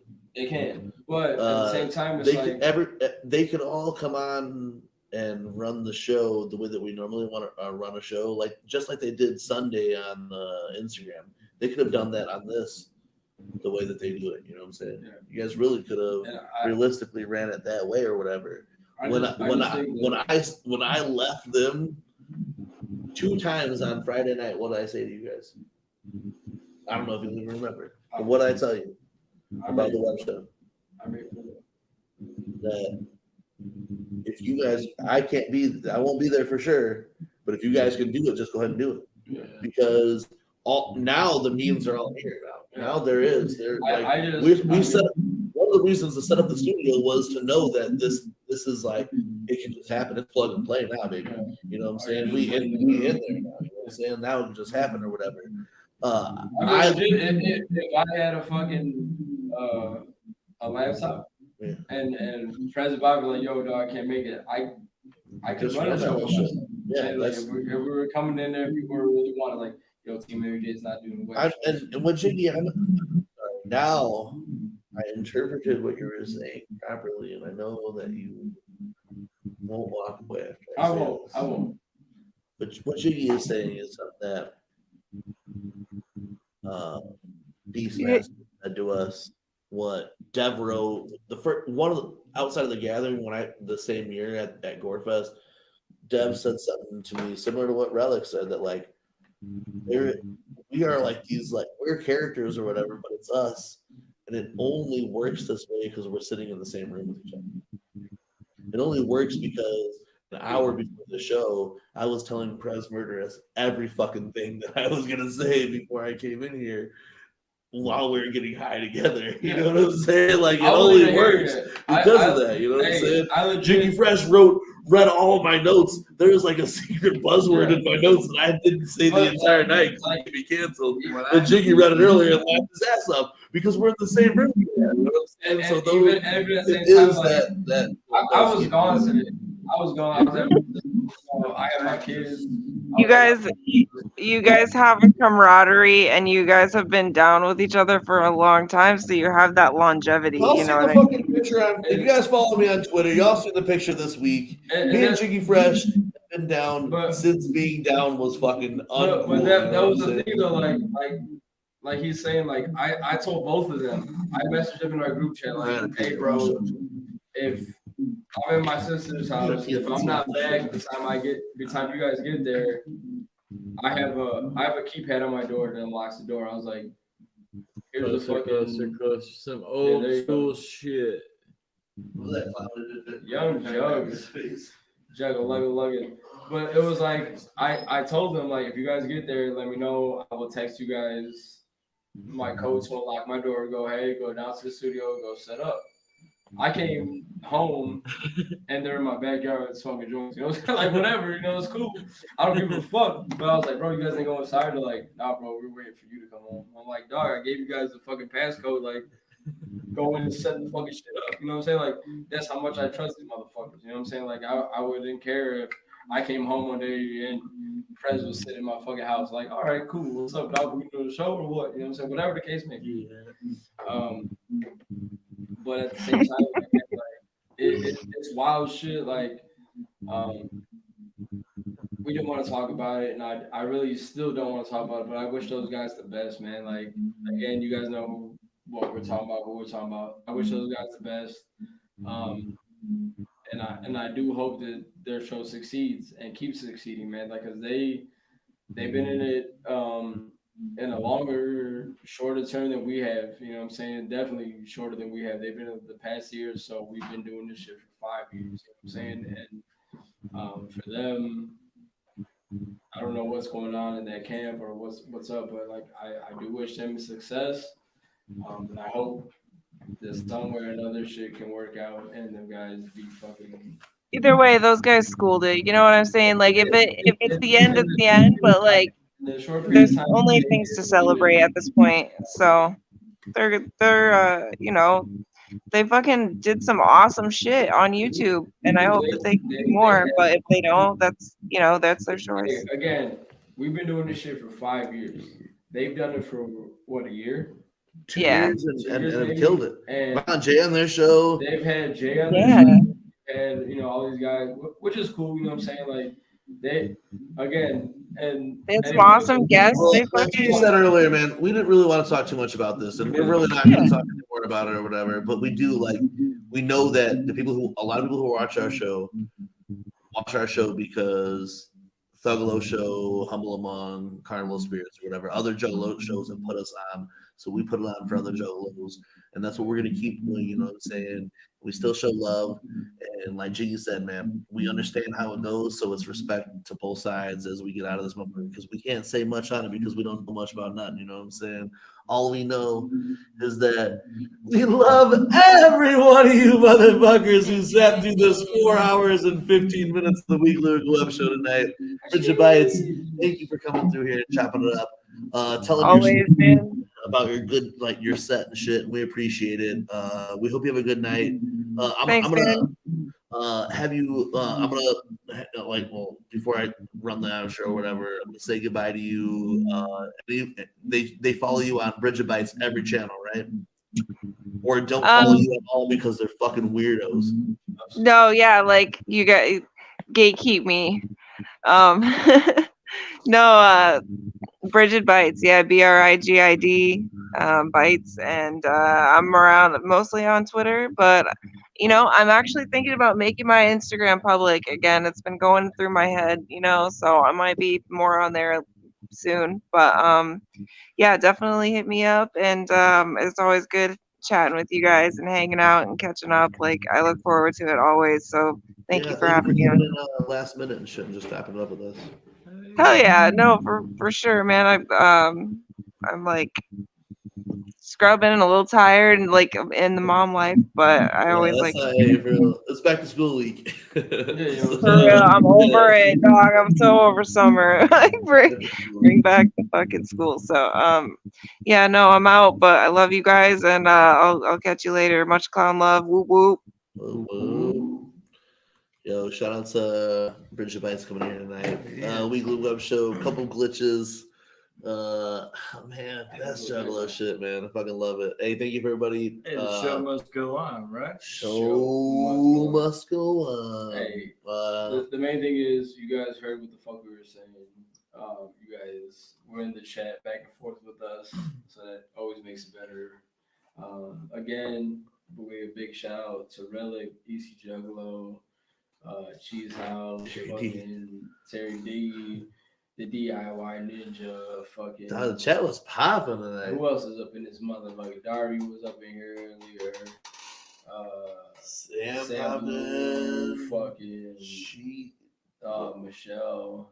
Dog, hey, shout out Michelle, Luna, Libre, bro. Libre and Luna, bro. Like that's like so this year we could add Relic. I'm sorry, EC Juggalo and Michelle Luna Libre as people who we've met. You know what I'm saying? Like in person from this podcast shit. You know what I'm saying? Juggalo, Wakanda, Taffy are the legends. Street. Dog, I wish I wasn't nervous as fuck because now, like looking back at it after the gathering shit, I seen Taffy and Wakanda everywhere, bro. Yeah, for sure. We got to get them on the show, man. There we go. But hey, much love to everybody who tuned in tonight. If you guys missed the beginning half of the show, check it out. We will be back real soon. Next week is the block party? And maybe an Instagram live. Because there's I got this. Or we might. I'm coming block party. I can't wait. It'll be either Instagram live, or we might be up on here. Bobby Blaze brings his charger. Fuck you. But it is my first year, my first few months here. There is a block party. I live on a cul-de-sac, so there's a block party coming up next weekend. Oh, I'm definitely jumping. You know what I'm saying? There's fucking food. There's fucking bounce houses. Bobby Blaze might even bring out the tables. Who knows? I'll bring them in the car if motherfuckers is down, dog. I'll play fucking old school. I'll play 90s hip hop for an hour for sure. But no, on some real shit though. Some real shit. Next week is my first few months here, and there is a block party, which is dope because I live on a cul-de-sac. They do got the permission from the city to shut down this side road.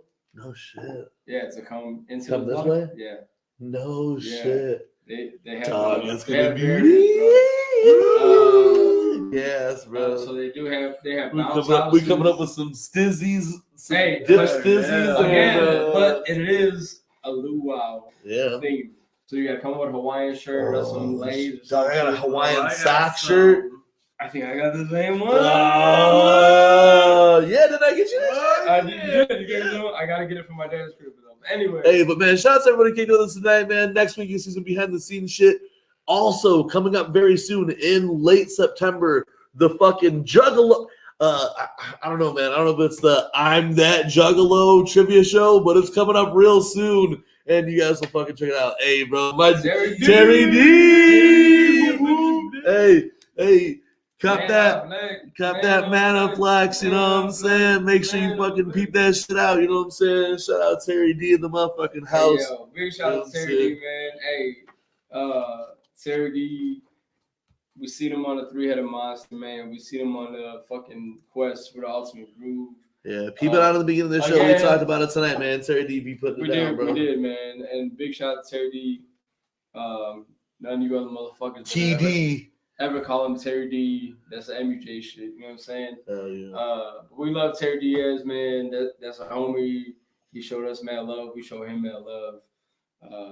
He got the Juggernaut shirt on today. I just had to bump the Tales of Crazy. And I knew he was gonna be bumping that. Or wear that. It released. I was close to wearing the Terry D shirt, but I was like, I went to this Beatles fucking tribute thing with my son and shit earlier. And I rocked the Terry D. Shout out to Terry D. I like your comic book shirt. Shout out to Terry D, man. That's the homie fucking with us for a minute. Yeah. Pick up Manaflex on Armed Robbery Entertainment. Yeah, this is the weekly web show, man. Yeah, for real, bro. Prez's been asking for one of those for years, bro. He's like, you want to hear me speak? I'll speak through a soundboard. Hey, Relic, once I get my PS5, you don't want to see me on Madden 24, you heard? You or Terry.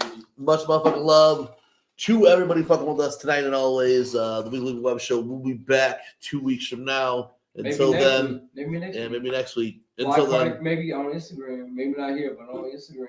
Always follow us on Instagram. Always follow us on Instagram. Instagram is the biggest probably social media we use. Yeah, TeamMUJ everywhere on all social media. that's how you can find us, except for the car dealership that like is on Facebook or whatever. Until then, man, I'm your boy Bobby Blaze. I'm your boy Jiggy Fresh. I'm Prez Murderous. We are Team MUJ. Peace the fuck out. We'll see y'all motherfuckers next week, maybe, or the week after, or whatever. We'll see y'all motherfuckers. Much love. Woo woo. We love you.